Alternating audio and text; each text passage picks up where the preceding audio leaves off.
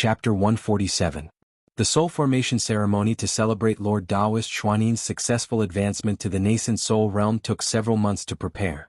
Mo Chenga was so busy that she even reduced her cultivation time to 6 hours a day. Not only her but all the other elite disciples also did the same. The reason was that there were too many guests.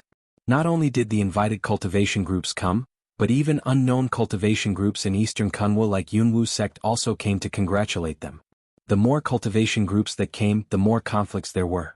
Some cultivation groups or cultivators that had grudges against each other met here, and it was really like when enemies saw each other, their eyes blazed with hatred. Just like when Mo Chenga received the two people she met that day, quarreling was just a small matter, but there were also fights that developed.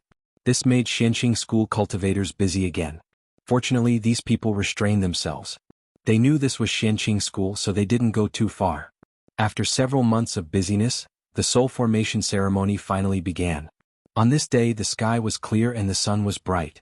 More than 5,000 Xianqing school disciples and several thousand guests who came to congratulate them all gathered in the square on the main peak of Mount Taikang. Mo Chenga stood among the elite disciples and looked at the many cultivators in front of the main hall. Advancing to the nascent soul realm was a matter of great importance. In addition, there were several thousand guests watching the ceremony, so it was related to the school's reputation. All of Xianqing school's nascent soul cultivators attended the ceremony. Even Lord Taoist Jinghe wore the school's Taoist robe in a well-behaved manner. Most of the core formation cultivators also attended the ceremony. Among these cultivators, Mo Chenga saw everyone she could think of except one person. There were also nascent soul and core formation cultivators she was familiar with who came to congratulate her. This could be said to be the most spectacular gathering of high-level cultivators Mo Chenga had ever seen since she started cultivating. It wasn't until now that she truly felt how powerful Xianqing school was. This wasn't Mount Yunwu where she used to stay. It was Xianqing school, the second cultivation group in the Celestial Pole and possibly the first cultivation group in the future. These nascent soul and core formation cultivators were the top group of cultivators in the Celestial Pole. The square with several thousand people was completely silent. Lord Taoist Jinyang was the first to stand up. His gaze slowly swept over the disciples. Every Xianqing school disciple and every low-level cultivator from other cultivation groups who came to congratulate them felt his gaze on them. Honored guests and disciples, today is our Xianqing school's Lord Taoist Xuanin's soul formation ceremony to advance to the nascent soul realm. For this reason, I would like to express my gratitude to the guests who came from afar. Some of you traveled thousands of miles to come here, so on behalf of Xianqing school, I would like to express my gratitude. Furthermore, I would like to welcome everyone once again. Lord Taoist Jinyang nodded to the people around him and cupped his hands in greeting. With his status as a late-stage nascent soul cultivator, even ordinary nascent soul cultivators and core formation cultivators wouldn't dare to accept his greeting, let alone Qi refinement and foundation establishment cultivators. They all bowed in return. I won't waste any more words. The nascent soul formation ceremony will begin now. As soon as Lord Taoist Jinyang finished speaking, celestial music started to play. Lord Taoist Xianin, who was wearing a Chengquan Taoist robe and a pair of 8 trigram shoes, passed through the crowd and slowly walked forward. Lord Taoist Xianin successfully advanced to the nascent soul realm. Although he was more than 400 years old, he could still be considered a young man. Now he looked a lot younger and looked like he was in his early 30s. He also shaved his long beard, which didn't lose his dignity but also gave people a feeling of youth and vigor. However, Mo Chenga was still a bit surprised. She never took a good look at this martial Uncle Xuanin's appearance. Now that she saw him, he could actually be considered handsome. Sure enough, cultivators were naturally beautiful when they were young. Lord Taoist Xianin walked to the front of the stage. Under Lord Taoist Jinyang's guidance, he first paid his respects to the 3 Pure Ones patriarchs, then reported to the head Grand Supreme Elder and accepted the title of Grand Supreme Elder conferred on him. Soon after, he paid his respects to his teacher and knelt to receive his admonishment. My disciple Xianin, you have a steady temperament, are intelligent and are sensible. I'm very pleased that you've advanced to the nascent soul realm today. From now on, I hope you won't be arrogant or rash and achieve the great Tao. When he said that, Mo Chenga finally realized that Lord Taoist Jinghe never acted irresponsibly when it came to important matters. Now, in front of thousands of disciples, he was wearing a Chengquan Taoist robe and had a solemn expression, giving him the imposing manner of a great master. Lord Taoist Xianin knelt and kowtowed, This was also the last time he performed the formal master-disciple etiquette to Lord Taoist Jinghe. From now on, with his identity as a nascent soul cultivator, he didn't need to kneel and kowtow to anyone. Thank you for your teachings, Master. Xianin will never forget Master's hundreds of years of teaching. Lord Taoist Jinghe showed a gratified expression. You've already stepped into the great Tao. From now on you'll set up your own school. You don't need to call me Master. You only need to keep our master-disciple relationship in your heart. Yes, disciple will obey Master's order. Then Lord Taoist Jinyang said, Thank you, Master is done. Please rise. Lord Taoist Xianin stood up and stood at the end of the school's nascent soul cultivators according to Lord Taoist Jinyang's instruction, signaling the end of the ceremony. The whole process took less than an hour. At that moment, Lord Taoist Jinyang issued an order for the disciples to withdraw and the guests to take their seats. Although cultivators like them didn't need to eat mortal food, the most important part of entertaining guests was still the banquet. Thousands of jade tables were placed up and down the main peak of Xianqing School. The guests were invited to take their seats and were accompanied by Xianqing School disciples. Emo Chinga also received this task. She was in charge of entertaining female guests. Female guests were treated more favorably than male guests, so they were all arranged indoors. This was Emo Chinga's first time gathering with so many female cultivators, so she couldn't help but feel dizzy. There was no other reason. The fragrance was too strong. The female cultivators who could come to Xianqing School to congratulate them all had a certain status in the school. Each of them considered themselves as fairies. As fairies, their every movement naturally carried a strange fragrance. If it was only one, it wouldn't be a big deal, but this layer of women mixed with all kinds of fragrances. Emo Chinga almost fainted from the smell.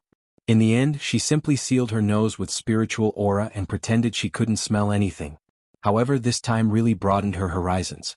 It turned out female cultivators in the cultivation world were like this.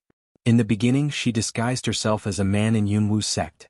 Later, when she came to Xianqing School, although she was with Luo Fengxue and other female cultivators, Xianqing School was a Dao school. Most of the female cultivators also dressed in Taoist robes. The few people she was close to all wore plain clothes. For such a big event, the other 6 great cultivation groups naturally all came. 3 female cultivators from Tiandao sect came, but they all wore 3 different kinds of clothes. One was dressed like a fairy floating in the air. One was dressed like a witch whose important parts were wrapped in black cloth, revealing a large part of her snow-white skin. And one was dressed like a standard sect uniform with light purple and white borders.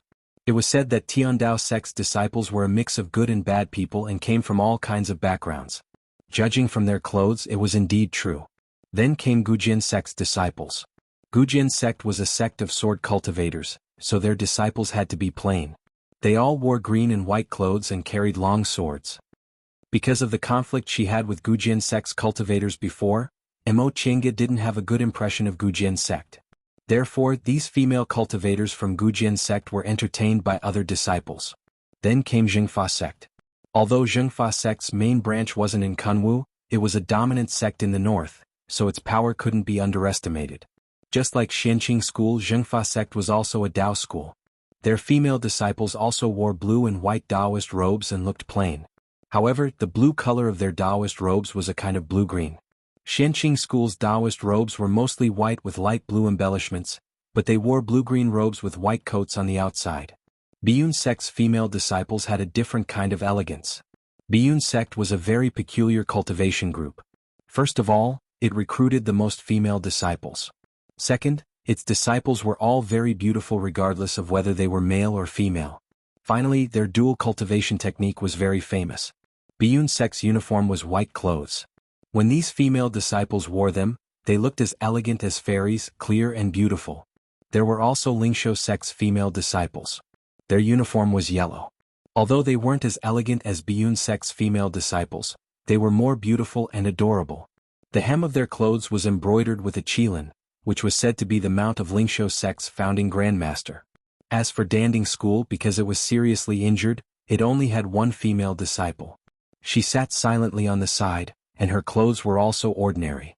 Apart from them, the female disciples of the other slightly inferior small cultivation groups all had different styles. Most of them didn't wear their sect's uniform. Most of them were dressed in enchanting and beautiful clothes. Mo Chinga guessed that it was precisely because their cultivation groups weren't as good as the 7 great cultivation groups that they cared more about beauty. In contrast, Most of the disciples of the 7 great cultivation groups wore their sex uniform. In terms of beauty and temperament, they weren't inferior at all. What satisfied Emo Chenga was that although her appearance wasn't bad, it wasn't too outstanding among such a large group of female cultivators, which was exactly what Emo Chenga wanted. As a woman, there were very few who didn't want to be beautiful, but she always knew that as a female cultivator, it was best if her appearance wasn't too bad.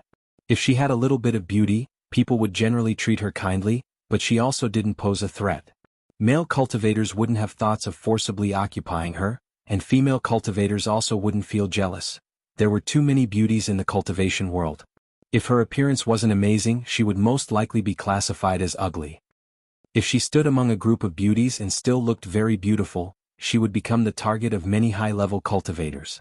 Therefore it was best to be just right. At this moment, the fairies had already been invited to take their seats. These fairies naturally wouldn't talk loudly like male cultivators. Instead, the whole side hall was filled with the soft and gentle sounds of birds talking. However, the content of their conversations was a little discordant. The people in Emo Chenga's vicinity were all female cultivators from medium-sized cultivation groups. A haughty-looking woman cast a sidelong glance at the opposite side, then said to a fellow disciple sitting next to her, "Junior Marshal Sister, why do some people have no self-awareness? The people who came to congratulate us are all elite disciples from various cultivation groups. How could some people with ordinary aptitudes who advanced to the foundation-building realm only because they were blessed by their ancestors actually have the guts to participate in the soul formation ceremony? If word of this got out, it would really make people laugh to death." The female cultivator sitting next to her nodded obediently. The woman sitting across from her sneered and said, "Speaking of which, some people's sights are stuck on what happened 800 years ago. They think their aptitudes are a bit better and they reincarnated into a good family, so they always feel like they're high and mighty. They don't even realize they've been overtaken and left behind, and they're still looking at things with their old eyes." The haughty-looking woman's face twisted. Obviously, she'd been spoiled since she was a child. She could mock people, but her self-restraint wasn't very good. The woman who also ridiculed her laughed and even gave her a flirtatious look. "Senior Marshal Sister Yuan, don't you think so?" The haughty woman received her flirtatious look and angrily slammed the table. "He Rushuan. You shameless fox." The woman called He Rushuan was indeed a bit beautiful. More importantly, her figure was extremely charming. Although this haughty woman called Senior Marshal Sister Yuan could also be considered beautiful, she lost this aspect of her charm. He Rushuan wasn't angry when she heard what the woman said. Instead, she deliberately giggled and said, "Senior Marshal Sister Yuan, are you still angry with me? I already told you, it's Senior Marshal Brother Zheng who likes me. I don't have that kind of intention. Why are you angry with me?" On the surface she was explaining, but she was secretly mocking her. This Senior Marshal Sister Yuan was so angry that her whole body trembled. She said angrily, "He Rushuan, do you really think you're something good? You're nothing but trash who sleeps in one bed and then sleeps in another. You don't even know how many men you've slept with." This sentence greatly broadened Emo Chenga's horizons. As it turned out, these ethereal fairies also knew how to say this kind of vulgar quarrel between women in the secular world. They weren't any different from those male cultivators. Upon hearing what she said, He Rushuan's expression finally changed a little. However, her anger only lasted for a moment before she quickly concealed it. She once again giggled and said, "Look at what Senior Marshal Sister Yuan said. If you want to sleep with someone, you have to sleep with someone else first. You're not like some people who strip naked and lie on someone else's bed, only to be thrown off. As a woman, it's really too shameful." Her raised eyebrows were clearly directed at that Senior Marshal Sister Yuan. It was obvious who she was talking about. Sure enough, Senior Marshal Sister Yuan's face flushed. This was obviously her secret. She never thought she'd talk about it in front of so many people, so she immediately shouted, "What nonsense are you talking about?" "Whether I'm talking nonsense or not, Senior Marshal Sister Yuan knows very well, don't you?" He Rushuan covered her mouth and smiled. She then lowered her head and drank her wine in a gentle and elegant manner. Senior Marshal Sister Yuan stood up angrily and made a fighting stance. Seeing that the situation was far from good, Emo Chenga immediately stopped watching the show and stood up. "Senior Marshal Sister, please forgive me for not being a good host. It's none of your business." Before Emo Chenga could finish, that Senior Marshal Sister Yuan angrily interrupted her. "I want to settle accounts with this shameless foxy woman." Before Mo Chenga could say anything, He Rushuan already cut in. Senior Martial Sister Yuan, we're at Shenqing School. The master of this Senior Martial Sister talking to you is Lord Taoist Jinghe. He's a dignified middle-stage nascent soul cultivator, unlike Martial Uncle Yuan who's only in the early stage of the core formation realm. On the surface she was talking about Mo Chenga, but she was secretly pointing out Senior Martial Sister Yuan's identity, causing Senior Martial Sister Yuan to suffer a loss in silence. However, she also pointed out that Mo Chenga's identity was different from the others. She wasn't a small disciple without any background like the one she used to show off in the school. This Senior Martial Sister Yuan still had a bit of rationality left. She immediately snorted angrily and sat down. A victorious smile appeared on He Rushuan's face. Mo Chenga saw this and smiled at that Senior Martial Sister Yuan. It's good that Senior Martial Sister can understand. I apologize for not being a good host. Fortunately, this Senior Martial Sister Yuan wasn't an idiot. After He Rushuan pointed out her identity, she knew she couldn't afford to offend Mo Chenga, even though she still couldn't put down her pride. She still stood up and saluted Mo Chenga. I was too presumptuous. Please forgive me, Senior Martial Sister. Mo Chenga smiled and brushed this matter aside. It's just a trivial matter. No need to take it to heart. Now that peace had been restored, Mo Chenga secretly gave He Rushuan a meaningful glance. She could see that this Senior Martial Sister Yuan had a simple and arrogant personality. If it wasn't because of He Rushuan's provocation, she wouldn't have lost her composure like this. Fortunately, He Rushuan was a smart person. Upon seeing Mo Chenga's meaningful glance, she returned a smile, allowing Mo Chenga to heave a sigh of relief. Now that the matter on this side was over, Mo Chenga's sharp ears picked up another incident at the table. Two female cultivators were comparing beauty and mocking each other's attire. One of them said, "Big Sister Jin, your clothes today aren't bad. Unfortunately, they're too white. They're so white that they look like they're attending a funeral." The other one retorted sarcastically, "Little Sister Wan, your clothes are also very beautiful, but they're too red. They're so red that other people would think you're holding a dual cultivation ceremony if they saw you." Big Sister Jin is too polite. "Your hairpin is pretty good, but it's yellow like there's a banana stuck in it. How can it compare to Little Sister Wan's white jade double phoenix hairpins? From afar, it looks like there's a white radish on top of your head." Some people whose cultivation wasn't high enough burst out laughing. However, the two women glared at them angrily. "What are you laughing at? You're rude." Fortunately, the one who laughed thought this show was very amusing, so she didn't mind. She just waved her hand and buried her head in her laughter. The two women continued to flatter each other. "Big Sister Jin, when did you change your bracelet? I thought you'd wear a bracelet until you died." "That's because Little Sister Wan rarely pays attention to it. A good bracelet can naturally be matched with many clothes. It's just a matter of trying something new once in a while, unlike Little Sister Wan who changes her bracelet every day. Unfortunately, they're all secular goods. They can't even be considered spirit tools. Although secular goods are cheap, you have to spend a lot of effort to find them. This is the cultivation world. There are too many spirit tools and the like here. They're crudely made and aren't much better than secular goods. The workmanship isn't exquisite, so they can't be matched with clothes at all." "Big Sister Jin, your clothes are made of cloud brocade, right? That's rare. Unfortunately, it seems like cloud brocade can't be made into magic tools. The quality is a bit lacking. If I didn't look carefully, I would have thought it was made of fish belly. How could it compare to Little Sister Wan's pearl ornaments? I don't know which year they're from, but they don't have any spiritual aura at all. They're dull and don't even have a bright color. They look like fish scales." "I say, little sister, if you lack pearls you can just come to Big Sister. Our family happens to have a lake that produces good pearls with spiritual aura. They can be made into spirit tools or magic tools." Mo Chenga glanced at the steamed fish on the table and lost her appetite. How could I dare to trouble Big Sister? Although our family isn't as big as Big Sister Jin's, no matter where you go, our family has a branch. If Big Sister Jin wants some new goods, you can just call us. There's no need to be polite. At this point, their gazes met, sparks flying everywhere. Our family doesn't have anything.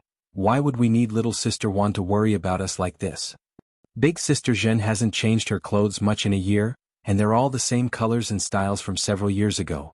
Little Sister naturally has to be more careful when you see them. The two of them moved closer and closer, their gazes filled with ruthlessness. The two female cultivators were both aura-refining disciples, so they were also served by ordinary female disciples. That female disciple was still a little girl, so when she saw that the two of them had no one else in their eyes, she trembled and didn't dare to step forward to persuade them.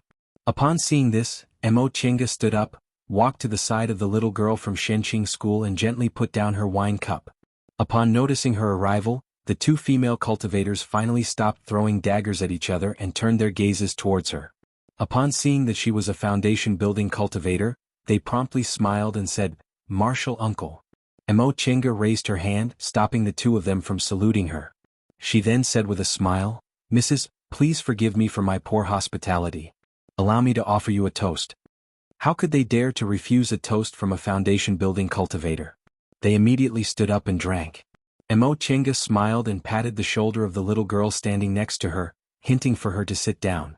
She said, "This little grand disciple of mine doesn't really know how to talk, so I hope Mrs. can forgive her and help greet others.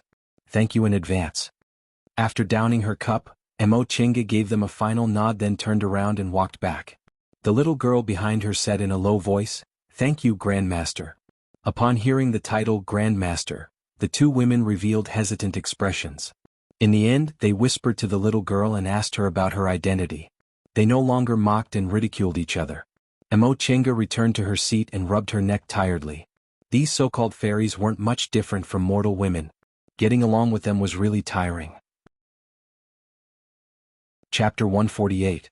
Before Mo Chinga could finish twisting her neck, Lord Daoist Jingha's maid, Wuxia, came to deliver a message.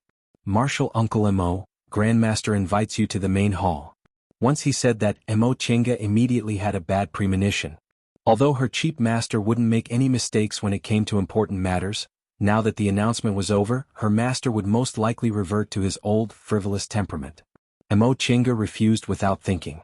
"I can't let go of the matters here for the time being. Help me tell master that I'll go there when I have time." Wuxia replied with an expression that said, "Grandmaster was right. Grandmaster said that if he can't let go of the matters here for the time being, I'll stay here to replace Martial Uncle until he comes back." Mo Chinga was speechless. "That being the case, I'll go." After leaving the side chamber where the female cultivators resided, Mo Chinga tidied up her appearance, then walked towards the main hall.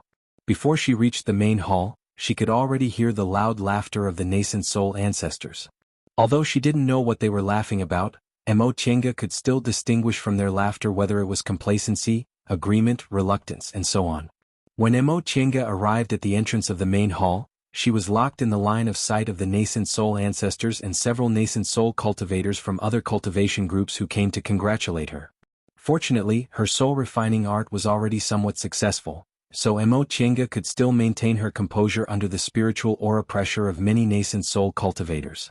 She walked steadily to the middle of the main hall and said, "Greetings to Master, greetings to seniors." Lord Daoist Jingha was obviously very satisfied with her performance. He waved his hand and said in an unprecedentedly kind voice, "Chinga, come here, come here." Mo Chinga obediently walked to Lord Daoist Jingha's side and immediately heard a woman's voice, which sounded like an oriole coming out of the valley, giggling. "Brother Daoist Jingha, this disciple of yours is only in the middle stage of the foundation building realm, but she's quite graceful in front of us nascent soul cultivators. If we, Xian Su, were only in the foundation building realm, we wouldn't be able to do this." Mo Chinga listened to the overt praise but covert criticism and instantly understood why her master called her over. The female cultivators in the side hall were showing off their aptitudes, luck, clothes, and spiritual weapons. In his eyes, they were no different from the women in the secular world. The nascent soul cultivators in the main hall couldn't get rid of the habits brought over by the secular world. They were all nascent soul cultivators, so they couldn't show off their aptitudes and magic tools, so they could only show off their disciples. Sure enough, they heard a bald nascent soul male cultivator say with a smile, "With Ma Xianin and Qin Shoujing supporting Brother Jingha can naturally accept disciples much more freely than us." Mo Chinga listened to the nascent soul cultivators from other cultivation groups ridiculing her one after another, but she couldn't refute any of their words. She really felt angry, so she rolled her eyes at her master in a place where no one could see her. Lord Daoist Jingha finally felt happy when he saw his little disciple's unhappy gaze. He put on a nonchalant smile and said, "I wonder which clan's disciple dares to challenge a 5th-ranked demonic beast alone when he's only in the early stage of the foundation-building realm." The main hall was silent for a while. The female cultivator from before said, But I heard it was your first disciple, Xianin, who just advanced to the nascent soul realm, who killed that 5th-rank demonic beast. Then tell me whose disciple can escape unscathed from under the nose of a 5th-rank demonic beast alone when she's only in the early stage of the foundation-building realm. Once he said that, sure enough, no one said anything else. Lord Daoist Jinghe shook his head and sighed. Although my Shi'er is talented and has a high perception, his spiritual roots aren't outstanding. Accepting a disciple with good spiritual roots has always been my lifelong wish. Mo Chenga immediately sensed the nascent soul cultivator's spiritual senses probing her body. She stealthily peeked at them and immediately saw several nascent soul cultivators looking doubtful while the others didn't seem to care. Lord Daoist Jinghe sighed and said, I myself have a single spiritual root. Although I'm in the middle stage of the nascent soul realm now, I don't think a single spiritual root can really help me communicate with the great Tao. Accepting Chenga as my disciple can actually solve the doubts in my heart. After all the cultivators with great divine power in the Middle Ages respected spiritual roots of the origin as the best. What's more gratifying is that my disciple's temperament, bearing, perception, and Tao heart are all excellent. When the time comes, she should be able to achieve the great Tao one step earlier than your beloved disciples. After he finished speaking, his smiling expression turned into a complacent laugh.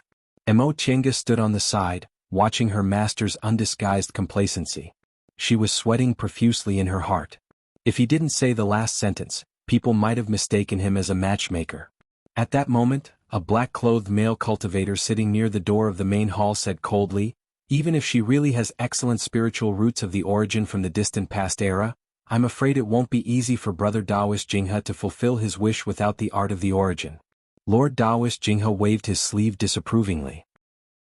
Your Tiandao sect doesn't have it, but it doesn't mean our Xianqing school doesn't have it. Ever since our Xianqing school was founded, we've had countless extraordinary people. A mere art of the origin isn't a big deal, but a spiritual root of the origin that's hard to come by in several thousand years is something that can only be encountered by chance. At this point, Mo Chenga was already standing on the side with her eyes slightly lowered, pretending to be dead. She didn't feel indignant at all when her master called the art of the origin, a mere art of the origin. In any case, this master of hers was very thick-skinned. The nascent soul cultivators from other cultivation groups really didn't have any reaction. However, Lord Daoist Jinyang, who fought with Lord Daoist Jinghe a few days ago and had his face covered in dirt, snorted fiercely. However, the nascent soul cultivators from other cultivation groups sitting in the main hall all looked uneasy. Every cultivation group came to congratulate Lord Daoist Xianin of Xianqing School for advancing to the nascent soul realm. On one hand, they wanted to get along well with him in the future.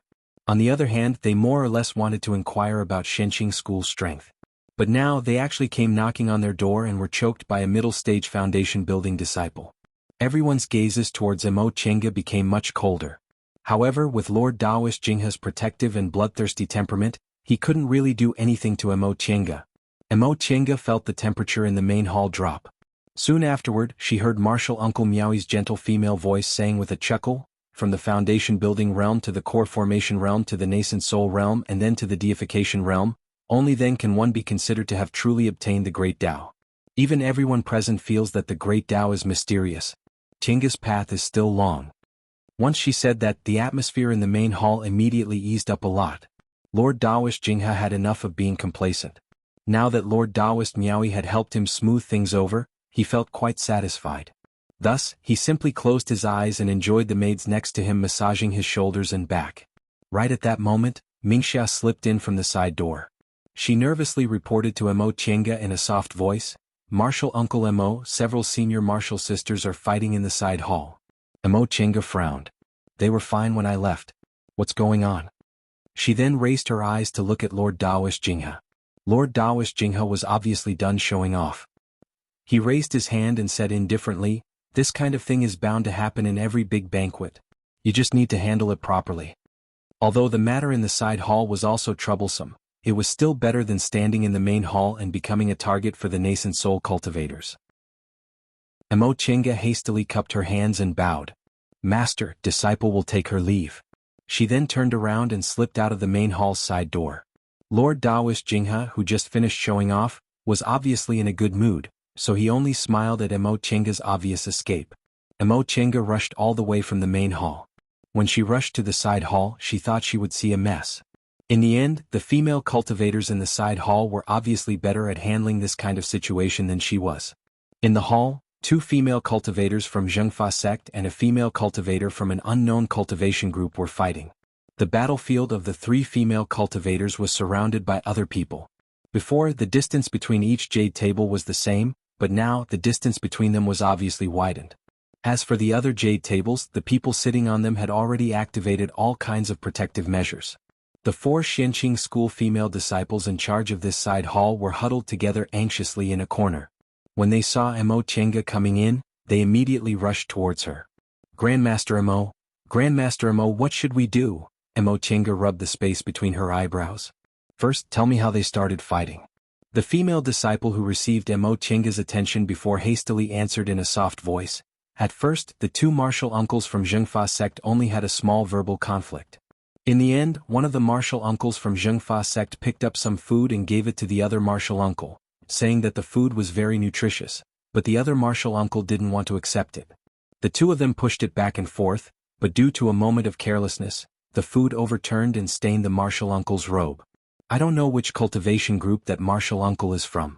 She looks delicate, but her temper is extremely fiery. Without even opening her mouth, she directly attacked and sent the martial uncle from Zhengfa sect flying with a palm strike. The female guests in this side hall were all ordinary foundation building female cultivators, and the people sitting with them were also ordinary disciples. She was the only one with the highest status, so she wasn't afraid of offending anyone. However, no matter what, Mingxia was a nascent soul cultivator's personal maid. How could she possibly not be able to handle this kind of matter? She clearly didn't want to take the lead. However, Mo Chenga also didn't feel like investigating what Mingxia was thinking. In any case, it was enough as long as these maids didn't dare to disrespect her. Mo Chenga looked at the battlefield. One of the 2 female cultivators from Zhengfa sect was in the middle stage of the foundation building realm, while the other was in the early stage of the foundation building realm. As for the other female cultivator, she couldn't tell which cultivation group she belonged to. She was already in the late stage of the foundation building realm. Although the 2 female cultivators from Zhengfa sect were fighting 2 against 1, their techniques were immature. On the other hand, the female cultivator from Zhengfa sect was killing with every move she made. She had actually been suppressing the 2 female cultivators from Zhengfa sect until they were at a disadvantage. Mo Chenga couldn't help but frown. Before she could figure out how to mediate the situation, she heard the early-stage foundation building female cultivator from Zhengfa sect scream. She was already injured. Mo Chenga hastily summoned the white silk handkerchief to block the unknown female cultivator's next attack. She then shielded the 2 female cultivators from Zhengfa sect behind her, restrained her temper and said with a chuckle, "Senior martial sister, I don't know which sect you're from, but your skills in Dao are obvious to all. Although the 2 senior martial sisters from Zhengfa sect slightly offended you, they were still injured by you. How about you give me some face and let this matter go?" The female cultivator sneered coldly. "Who are you?" Mo Chenga's expression was indifferent. "I'm Mo Chenga from Xianqing School." The female cultivator smiled again. The female cultivator smiled again. "Who's your master?" Mo Chenga answered with a heavy tone, "I'm fortunate to be a disciple of my school's Lord Taoist Jinghe. May I know what advice senior martial sister has for me?" A strange expression appeared on the female cultivator's face when she heard what Mo Chenga said. Right at that moment, a sharp whistle suddenly came from outside the hall. When the female cultivator heard it, she unexpectedly pounced on Mo Chenga while laughing loudly. "Since you're old Taoist Jinghe's disciple, I might as well send you on your way." Chapter 149. Mo Chenga was startled, but she didn't have time to think. She retracted the white silk handkerchief and released it, blocking the female cultivator's fierce claw. This female cultivator's fighting method was different from the ones she'd seen before. She didn't simply use magic. She was like a martial artist from the secular world. Her hands were covered in gloves with sharp claws, and her attacks were like those of a demonic beast. When she wandered around Kunwu with her second uncle, Mo Chenga had seen 1 or 2 cultivators like this. This kind of cultivator was generally called a martial cultivator. The fighting method of martial cultivators was a combination of martial skills, similar to sword cultivators, but it relied more on the body and skills. However, martial cultivators were a side path in the cultivation world. There might not be 1 or 2 martial cultivators among 1,000 people. This female cultivator's methods weren't weak. Judging from her words, she also had a master, but Mo Chenga didn't know whose master she was. In addition, this was Shenqing school. Why did this female cultivator want to kill her just because she heard she was Lord Daoist Jinghe's disciple? Not to mention several nascent soul cultivators, but even if a core formation cultivator passed by here, killing her would be as easy as raising their hands. As these thoughts flashed through her mind, Mo Chenga once again put away the white silk handkerchief. She frowned and said coldly, "Senior Martial Sister, what do you mean?" The female cultivator smiled coldly but didn't answer. She still looked like she didn't want to talk to Mo Chenga, but she was actually nervous because her claw just now wasn't merciful at all. However, when Mo Chenga summoned the white silk handkerchief, it seemed she didn't use all her strength, yet she easily blocked it. She was in the late stage of the foundation building realm and had always been arrogant. She believed that even if she didn't have the power to fight against an early stage core formation cultivator, it wouldn't be difficult for her to escape unscathed. However, her claw was easily blocked by a middle stage foundation building junior. While she was nervous, she was also angry. Once she stopped, she immediately swung her claw again. Mo Chenga instantly retreated. She didn't plan to meet force with force. She was a traditional cultivator who mainly cultivated magic. When fighting against martial cultivators, it was best not to let the opponent get close to her. However, there were people everywhere in this side hall, so it was difficult for her to hide for a while. Thus, she simply stepped on the white silk handkerchief and fought closely with this female cultivator. Mo Chenga also learned how to use the Qinggong of the secular world, which helped her a lot when she was in the aura refining stage. In addition, the white silk handkerchief was extremely nimble, so even though she was in close combat with this female cultivator, she was still able to move with ease and wasn't hit by her at all. In the blink of an eye, their figures changed several times. Most of the foundation building female cultivators in the side hall couldn't even see their figures clearly, let alone the aura refining female cultivators. Their faces even turned pale from the spiritual aura pressure emitted by the two of them, completely at a loss as to what to do. Mo Chenga seized a gap and threw the shuttle of flying Apsara to entangle the female cultivator. She shouted, "What are you standing there for? Go and report to the core formation grandmaster." Only then did the other female cultivators come to their senses and wanted to leave the hall in a hubbub. The female cultivator she was fighting suddenly retreated after blocking the shuttle of flying Apsara. She smiled gloomily and said, "You want to call a core formation cultivator to deal with me? I won't fight with you. Just wait and see." After saying that, he quickly retreated. In a flash, he was out of the side hall's door. Mo Chenga didn't immediately chase after them. Instead, she turned around and said, "All of you stay here. Don't go out." The female aura refining disciples nodded repeatedly. Since the two of them were fighting and the spiritual aura pressure was already astonishing, how could they dare to go out? They could only watch as Mo Chenga followed the female cultivator out of the side hall. Mo Chenga noticed that the change in the female cultivator's attitude was caused by a whistling sound. The sound was very short and wasn't heavy. Presumably, cultivators under the foundation building realm shouldn't have heard it. However, because of the soul refining art, Mo Chenga was very sensitive to spiritual aura fluctuations. Not only did she hear the sound, but she also sensed a peculiar spiritual aura pressure that was somewhat restrained. Mo Chenga followed behind the female cultivator at a moderate distance.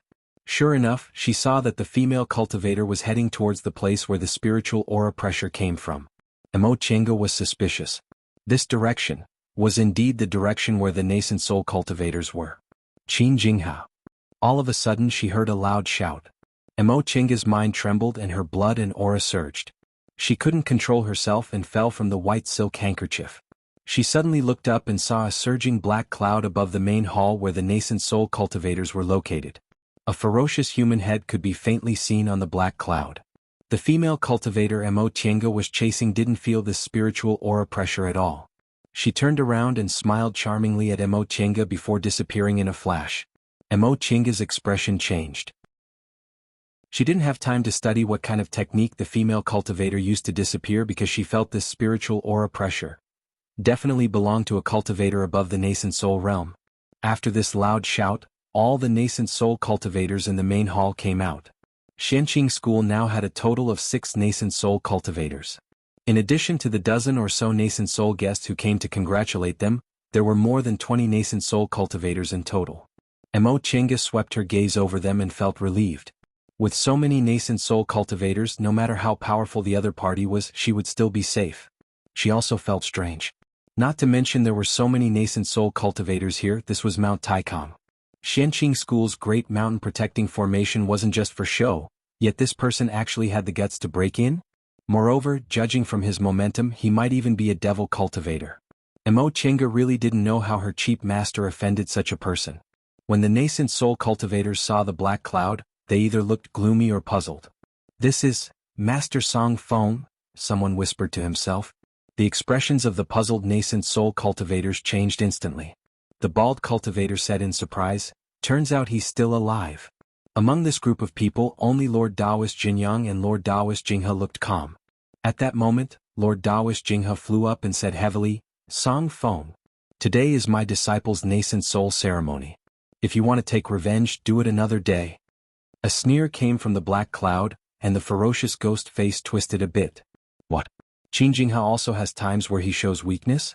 Your disciple's nascent soul ceremony is really a good day. If my disciple was still alive, he'd probably be able to form his nascent soul now." Lord Taoist Jinghe also sneered. "Old Song Feng, I'm giving you face. This is Xianqing School's Mount Taikang, and there are so many nascent soul cultivators here. Even if you're a late-stage nascent soul cultivator, you still have no chance of winning if we fight." Right after he finished speaking, a burst of strange laughter came from the black cloud. When the laughter stopped, the face on the cloud revealed a fierce expression. "Qin Jinghe, aren't you afraid of nothing? Do you want to bring so many people to deal with me?" Lord Taoist Jinghe's expression was calm, but he wasn't irritated. "Do you think I, Qin Jinghe, am that kind of person who only has hands but no brains? At our age, do you still want to fight for this little bit of face? I admit I can't beat you, but since that's the case, why do I still want to throw away my life?" Good. The black cloud laughed. "Qin Jinghe, I underestimated you. But today, even if all of you are here, I still want to play." Once he said that, the momentum of the black cloud suddenly became stronger, and the early-stage nascent soul cultivators below also felt suffocated. At that moment, the spiritual aura inside Mo Chenga's body was surging, and she couldn't control it for a moment, causing her to vomit a mouthful of blood. She looked around. She was at a corner, so no one could see her, so she immediately summoned the white silk handkerchief and hid the light of opening the virtual sky world by borrowing the spiritual aura turbulence of the magic weapon. Several breaths later, she entered the virtual sky world. Once she entered the virtual sky world, she swallowed a green pendant pill.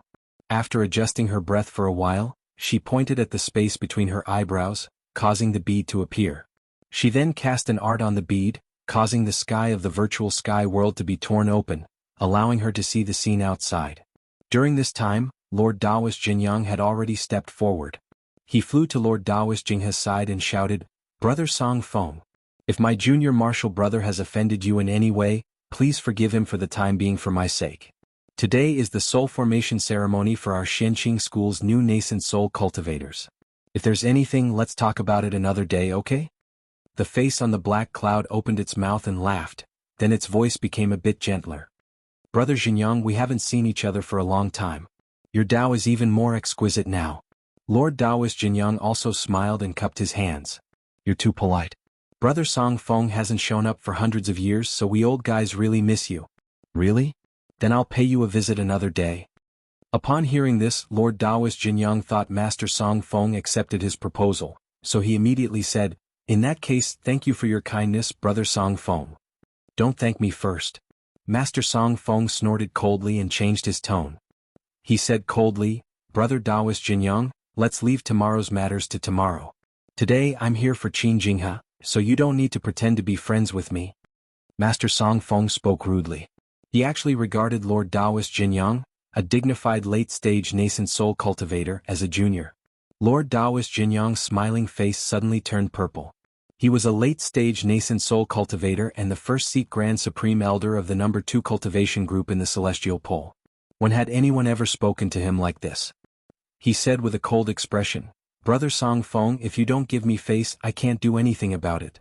However, today is a good day for Xianqing School, and your excellency came to look for my junior martial brother's fault.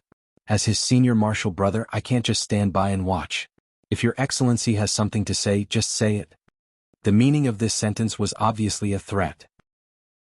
If Master Song Feng didn't take a step back, Lord Daoist Jinyang and Lord Daoist Jinghe would besiege him together. Ha ha. The black cloud laughed. Su Jinyang, although you and I are both late-stage nascent soul cultivators, I'll be honest. Your cultivation level isn't inferior to mine, but you're definitely inferior to me in a fight of magical powers. Do you admit defeat? Lord Daoist Jinyang's expression didn't change. People of Xianqing School are never afraid to admit our shortcomings. Although I'm slightly inferior to you in a fight of magical powers, it'll still be difficult for you to defeat me. If I join forces with junior martial brother Jinghe, hee. Lord Daoist Jinyang just smiled, but his gaze was cold. The black cloud surged, and the face on it revealed a fierce expression, staring at the two people in front of it. Upon hearing this, Mo Tiange understood this person's identity. In the Celestial Pole, there were 5 late-stage nascent soul cultivators, 2 from Tiandao sect, 1 each from Xianqing School and Gujin sect, and 1 individual cultivator, Master Song Feng. From a cultivator's point of view, this Master Song Feng was quite amazing. It was said that 1,000 years ago he was only a cultivator from a small cultivation group. Later, that cultivation group was exterminated and he disappeared. Several hundred years later, this person reappeared in the Celestial Pole and unexpectedly advanced into the nascent soul realm. Mo Tiange didn't know what kind of fated chances he encountered. In fact, he only had 3 spiritual roots, so it was already very good for him to be able to cultivate until the core formation realm, but who would have thought that he would later advance into the late stage of the nascent soul realm? This person's knowledge was very diverse. His cultivation technique was close to the devil's art, and he was very good in fights of magical powers. Even Gujin sect's sword cultivators who were good at fights of magical powers were defeated by him. Gujin sect's late-stage nascent soul cultivator, Venerable Swordsman Yuanying, once personally sought him out to reason things out, but he also didn't gain any advantage from him. In this way, although there were 5 late-stage nascent soul cultivators in the Celestial Pole, most people still thought Master Song Feng was the strongest cultivator in the Celestial Pole. However, this person's temperament was somewhat similar to Lord Daoist Jinghe. They were both very aggressive and bloodthirsty. Lord Daoist Jinghe, on the other hand, was a member of a Dao school, so he wouldn't kill the innocent and rarely took people's lives. However, this Master Song Feng didn't seem like a high-level cultivator at all. He actually regarded mental cultivation as nothing and was temperamental. Sometimes he even killed mortals, which was very despicable. Therefore, not many people were willing to admit that he was the #1 cultivator in the Celestial Pole. However, Mo Tiange heard that this Master Song Feng hadn't appeared for 100 years. With his lifespan of more than 1,000 years, many people thought he had passed away and there were only 4 late-stage nascent soul cultivators left in the Celestial Pole. She didn't expect him to appear at Xianqing School today, and he even came to cause trouble for her master. How did Master offend this malefic star? He mentioned his disciple just now. Could it be that Master killed Master Song Feng's disciple? As Mo Tiange was thinking, she heard Master Song Feng say, "Qin Jinghe, where's your precious disciple, Qin Shoujing? It's such a good day but he actually didn't come out?" Lord Daoist Jinghe chuckled and said, "My disciple is now in the late stage of the core formation realm. He's in closed-door meditation and won't come out unless he forms his nascent soul." Nascent soul. The black cloud smiled gloomily. This brat is really lucky. He reached the late stage of the core formation realm so quickly. But with his aptitude, it won't be easy for him to form his nascent soul, right? Lord Daoist Jinghe smiled and said, "Old Song Feng, with your aptitude you can form your nascent soul and even advance to the late stage of the nascent soul realm. What can't my disciple do?" Meh. The face on the black cloud threw its head back and laughed. "Ah. Qin Jinghe, you're comparing Qin Shoujing to me? I don't want to say this, but you think too highly of him." Although the face on the black cloud was blurry, everyone could feel the contempt in his eyes. In West Kunwu, if anyone mocked Qin Shoujing about his cultivation, they would most likely be regarded as jealousy. A cultivator with double spiritual roots was actually more talented than many cultivators with single or mutated spiritual roots. This was already enough to explain the problem. But the one who said this was Master Song Feng, a late-stage nascent soul cultivator, so no one would say anything about him. A late-stage nascent soul cultivator naturally had the qualifications to look down on a mere core formation cultivator, even if that person was a rare genius who formed his gold core within 100 years. Lord Daoist Jinghe, who was originally as impatient as a child, was very calm today. He wasn't provoked in the slightest. Instead, he said with a smile, "Is that so? I say, old Song Feng, you think too highly of yourself. I don't want to say this, but aren't you a monster that's neither human nor devil nor monster? It's fine if you show off in front of others, but you have to do it in front of me. Aren't you afraid of being laughed at? His words were full of sarcasm, making Master Song Feng fly into a rage. Qin Jinghe, you, what about me?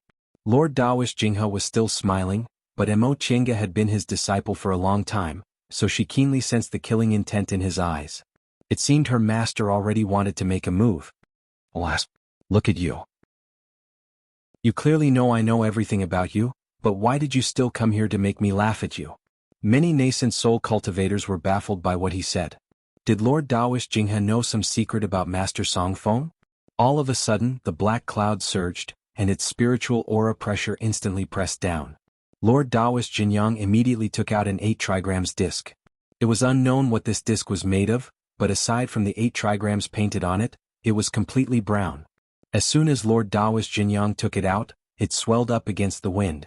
When it was about the same size as the black cloud, the eyes of the 8 trigrams shot out 2 rays of light, one black and one white, which interweaved into a net and firmly surrounded the hall. It was actually protecting cultivators with low cultivation levels from the oppression of the spiritual aura pressure. Insignificant tricks. I'll fight you first. The black cloud also swelled up in an instant, almost rushing towards Lord Daoist Jinghe. Mo Chenga was inside the virtual sky world, so although she didn't feel it, she could tell from the reaction of Lord Daoist Jinghe's maids, Mingxia and Wanxiu, that the spiritual aura fluctuation was very strong. Fortunately, there were many nascent soul cultivators present, so Lord Daoist Xianyin waved his hand and added a protective cover to the two of them, stopping them from vomiting blood. If she was outside the virtual sky world, Mo Chenga definitely wouldn't have such an opportunity to carefully observe the fight of magical powers between top nascent soul cultivators. Right now, she wasn't worried about her own safety or the safety of Lord Daoist Jinghe and Lord Daoist Jinyang, so she focused on observing.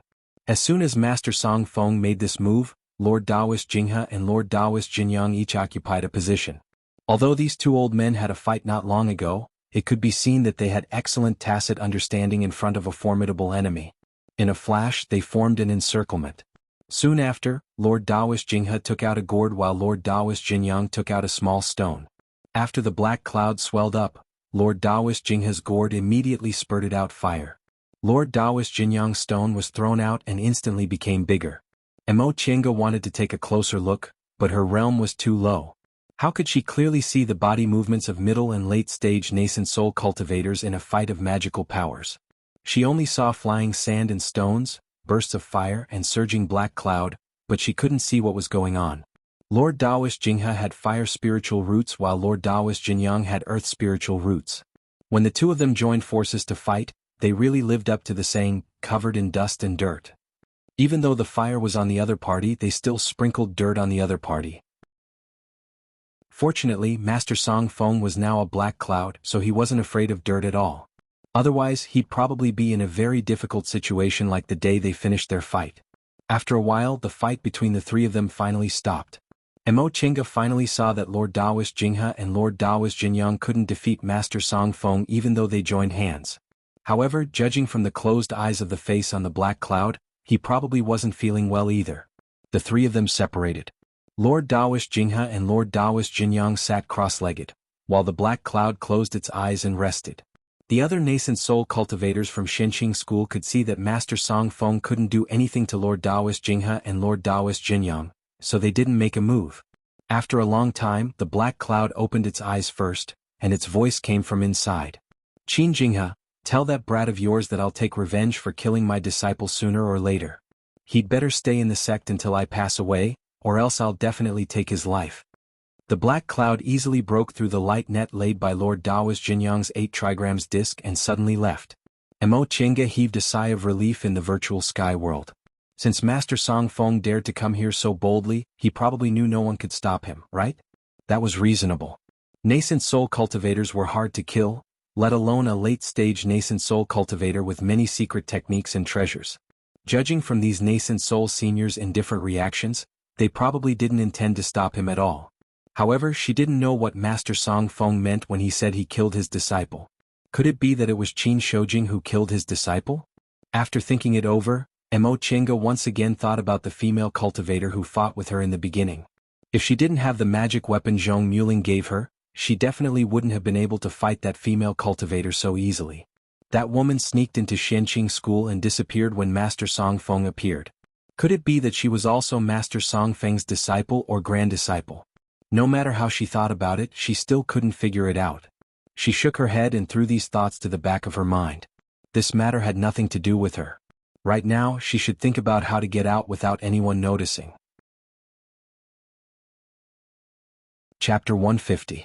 While Master Song Feng had just left and the scene was in chaos, Mo Chinga sneaked out of the virtual sky world and ran towards the main hall as if she had just arrived. At this time, the core formation and foundation building cultivators who didn't dare to approach because of the spiritual aura pressure from the nascent soul cultivators also ran over. No one noticed her sudden appearance. Master. She hurriedly ran to Lord Daoist Jinghe's side, but she saw that he already looked fine and was chatting cheerfully with someone else. Mo Chinga's worried heart was completely at ease now. Judging from his appearance, his injuries just now weren't that serious. When Lord Daoist Jinghe saw her, he secretly gave her a meaningful look and waved at her. What's so urgent? Mo Chinga was dumbfounded. She pondered the meaning of his gaze and said, Master, do you need something from me? Lord Daoist Jinghe immediately cupped his hands towards the nascent soul cultivators around him and said with a smile, Fellow Taoists, there's a small matter, so I'll take my leave first.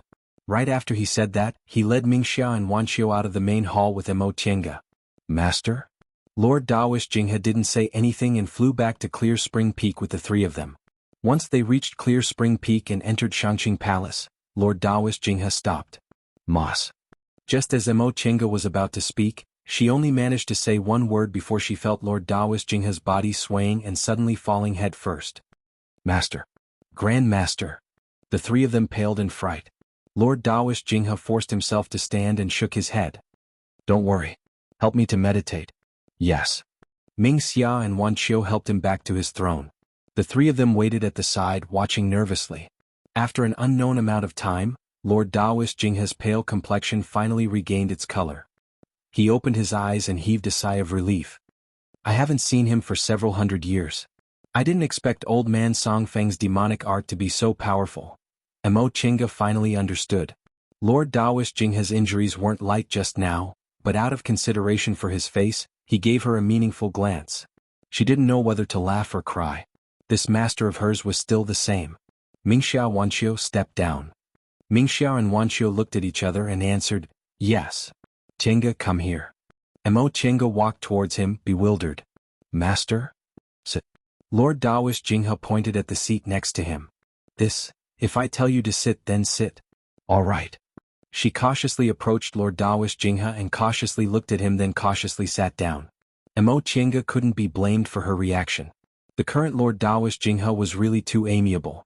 He was too much like an elder. Chinga? Yes. Mo Chinga was worried. She didn't know what trick this master of hers was playing now. But this time, Lord Daoist Jinghe sighed and stared at her in a very normal manner.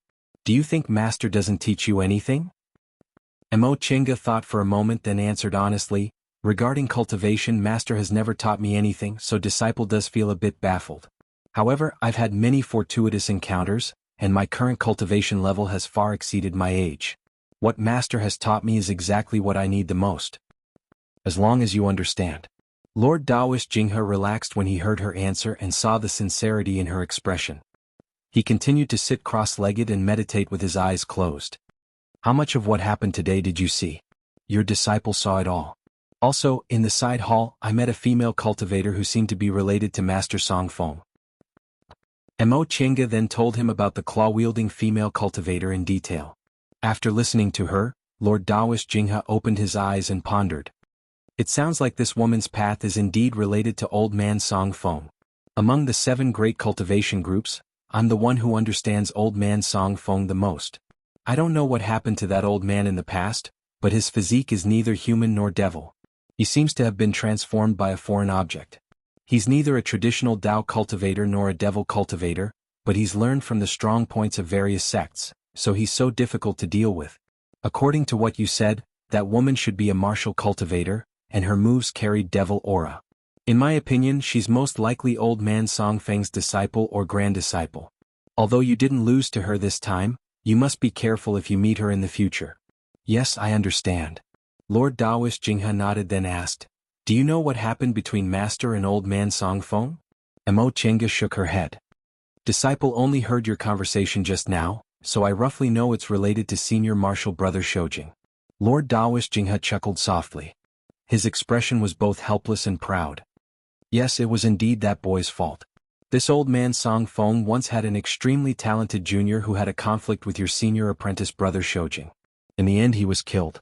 At that time old man Song Feng had long disappeared from the world, so I didn't take it seriously. I didn't expect he was still alive and wanted to take revenge. Alas, that old man is very vengeful. It'll be difficult to deal with him in the future. Then, Master, do you also have a grudge against Master Song Feng?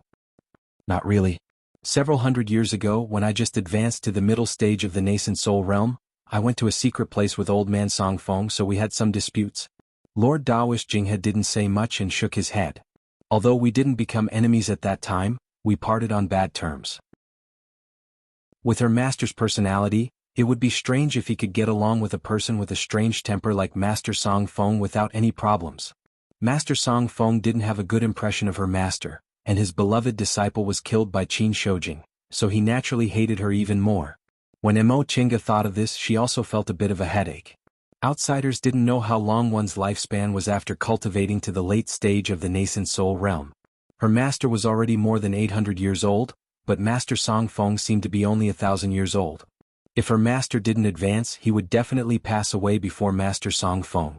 At that time, wouldn't a direct disciple like her suffer from revenge? Of course, if she didn't leave Xianqing school, she would naturally be fine. Chenga, in the future when you go out alone, you'd better not show your identity as my disciple to others unless old man Song Feng passes away one day or you form your nascent soul. Do you understand? Mo Chenga was stunned. Lord Taoist Jinghe had always been arrogant and domineering, but he made her do this. Obviously he wanted her to avoid this disaster. She was a bit moved and even called him master willingly. Yes, master. Seeing her like this, Lord Taoist Jinghe smiled.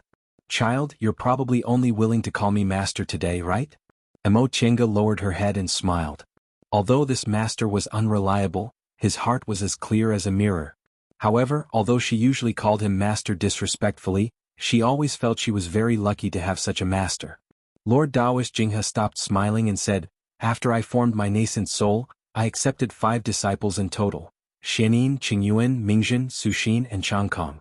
Your original second martial brother, Qingyuan, unfortunately died early, so I later accepted another disciple and gave him the Taoist name Qingyuan.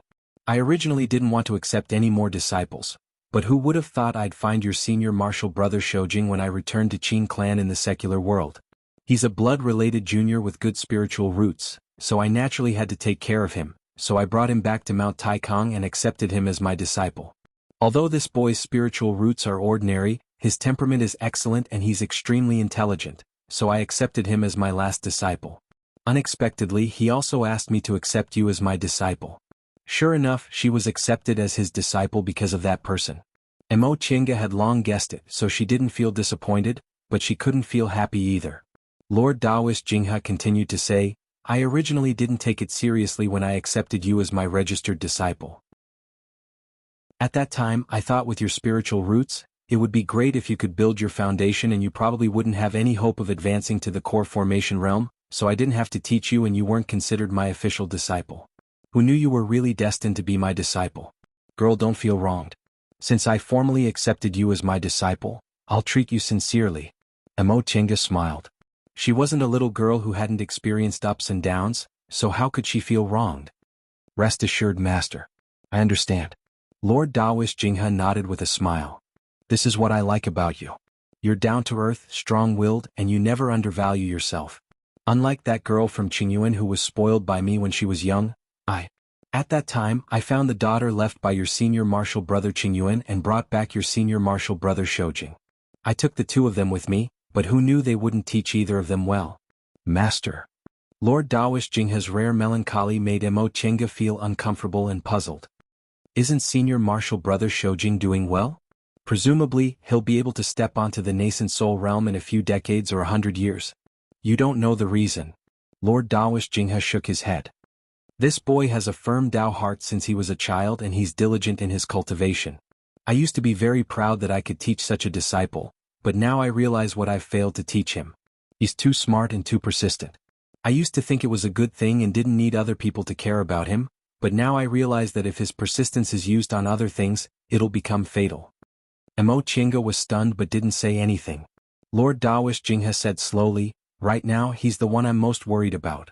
Not to mention that old man Song Feng wants to seek revenge on him, but he's also plagued by demons. He's now insisting on entering closed-door meditation until he forms his nascent soul, but I'm afraid he can't overcome his inner demon in the nascent soul realm. After he finished speaking, Lord Daoist Jinghe closed his eyes and sighed. He looked exhausted. Mo Chinga was silent for a long time before she asked softly, Master, why are you telling me this? Lord Daoist Jinghe opened his eyes. His face, which had always been frivolous, now looked kind. You'll know later. After I accepted you as my disciple, I realized you're too similar to that boy from back then. No wonder he. Lord Daoist Jinghe paused for a moment then continued, I've already led him astray, so I naturally can't let you set foot on the same path. Back then, that boy also wholeheartedly cultivated and never paid attention to secular affairs, so I also didn't care. Now, after thinking about it, I think it's better to let you participate more in the school's affairs.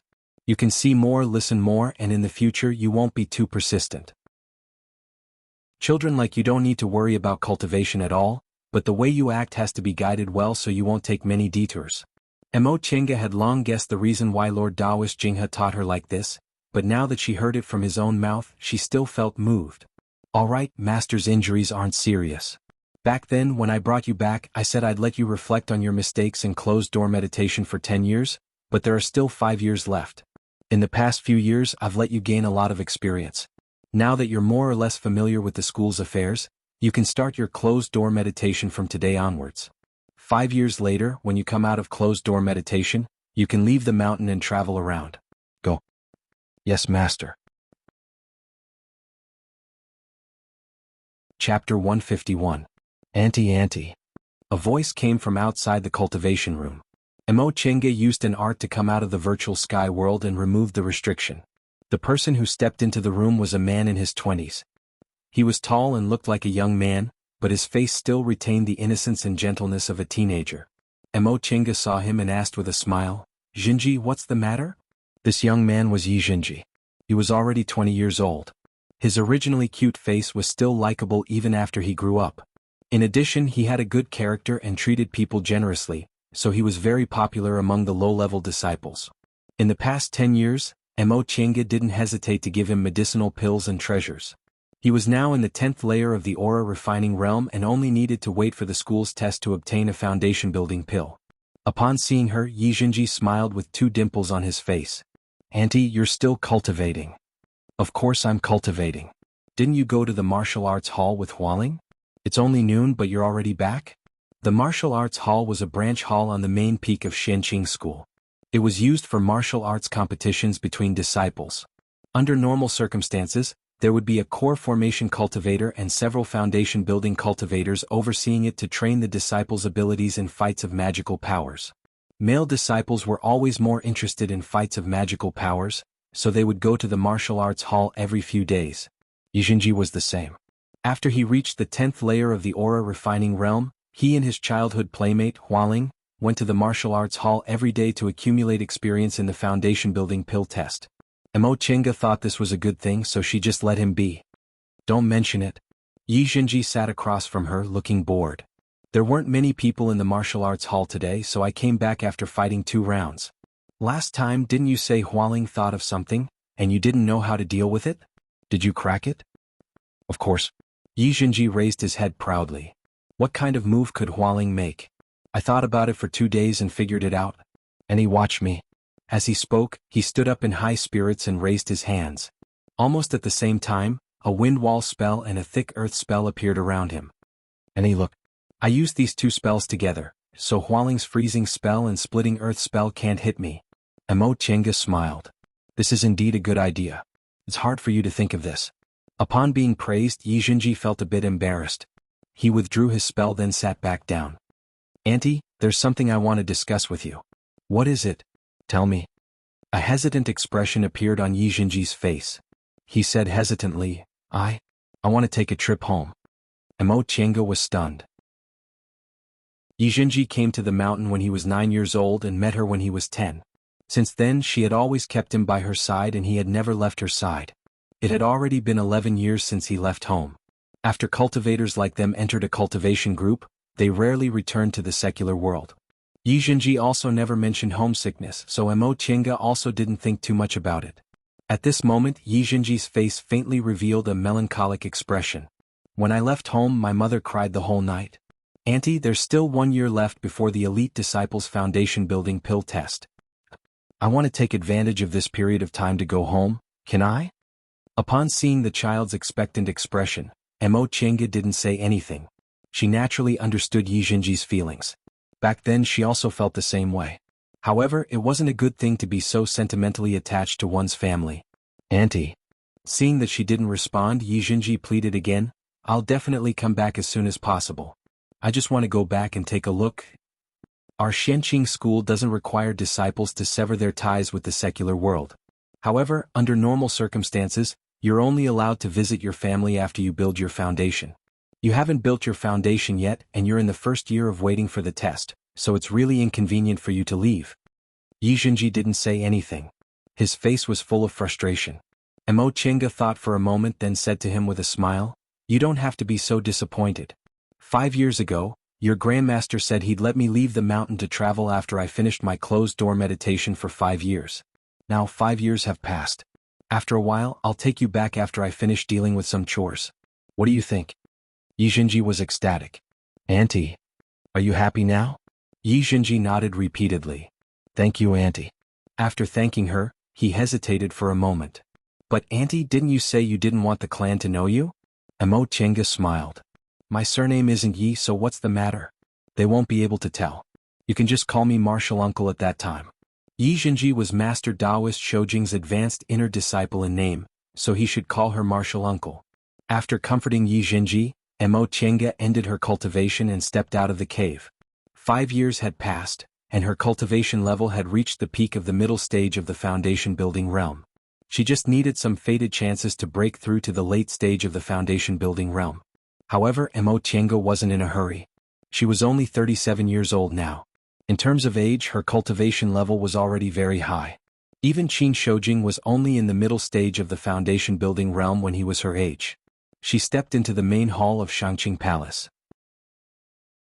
Lord Taoist Jinghe was sitting cross-legged in meditation. He fought with Master Song Feng 5 years ago, so his injuries weren't light. In the past few years he had been recuperating. Fortunately, his cultivation level was high, so his dantian and meridians weren't injured. Mo Qianga stopped not far from him and called out, Master. Lord Taoist Jinghe opened his eyes. You're out of closed-door meditation? Mo Qianga nodded. In the past 5 years she had been locked in her small cave and hadn't come out. Now that she came out, she naturally came out of closed-door meditation.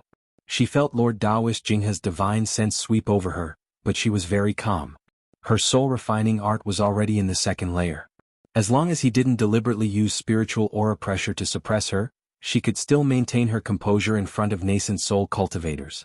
After he finished examining her, Lord Taoist Jinghe nodded. Not bad.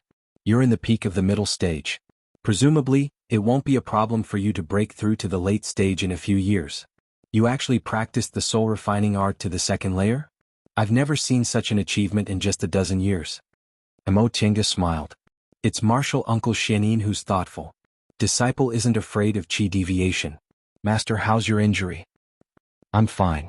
Lord Taoist Jinghe waved his hand indifferently. It's almost healed. Old Song Feng must have had a hard time these past few years. At that time, old Taoist Jinyang's meteorite hit him squarely.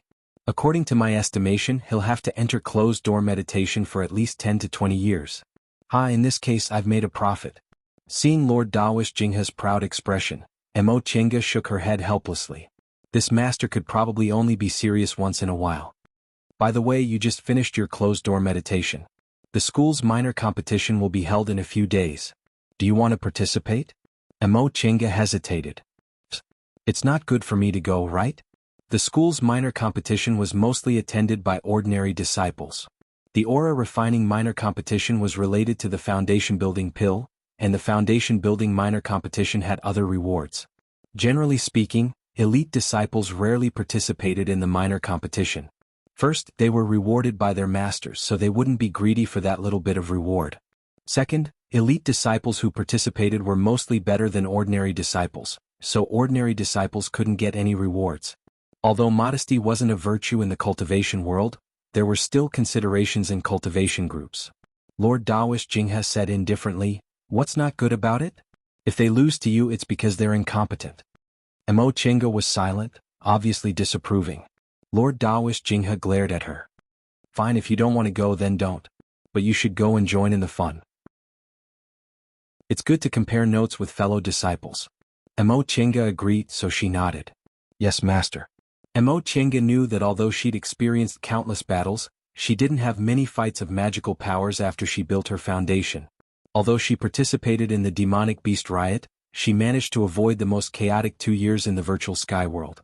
Moreover, almost all of her fights of magical powers were life-risking battles, so her intuition toward danger was better than ordinary cultivators. However, her skills were probably inferior to cultivators who often compared notes with each other.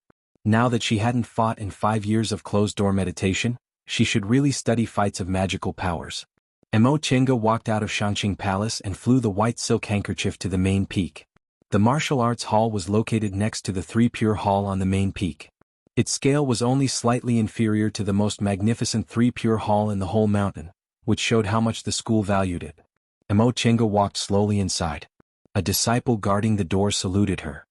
"Grandmaster Mo." She had a certain prestige in Shenqing School now, so these disciples all recognized her.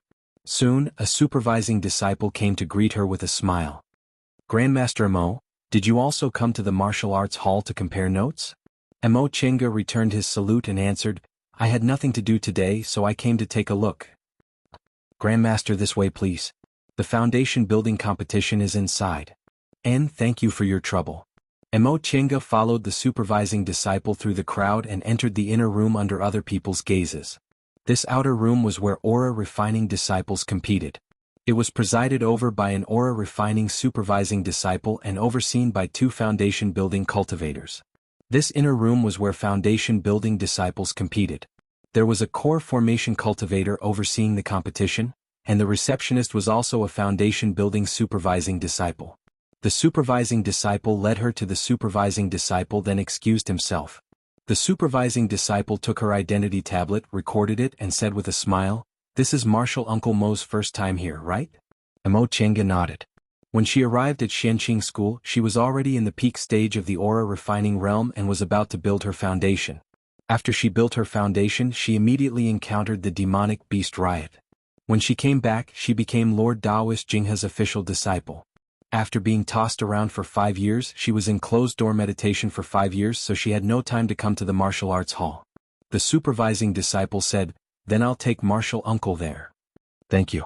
As the supervising disciple led Mo Chenga, he explained, "In fact, the rules of the martial arts hall are very simple. There's a ring in the lobby and anyone can challenge someone. The winner has to stay on the ring and wait for others to challenge him. If you win 3 matches in a row, you can leave the ring.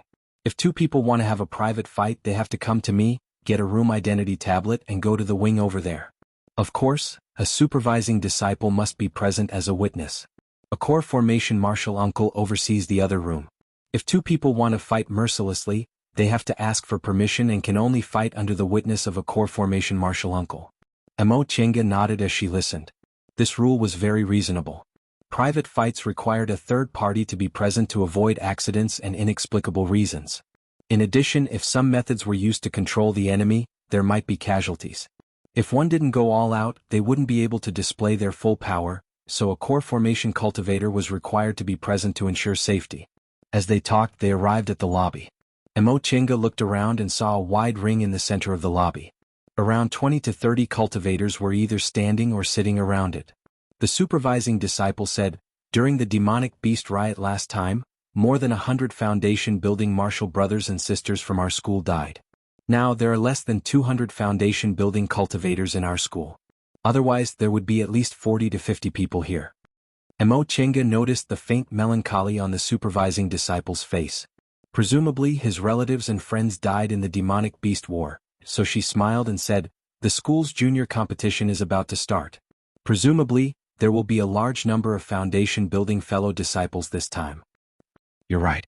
The supervising disciple also smiled. "Marshal Uncle Mo, please do as you please. I'll take my leave first." Mo Chenga returned the greeting and watched as the supervising disciple left. She then walked to the edge of the ring and found a place to watch the fight. On the ring were two early-stage foundation-building cultivators.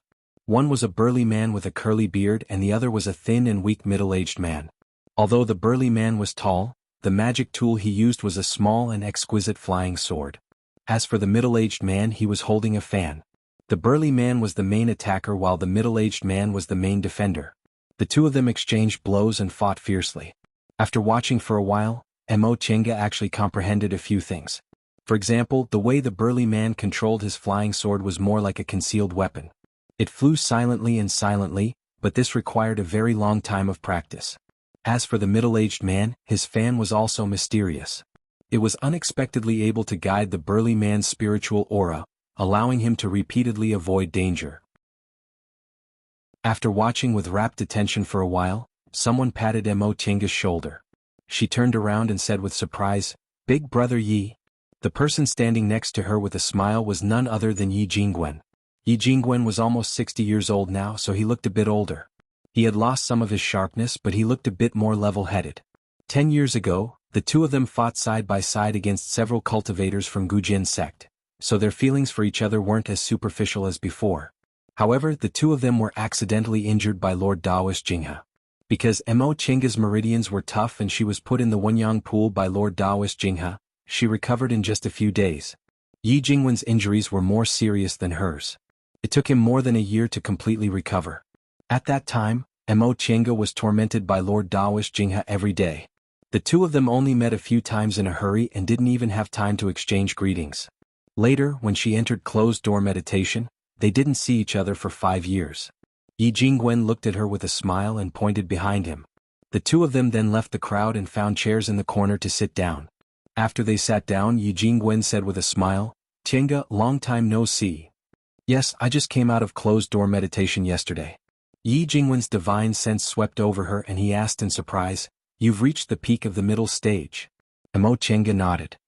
"I was lucky. My closed-door meditation this time went very smoothly."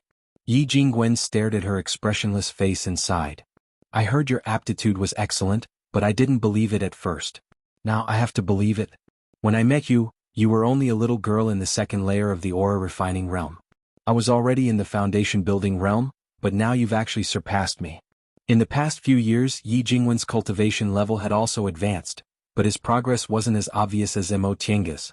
He also spent some time healing his injuries, so he was still a bit behind now. Mo Chenga shook her head and said with a smile, "Big brother Yi, don't laugh at me. I'm only where I am today because of fated chances." If she hadn't met Zhong Muling by chance, she would still have wasted spiritual roots and would probably still be in the early stage of the foundation building realm. After she built her foundation, she didn't have the art of the origin, so even the effect of the art of Sunu was greatly reduced. The spiritual aura she absorbed almost couldn't be retained in her body. Now that she obtained the art of the origin and cultivated in the virtual sky world, she finally understood how big the gap between wasted spiritual roots and geniuses with single or mutated spiritual roots was. If she could only retain 10% of her spiritual aura before, now she could retain 90%. This terrifying 9 times made her realize that if she hadn't met Zhong Muling and obtained the art of the origin, she probably wouldn't have been able to advance to the core formation realm for the rest of her life. Yi Jingwen naturally didn't know about her rueful feelings. Upon hearing her modesty, he gave her a sidelong glance and said, "I told you years ago that fated chances are also strength. Why deny it?" He paused for a moment then asked, "Chenga, did you come to the martial arts hall to compare notes?" "I rarely fought after I built my foundation, so I wanted to compare notes with my fellow disciples and gain some experience in fights of magical powers." "That's not bad. In fights of magical powers, experience is more important than talent.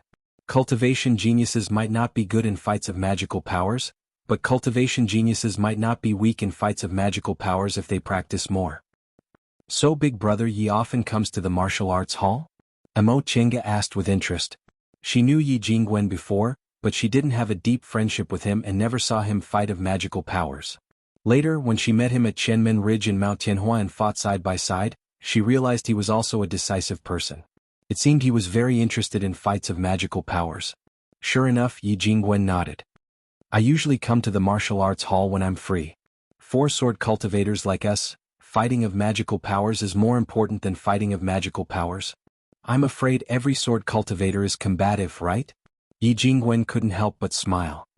You're right. If I wasn't combative, I wouldn't have chosen to be a sword cultivator.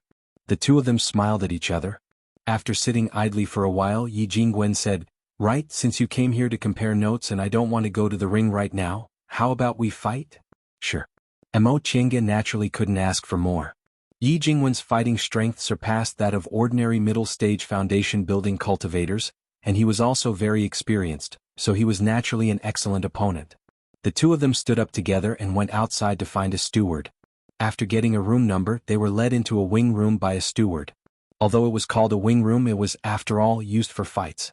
It was very spacious and was equivalent to a small ring. The two of them went on the ring. After being confirmed by the steward, they began to exchange blows. Yi Jingwen was a sword cultivator, and sword cultivators paid attention to their attacks. Once the steward confirmed it, his flying sword flew straight towards Amo Chenga's face. Amo Chenga stepped on the white silk handkerchief. She deliberately didn't use it to defend herself, so in a flash she brushed past the flying sword. However, a sword cultivator's flying sword carried sword aura, so when it brushed past her arm, causing her arm to ache. Upon seeing this, Yi Jingwen's flying sword immediately flew back. He condensed his aura on the sword, and in an instant, the sword emitted a dazzling white light that enveloped his entire body. Amo Chenga felt helpless. She retracted the white silk handkerchief and released it. The brick wall blocked the sword light, and the shuttle of flying Apsara flew out. The golden light flew towards Yi Jingwen. The two of them fought back and forth for a while. They only stopped when the steward, who was acting as a witness, clapped his hands and cheered. After walking down the ring, the two of them rested for a while. Yi Jingwen saw that Amo Chenga was lost in thought, so he asked curiously, What's wrong? Amo Chenga answered, I originally didn't want to use that magic weapon, but I don't know how to dodge Big Brother Ye's sword aura. Once she finished speaking, Yi Jingwen laughed. You're actually thinking about this. Amo Chenga was puzzled. Is there a problem? This time it was the steward who was watching the fight who interrupted. Martial Uncle Amo, it's very difficult to dodge a sword cultivator's sword aura. This place is so narrow, so they'd naturally choose to use magic tools or spells to block it. It'd naturally be best if Martial Uncle has a magic weapon, so why do you need to dodge it? Amo Chenga was stunned. She then said with an ashamed expression, It's my fault. I always thought it was foolproof. Yi Jingwen said, Chenga, you're very experienced in fights of magical powers. It's just that you haven't adjusted your mentality. You have to know that in fights of magical powers, even if you win a little, it's still a win. You just need to use whatever means you have. Yes. Thank you for your guidance, Big Brother Yi. Although her cultivation level now surpassed Yi Jingwen's, when it came to fights of magical powers, Amo Chenga knew she still wasn't as good as him, so she thanked him sincerely. Yi Jingwen smiled. If you have nothing to do, you can come to the martial arts training hall often to fight with me. We can learn from each other and improve together. Chapter 152. Yi Jingwen kept his word. From that day onwards, he and Amo Chenga went to the martial arts hall every day to compare notes on fights of magical powers. He was a sword cultivator, so he was infatuated with comparing skills and was quite knowledgeable about fights of magical powers. Because of that, Amo Chenga's skills in fights of magical powers improved very quickly after sparring with him. More than a month later, relying on the advantage of magic weapons, Amo Chenga was able to win 2 out of 3 matches. Yi Jingwen was greatly stimulated, so he decided to go back and enter closed-door meditation. Thus the 10-year period ended. Lord Taoist Jinghe told Amo Chenga that she had been in closed-door meditation for a long time and her cultivation level was high enough, so she could leave the mountain and travel around. After Amo Chenga finished taking care of her chores, she sealed her immortal's cave and soon left Mount Taikong with Yi Jinji. There were more than 10 countries in the Celestial Pole. Wei country was located in the Midland, with Jin and Yen in the east and Qin and Chu in the west. It was surrounded by powerful enemies. For this reason, The state of Wei provided for several immortal masters and even conferred the title of Marquis to several secluded cultivation clans in order to ensure peace. Several days after they left West Kunwu, Mo Qingge and Yi Jinji arrived at Tong and City in Wei Country. Tong and City was not only the largest city in Wei Country, but it was also the transportation hub of the entire celestial pole. It was located at the junction of the north and south, built by the river, connected to both land and water. In the west it was connected to the Qin Mountains and the Chu lands, and in the east, it reached the Jin and Yen plains. As a result, Tong and City was one of the most prosperous cities in the entire celestial pole. The awkward thing was that Yi Jinji was too young when he left home, so he didn't remember where the Yi clan was. Fortunately, the Yi family had the identity of the Marquis of Changningho in Wei Country. They asked along the way and quickly found the Yi residence. In Tong and City the east was rich and the west noble, while the south was poor and the north lowly. The Yi family was a noble and lived in the west of the city. The two of them found their way to the west of the city. Vermilion doors and stone lions could be found everywhere. The Yi family was also very conspicuous among these noble families. On the signboard at the door the words Changningho Manor were written. Upon seeing this, Yi Jinji was very happy. He immediately wanted to go in, but who would have thought that the gatekeeper would stop him and say with an arrogant expression, "This is Marquis Ningho's estate. Unauthorized people are not allowed to enter." Yi Jinji was stunned. Behind him, Mo Qingge couldn't help but want to laugh. In the secular world, most people judged a person by his appearance.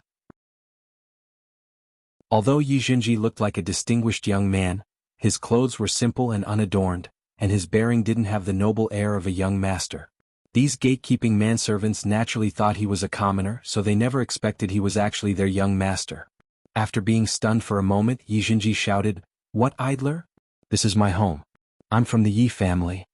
One of the manservants glanced at him and said in an arrogant tone, "Go, go, go. Don't cause trouble if you have nothing to do."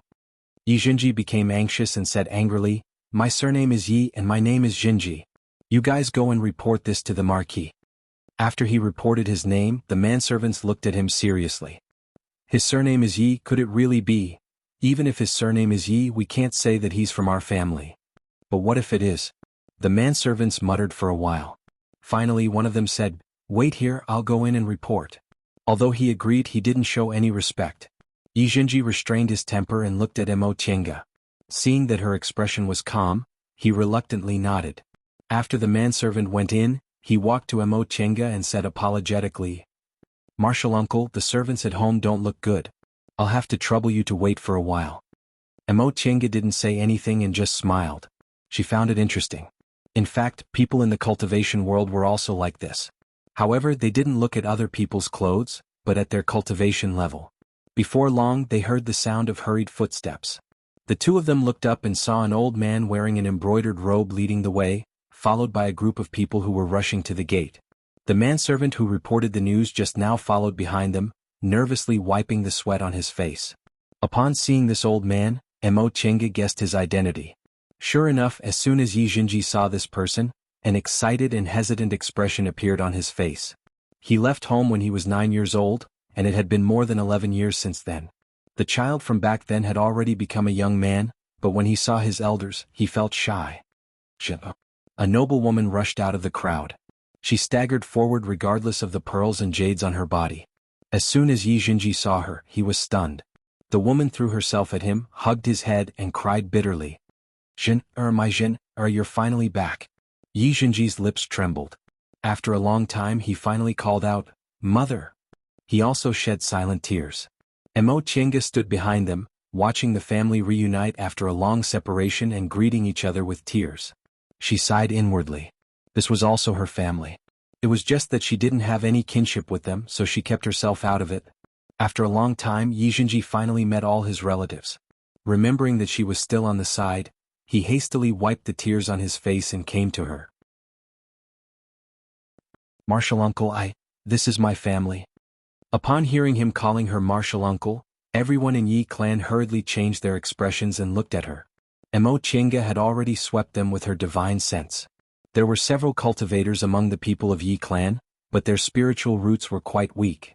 The one with the highest cultivation level was only in the 3rd layer of the aura refining realm. He was the old man who took the lead. When these cultivators sensed her hidden cultivation level, They all had respectful expressions on their faces. They asked Yi Jinji just now and knew his cultivation level was in the 10th layer of the aura refining realm. Since he called her martial uncle, they knew Emo Chenga must be a cultivator in the foundation building realm or higher. Although she looked like she was only 18 or 19 years old, they didn't dare to neglect her. "Martial uncle, let me introduce you. This is my grandpa," Yi Jinji said as he led Emo Chenga to the old man who took the lead. This old man had gray hair, but he was in good spirits. After all, he was a third-layer aura refining cultivator and had lived in the secular world for many years, so he was very experienced. He cupped his hands respectfully. "This old man is Yi Ching, the head of Yi clan. Greetings to senior." So this was the Yi Ching second uncle mentioned. In terms of seniority, he was several generations lower than her. Emo Chenga calmly accepted his greeting and nodded in return. Yi Jinji continued to lead her to the next middle-aged man. "This is my father. Junior Yi Zhuan greets senior." This person was also a cultivator, but his cultivation level was only in the first layer of the aura refining realm. Yi Jinji then pointed at the woman who hugged him and cried bitterly a moment ago and said, "This is my mother." The noble woman bowed with a grateful expression. "I can't thank senior enough for taking care of my family's Emo Chenga finally raised her hand. "Madam, you don't need to be so polite. Since I'm his master's elder, I naturally have to take care of him." Soon after, several other people saluted her one by one. After a long time, the greetings were finally over. Yi Ching cautiously invited Emo Chenga to sit in the hall and dismissed the unnecessary people, leaving only a few important people to sit with her. Once they were seated, Yi Ching said to Yi Jinji, Why don't you introduce this martial uncle of yours?" When Yi Jinji met his relatives before, he only said that Emo Chenga was his martial uncle and that she took good care of him. This time he wanted to go down the mountain, so she especially brought him here. Upon hearing what Yi Jinji said, Yi Jinji hastily stood up. "Grandpa Patriarch, this martial uncle is my Grandmaster Jinghe's last disciple. My master has always been in closed-door meditation, so it's always martial uncle Emo who's been teaching me. She's really my teacher." "Oh." Upon hearing what he said, everyone in the hall looked at Emo Chenga in a different light. In other words, although she was a martial uncle, she was no different from a master. Moreover, she was the last disciple of a nascent soul grandmaster at Shenqing School. From this, it could be seen how talented she was and how honorable her status was. Weak cultivators like them who couldn't stay in Kunwood definitely couldn't imagine her. Yi Ching once again stood up. "Turns out senior has such a great kindness toward my jeune. This old man thanks senior here." "No need to be like this," Emo Chenga said with a smile. "Jinji is a sensible and well-mannered child. Although he's lacking in talent, he's diligent and studious. Sooner or later he'll become a great person." Yi Ching was very excited to hear Emo Chenga's evaluation. If he can become a great person, it's his good fortune and also thanks to senior. After the two of them chatted like that, Yi Ching asked again, "Senior, do you have something to do in the secular world? Although this old man's cultivation level is low, I have some status in the secular world. Maybe I can help senior inquire about some information." "I didn't come to the secular world for anything important. I just came out to travel." "I see. Senior, you rarely come to the secular world, right? Our Yi clan has lived in the secular world for a long time, so we know a lot of strange things in the secular world. If senior doesn't mind, this old man can introduce a thing or two to senior." Yi Ching was very enthusiastic. Emo Chenga thought for a moment, then nodded with a smile. "Then I'll have to trouble you." "It's no trouble, no trouble." Yi Ching said, "Senior must be tired since you came all the way from Kunwu. How about staying at my place for the time being? Later on, this old man will deliver all the information my family has gathered to you." Emo Chenga originally didn't have the patience to deal with people like this, so she immediately agreed and left first.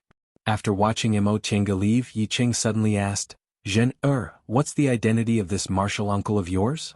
Yi Jinji was startled and somewhat frightened. "Grandpa Patriarch, she's my martial uncle." "She's a foundation building cultivator?" "Yes." "Martial uncle has been in closed-door meditation for 5 years and has just reached the peak of the middle stage of the foundation building realm. Now, Grandmaster ordered her to leave the mountain to travel. She's training her mental state so that she can break through to the late stage of the foundation building realm." "I see." Yi Ching frowned slightly. "How old is this senior? How's her aptitude? She's only in the foundation building realm, but your nascent soul grandmaster actually accepted her as a disciple?" Yi Jinji saw that Yi Qing didn't look suspicious, so he calmed down and answered, "Martial uncle, she should be 37 years old. I'm not very clear about her spiritual roots, but I know it's a very special kind of spiritual roots that aren't inferior to single spiritual roots." 37 years old? Yi Qing was astonished. 37 years old, and her cultivation level was in the peak of the middle stage of the foundation building realm. No wonder she could be accepted as a disciple by a nascent soul cultivator. She must be a genius. "Jin, how's your relationship with your martial uncle?" Yi Jinji thought for a moment, then answered, "Ever since I entered my master's tutelage, martial uncle taught me personally, so it's not wrong to say martial uncle is my master." "Then does your martial uncle have other disciples?" "No. Martial uncle is still young, so he only taught me on behalf of my master. He doesn't have any disciples." Upon hearing this, Yi Qing pondered for a moment while stroking his beard. All of a sudden he cautiously said, "Jin, from now on, you have to get closer to your martial uncle. With her current age and cultivation level, as well as the last disciple of a nascent soul grandmaster, she'll certainly have a bright future. You'll definitely benefit from being on good terms with her." Yi Jinji knew Grandpa Patriarch's words were for his sake, but it really made him unhappy. He was close to his aunt from the start, so it wasn't because of any benefits. "Grandpa Patriarch, martial uncle sincerely treats me well, and I also sincerely respect her. Rest assured, my relationship with martial uncle has always been very good." Chapter 153. Knock knock. Two soft pecking sounds came from outside the door. Emo Chinga stopped cultivating. She swept the door with her divine sense and removed the restriction outside. "Please come in." The one who pushed the door open was Yi Jinji's mother, Madame Yen. Madame Yen brought 4 maids with her. She smiled before saying anything. "Senior, did I disturb you?" Emo Chinga had a good impression of this Madame Yen, probably because her maternal love for Yi Jinji reminded her of her own mother. "Nothing. Is something the matter, madam?" "Oh, it's like this. The guest room is simple and crude, and I'm afraid Senior won't be used to it." As she spoke, she signaled the maids to put down the things in their hands. Emo Chinga glanced at them. They were all flashy but impractical things used by rich people, so she shook her head. "Madam, you don't have to be so polite. It's not good for cultivators like us to pay too much attention to external objects. These things are useless to me, so Madam doesn't need to worry about them. Senior is an honored guest of my Yi clan. I'm afraid I'm not good enough." Emo Chinga smiled faintly. "I understand Madam's intention, but these external objects are really unnecessary." Seeing how determined she was, Madame Yen had no choice but to order all the maids to leave. However, after hesitating for a moment, Madame Yen still smiled and said, "I have something to tell Senior. I don't know if it's convenient for Senior." "Madam, if you have something to say, just say it." With her permission, Madame Yen ordered the maids to leave first and stayed alone.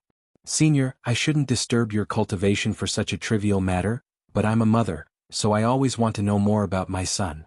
Madame Yen paused nervously for a moment before continuing, "You're Zhen'er's martial uncle, and you've spent a lot of time with Zhen'er in the past 10 years. However, I haven't been able to see him for such a long time. Senior, are you willing to tell me about Zhen'er? How has he been all these years? Has he suffered any grievances? How is he now?" Emo Chinga had no reason to refuse such a small request. A mother whose child had been away from her for 11 years was naturally eager to know more about her child. "Madam, you don't need to worry. Jinji is doing very well. He's an advanced inner disciple of a core formation cultivator, so he'll be fine." "Really? Does he have friends in the sect? Were you bullied?" Emo Chinga chuckled. "His grandmaster is Lord Daoist Jinghe. Who would dare to bully him? Moreover, if you want to bully him, I won't ignore it. Don't worry, madam. This child has a gentle personality and is very popular." "That's good." Madame Yen was gratified. "Zhen has been sensible since he was a child. If there is anything wrong, he definitely won't tell us. I was worried about this, so I came to disturb Senior." "Senior, Zhen has already reached the 10th layer of qi refining. Why did he choose to leave the sect at this time?" Upon seeing Madame Yan's worried expression, Emo Chinga explained, "I originally wanted to wait until he built his foundation before letting him come back on his own. But Jinji really missed you guys, so he begged you for a long time. Coincidentally, I was ordered by my master to leave the mountain, so I sent him here directly." "So that's how it is." Madame Yan's gaze swept over Emo Chinga, then she suddenly asked, "Senior, you look so young. may I know how old you are? This question was indeed a bit abrupt, so Mo Chenga was startled. Her age wasn't something she couldn't say, so she answered, I'm 37 years old now. Senior's age is similar to mine, but you look like a 17 or 18-year-old girl. You really make mortals like me envious. In fact, Madame Yan's appearance was already quite young. Yi Jinji happened to be 20 years old, and Madame Yan was his birth mother, so she must be at least 35 years old. However, she took good care of herself, so there weren't any wrinkles on her face. She looked like she was in her 30s, which was the age when women were most mature and charming. Mo Chenga didn't flatter her back. Instead, her sharp gaze swept over Madame Yan's face and she asked faintly, Madam, what do you mean? If she couldn't hear the hidden meaning behind Madame Yan's words, she'd be too slow. Sure enough, this Madame Yan's intention wasn't that simple. Being stared at like this, Madame Yan was a bit embarrassed. She stammered, It's nothing. Senior's age is similar to mine, but you look about the same age as Jin, so I really can't tell. You're his elder. Presumably, if I said your brother and sister, other people would also believe it? Mo Chenga suddenly felt like she didn't know whether to laugh or cry. This Madame Yan was obviously worried that there was some unexplainable relationship between her and Yi Jinji.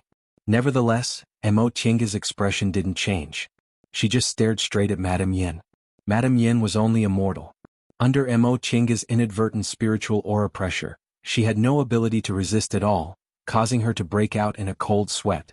She hastily grabbed a handkerchief to wipe her sweat, but she couldn't even lift her hand. With great difficulty she said, Senior, if I offended you in any way, please forgive me. Madame Yan recklessly speculated about her relationship with Yi Jinji. Although she was Yi Jinji's mother, it still made Madame Yan feel displeased, so she deliberately acted like this. Now that Madame Yan saw that Madame Yan was showing weakness, she withdrew her spiritual aura pressure and said coldly, For cultivators like us, looks are merely the bones beneath the skin. Madam, you shouldn't say such things in the future. Madame Yan naturally didn't dare to refute her. She recalled the clan head's instruction to treat this senior well. Her behavior just now might have already offended the other party, so she repeatedly apologized. Senior, please forgive me for offending you. I'm just an ignorant woman who didn't know about cultivators' taboos and spoke nonsense. Mo Chenga interrupted her. Madam, you're Jinji's mother, so there are some things you have the right to ask clearly. If you don't ask clearly, presumably you also won't feel at ease, right? That being the case, if there's anything you want to say, just say it. Madame Yan finally calmed down a bit when she heard no anger in Mo Chenga's tone. Upon seeing Mo Chenga's calm demeanor, Madame Yan couldn't help but feel ashamed. Senior, please forgive me. I really saw that you and Jinji have a close relationship, so I was afraid that child would make a mistake. You're his martial uncle. If that child doesn't understand things, wouldn't he implicate you and ruin your clean reputation? She spoke politely, but this Madame Yan wasn't someone who didn't understand things. Mo Chenga softened her tone. Madam, Yi clan has been in the secular world for more than 20 years, right? Have you ever been to Kunwal? Madame Yan was startled, but she soon nodded. When she married into Yi clan was already Marquis Chaininghao in Wei country, so she naturally hadn't been to Kunwal. It's no wonder you don't know about the cultivation world. In the cultivation world, there's no such thing as human relationships in the secular world. Everything is determined by cultivation levels. Regarding dual cultivation, seniority and age have nothing to do with other people. No matter who Jinji likes, it won't affect his future. Upon seeing Madame Yan's complexion turn pale, Mo Chenga smiled and continued, Besides, how can one's age be accurately determined based on one's appearance? That master of mine is more than 800 years old, but he looks like he's only in his 30s. Jinji's master also looks similar to Jinji's age. Madam, Jinji respects me as his master, so how could there be anything embarrassing? Madam, please don't think too much. Otherwise, if Jinji finds out, he'll inevitably be sad and embarrassed. Madame Yan's face turned green then white, but she couldn't say anything. She was just a mortal woman. How could she know anything about the cultivation world? As a mother, she was just worried about her child. Mo Chenga's straightforwardness made her feel too ashamed to show her face. Alright, I'm going to continue cultivating. Madam, it's rare for Jinji to come home, so you'd better spend more time with him. Mo Chenga straightforwardly sent the guest off, then sat cross-legged and closed her eyes, looking as if she didn't want to say anything. Madame Yan bowed embarrassedly then retreated. Mo Chenga didn't care too much about this matter. This Madame Yan was a mortal woman, so it was understandable that she didn't understand. Mortals always thought that when men and women were the same age, even if they had different seniority, something was bound to happen. However, they didn't know that in the cultivation world, judging people by their age was the most ridiculous thing. Mo Chinga cultivated until the evening. Yi Ching, the patriarch of Yi clan, sent someone to invite her, saying she came from afar and that they were holding a banquet to thank her master in Jinji's stead. Mo Chinga thought about it but still went to the banquet. Before his death, second uncle entrusted her to take care of Yi clan when she had the ability. Now that she came to Yi clan, doing something within her ability was also something she ought to do. Senior, you're finally here. Please sit, please sit. As soon as Mo Chinga arrived at the banquet hall, Yi Ching enthusiastically welcomed her. A banquet table was already set up in the hall. Golden cups and silver cups could be seen, and the place was resplendent. Martial uncle. Yi Jinji also came over. Mo Chinga smiled at him. This was a private banquet, so there weren't many people present. Aside from Yi Ching, Yi Jinji, and Yi Jinji's father, Yi Juan, there were 4 other people. All of them were cultivators, but their cultivation levels were only in the first or second layer. 2 of them were middle-aged, one was a young man and one was a teenager. Yi Ching introduced them one by one. Senior, these are my Yi clan's good-for-nothing juniors, Yi Mao, Yi Yu, Yi Bing, and Yi Dun. Yi Mao and Yi Yu were the 2 middle-aged men. Judging from their seniority, they should be in the same generation as Yi Ching. Yi Bing was the young man. His name was in the same generation as Yi Juan, but Yi Dun didn't know his seniority. However, according to Yi clan's naming convention, Yi Jinji was an exception. Mo Chinga didn't know whether it was because he was placed high hopes on him since he was a child. Junior greets senior.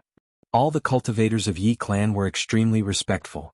Mo Chinga was impatient with these things, so she said, "We're all cultivators, so we can dispense with these common customs." Yi Ching noticed she wasn't happy, so he hastily stopped her and said with a smile, "In that case, we'll do as senior said. You can all take your seats." Everyone from Yi clan took their respective seats. Yi Ching gave the order to start the banquet, and a maid immediately came forward to open the lids of the bowls. Delicacies from the land and the sea were all extremely luxurious. Yi Ching said humbly, "This old man knows senior has already transcended the mortal world. It's just that we've been in the secular world for a long time, so we can't bring out anything good. Although these foods are from the secular world, they can still be considered delicious." Mo Chinga smiled faintly. "Patriarchy, you don't have to be so polite." "Yes, Grandpa Patriarch," Yi Jinji said. "Martial uncle won't blame us." Seeing this, Yi Ching couldn't help but criticize him. "Child, no one will blame you for being too polite." Yi Jinji wasn't convinced. Just as he was about to say something, Mo Chinga stopped him and said with a smile, "Your Grandpa Patriarch is right. If you want to interact with others, you'd better behave like this.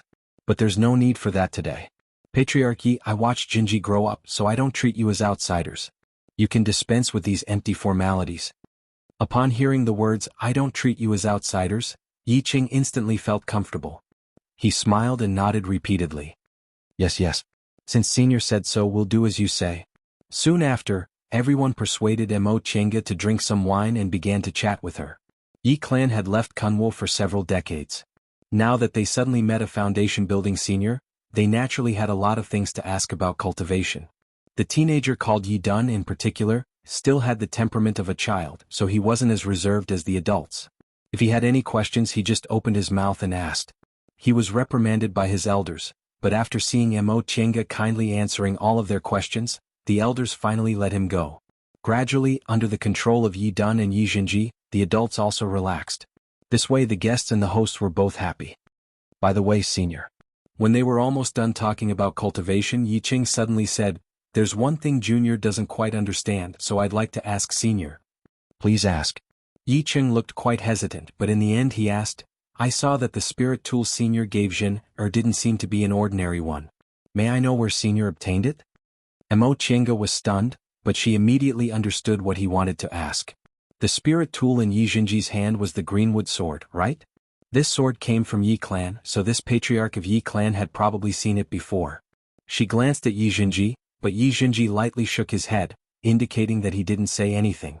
Mo Chinga smiled and said, "This thing came from a good friend of mine. It's a family heirloom." Yi Ching looked surprised. He asked eagerly, "May I ask Senior, what's your friend's name and where is she now?" Mo Chinga was slightly surprised. "Her surname is Yi and her name is Xiaotian." "What? Does Patriarch Yi know her? Yi Qing was stunned again. Her surname is Yi, but why is her name Xiaotian? There's no such person in the clan. Then what about your friend's age and cultivation level? She's about the same age as me, but she's already in the foundation building realm. The more Yi Qing asked, the more baffled he became. This doesn't match at all. He wouldn't be surprised if she said she bought this greenwood sword from somewhere, but she said it was Yi Xiaoyan's family heirloom, and she was even a young foundation building cultivator. Mo Chinga seemed to suddenly remember something. Right, my friend was originally from a cultivation clan. Later, her clan declined and she moved to the secular world. Could it be? Yi Cheng's eyes brightened. That sounds like our clan, but I'm not familiar with this name. Mo Chinga thought for a moment, then said, she originally had an uncle named Yi Jiang. Do you know him, Patriarch Yi? Upon hearing this name, everyone in Yi clan became excited. They looked at each other and saw surprise and doubt in each other's eyes.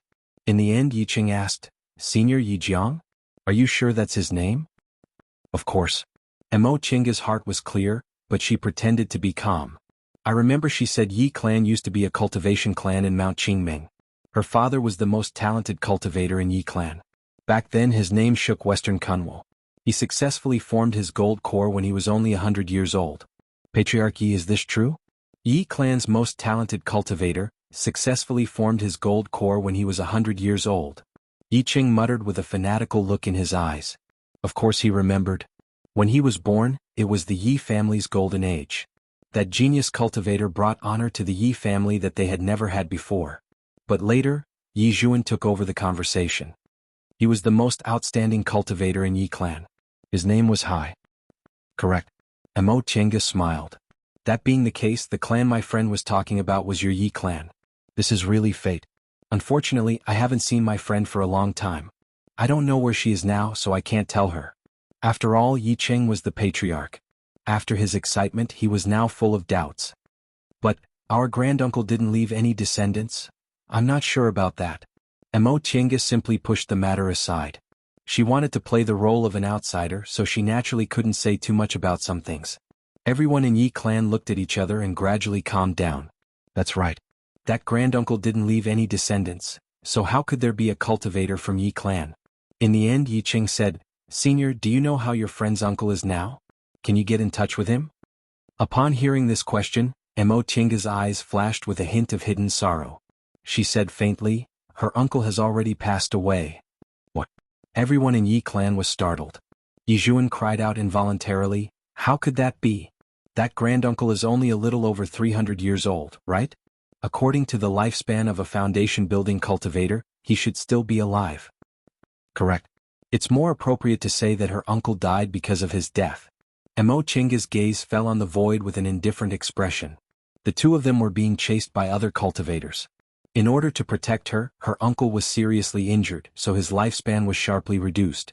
That's why he passed away. After she finished speaking, the hall became silent. Yi Cheng's expression was gloomy.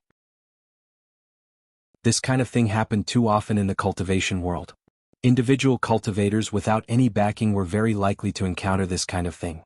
In other words, the last real cultivator in Yi clan was also gone? Then didn't Yi clan really become a mediocre clan in the secular world?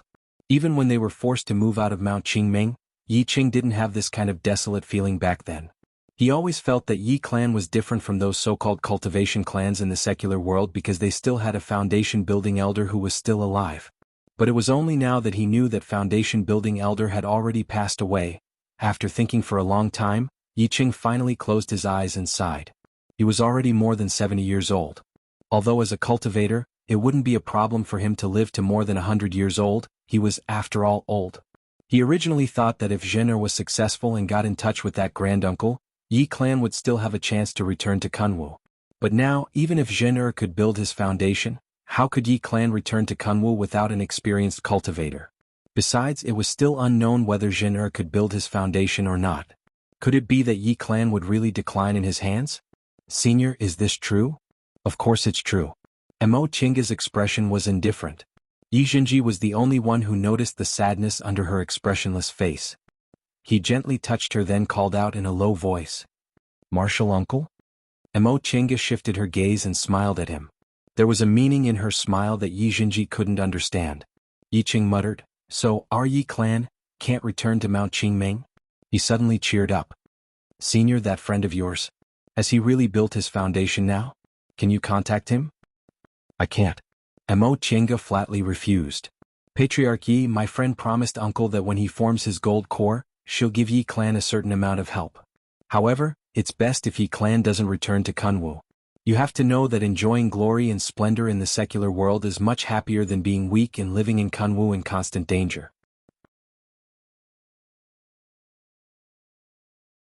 Chapter 154. As the wind blew, a small brown spiritual beast whimpered and rushed to bite Mo Chenga's sleeve. Mo Chenga patted its head softly. Don't make trouble. Be quiet for a while. The inferno beast blinked its black eyes, then lowered its head and sat motionlessly next to her. Amused by its aggrieved expression, Mo Chenga couldn't help but pat it again. What's wrong? Do you think Jinji spoils you more when you're with him? The inferno beast whimpered, but it was unclear whether it agreed or disagreed. Mo Chenga once again stroked its head. She stared at the flowing stream and heaved a sigh. I'm not a good master. I only let you cultivate on your own and help me concoct medicinal pills, but I never played with you. The inferno beast whimpered, bit the hem of her sleeve, and swayed it as if it was acting spoiled. Mo Chenga smiled and said softly, Xiaohua, stay with Jinji, okay? Upon hearing that, the inferno beast raised its head and stared at her face, seemingly not understanding why she said that. There's no spiritual beast contract between us. The reason why you're so close to me is because the virtual sky world and my divine breath are connected. You've lived here for a long time, so you naturally sensed me. You watched Jinji grow up. All these years when you weren't in the virtual sky world, you were always by his side, so your feelings for him are deeper than mine. Right now, I don't feel at ease leaving him alone in the secular world. Can you stay with him? The inferno beast's eyes widened, but it didn't make a sound. Mo Chenga knew this inferno beast ate something in the virtual sky world that made it more intelligent than ordinary spiritual beasts, so she didn't order it. She wanted to discuss with it. Don't worry. I concocted a lot of medicinal pills for second and third rank spiritual beasts. I'll give them to Jinji, and you won't have any problems cultivating. I'll be gone for at least 3 years or at most 5 years, so I'll be back before you advance. This was what she thought about for a long time. Without the inferno beast, it would only be inconvenient for her to concoct medicinal pills. However, Jinji hadn't built his foundation yet, so she didn't feel at ease leaving him alone in the secular world. It was better to keep Xiaohua by his side. With a second-rank spiritual beast, even if he encountered danger, he would be fine. The inferno beast lowered its head and whimpered a few times. It was a little depressed, but it did not object. Mo Chenga chuckled. She took out several medicinal pills and fed them to it. She then heaved a sigh and said, I'd better leave first. Yi clan. I can only help them this much. Unless, one day, a large number of descendants with spiritual roots appear and are able to support a clan, or if I form my nascent soul, I can protect them. At present, I don't have enough strength. Telling them my identity will only cause more trouble. I hope Shinma understands what I'm thinking. Auntie. Yi Jinji's voice came from outside. Mo Chenga raised her hand. With a flash of light between her eyebrows, she arrived in reality. Once the restriction was opened, Yi Jinji stepped inside. When he saw her, he smiled and said, Auntie, it wasn't easy for us to leave the mountain, but you're cultivating again. Mo Chenga smiled and shook her head. I'm used to it. In the past, his aptitude was too poor, so he could only make up for it with hard work. Now that his aptitude was good, he was more worried that he would be too lazy to cultivate and waste his good aptitude. When Yi Jinji came in and opened the restriction again, she asked again, What's wrong? Aren't you accompanying your family? It'll be hard to see them in the future. Upon hearing this question, Yi Jinji sat down on the table gloomily. Don't mention it. I was talking with my father and the others, but I couldn't get used to it, so I came out. Couldn't get used to it? Mo Chenga was puzzled. She raised her chin and said, Sit properly on the chair. Yes. Yi Jinji obediently got down from the table, pulled a chair and sat in front of her. He said with a puzzled tone, I'm baffled.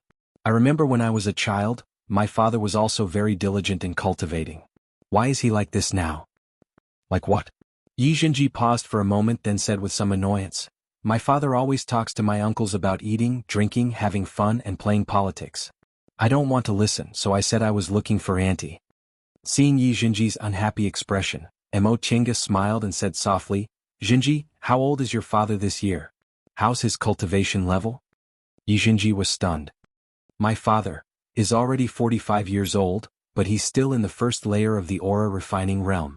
Seeing that he seemed to have understood something, Mo Chenga said with a smile, although your aptitude isn't outstanding at Xianqing school, you still have hope in cultivating. 4 individual cultivators in the secular world, without good spirit veins and medicinal pills, it's hard for them to advance in the aura refining realm even after dozens of years of hard cultivation, let alone building their foundation. It's not that your father and the others don't want to advance, but they don't feel hope. But Yi Jinji wanted to say something, but he felt he couldn't refute her. Mo Chenga said, Jinji, do you still have many medicinal pills for aura refining cultivators? Yi Jinji nodded. I originally wanted to give them all these medicinal pills, but after seeing them like this, I don't want to. It's precisely because they're like this that you have to give them. Why? Yi Jinji didn't understand. Mo Chenga said, your father hasn't been able to make a realm breakthrough for dozens of years, so he naturally lost interest in cultivating. If you give them medicinal pills now and let them see the hope of advancing, their hearts will naturally return to cultivating. They're not mortals. What else in this world is more attractive to them than advancing their cultivation realm? Yi Jinji suddenly understood. Right. Why didn't I think of that? Mo Chenga thought for a moment and said, you shouldn't give them too much. It'd be best if you tell them that when they send people to Mount Taikang in the future, you'll also send them medicinal pills and the like. That way, although they're in the secular world, they'll still feel the hope of cultivating. At that time, they'll naturally put their hearts into cultivating. Andy, you're really thoughtful. Yi Jinji jumped up. I'll go right now. Wait. Yi Jinji stopped. Andy, what's wrong? You can talk about this later. Right now, I have something to tell you. Mo Chenga said calmly, I came to Yi Clan this time just to send you off. Now that you've safely arrived, I'll leave tomorrow. Yi Jinji was a bit flustered. Auntie, are you going to let me stay here alone? Mo Chenga showed a faint smile. What? You don't dare? Yi Jinji was stunned and felt a bit embarrassed. For 10 years he'd never left his aunt's side, so he immediately panicked. After calming down he said, Auntie, I'm just a bit not used to it. Can't you stay a bit longer? Leaving sooner or leaving later, it's all the same. Mo Chenga reached out her hand, wanting to stroke his head like she did when he was a child.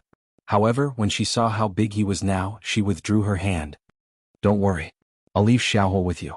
Nothing will happen. I'm not afraid something will happen. Yi Jinji looked at her pitifully. Auntie, I don't want you to leave. He was already an adult, yet he still had this kind of expression. Mo Chenga couldn't help but laugh. You're already so big, yet you're still acting like a child. Yi Jinji rubbed his nose and also laughed. Knowing Mo Chenga was determined to leave, he settled for the next best thing. Auntie, how about I go with you? I'm going to travel not to play, Mo Chenga explained patiently. If I take you with me, firstly, I don't know when I'll go back and it'll be bad if I affect your foundation building. Secondly, I might go to some dangerous places and I don't have enough strength to guarantee your safety. Yi Jinji didn't say anything. He wasn't an insensible child. He knew what Mo Chenga said was the truth, but he was just reluctant to part with her. Alright, Auntie knows you're sensible. It's not like we won't come back. For us cultivators, we'll be separated for hundreds of years, let alone several years. The higher our cultivation level, the more it's like this. You have to get used to it. I understand. Yi Jinji nodded honestly.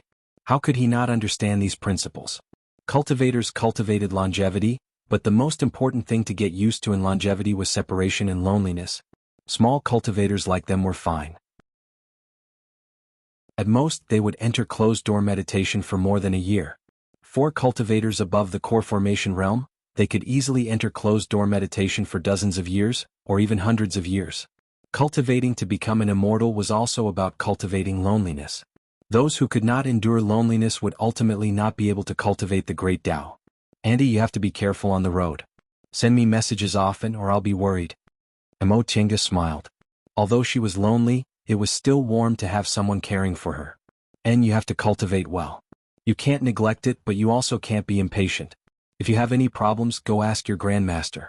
Although your grandmaster has a strange temper, he sincerely supports the younger generation. If he says something, you must listen to him. I understand. Yi Jinji nodded. He thought for a moment then asked, by the way, Auntie, what if my master comes out of closed-door meditation?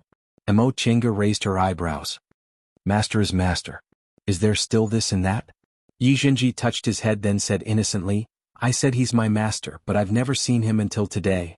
And he is my real master. That master is just a cheap master I picked up. Hearing this title, Mo Chenga couldn't help but burst into laughter. Cheap master. The aunt and nephew duo really agreed on this point. Their masters were all picked up by others. By the way, Andy, what does my master look like? Hualing said he saw him when he was a child, but he can't remember him clearly. Other senior martial brothers and sisters all say I'm lucky. My master is second to none among the younger generation in Shenqing school. He's already in the late stage of the core formation realm.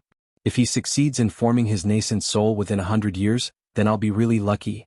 In any case I'm too lucky. Yi Jinji felt his words were too vulgar, so he hurriedly changed the subject. Mo Chenga was speechless. That was true. There was a world of difference between the advanced inner disciple of a core formation cultivator and the advanced inner disciple of a nascent soul cultivator. If Qin Shoujing really succeeded in forming his nascent soul, although Jinji was only under his name, he would still be extraordinary. At that time, his disciple rations, Immortal's Cave, and resources would all be greatly different from what they were now. When she was still taught by martial uncle Xianin, she only had a bit of money. However, after she became Lord Daoist Jinghe's official disciple, her current net worth wasn't inferior to that of a core formation cultivator from an ordinary cultivation group. When your grandmaster made you your master's advanced inner disciple in name, he indeed had this intention. However, your master is in closed-door meditation now, and we don't know when he'll come out. If he only forms his nascent soul and comes out after several hundred years, it won't be too bad for you. That's true. Yi Jinji scratched his head. In any case, he didn't have high hopes for that, so he didn't feel depressed. The one who really taught him how to cultivate was his aunt. In any case, it didn't matter if he had that cheap master or not.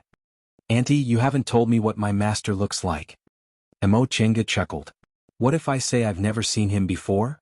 Yi Jinji's eyes widened. How could that be? They said the relationship between you and master isn't ordinary. Oh. Mo Chenga frowned slightly. How is it not ordinary? What did they say? They said, Auntie, you were originally recommended into the school by master. Grandmaster only accepted you as his disciple because of master. That's about it. Mo Chenga's expression softened. When I entered the school, your master was already a core formation cultivator, so why did he have to appear in person? Yi Jinji thought for a moment then nodded. That's true, they're right. Your master is the cultivator with the highest chance of advancing to the nascent soul realm among the younger generation of Shenqing school. With his cultivation speed, it's not impossible for him to advance to the nascent soul realm in about 100 years. It's fine if your master doesn't come out of closed-door meditation during this time, but if he happens to come out, you still have to treat him with respect. This is also your grandmaster's idea. And? Yi Jinji paused for a moment then said, but I already have an aunt. Master's only my master in name? Mo Chenga smiled bitterly at his childish words. Auntie's age and cultivation level are clear for all to see. Not to mention anything else, you'll only be building your foundation in about 10 years, so I definitely won't be able to advance to the core formation realm during this time, so I won't be able to help you that much. I'm not that materialistic. Yi Jinji shouted. If it wasn't for Auntie, I wouldn't be who I am today. No matter how good that cheap master is, what does it have to do with me? Mo Chenga felt both happy and worried when she heard this. She was happy because in the past 10 years she didn't teach this child to have a profit-seeking character, but she was worried because he didn't have enough experience and was too childish. In the end, she still warned him, you can forget about this in private, but you can't say it outside. I know. Don't worry, Auntie. And is there anything else you're not clear about? Upon hearing her question, Yi Jinji moved closer to her. Auntie, you have to come back soon. I'll try my best to build my foundation during this time. His words made Mo Chenga smile. In the end, she reached out her hand and stroked his head. You should go and accompany your mother. She hasn't seen you for many years. She misses you very much and talks about you all the time. You should tell her everything you need to tell her. Don't let your mother worry. I know. Mo Chenga withdrew her hand then opened the restriction. She then sat cross-legged and closed her eyes. Yi Jinji hesitated for a while, reluctant to part with her, but in the end he finally left. Mo Chenga only opened her eyes when she heard the sound of the door closing. Her eyes were filled with worry. This child is really like me in the past. Or maybe I didn't think things through carefully enough. Although I gave him enough care, I let him develop a dependent personality. Just like back then, she relied on second uncle. When he lost him, she was in so much pain that she wished she was dead.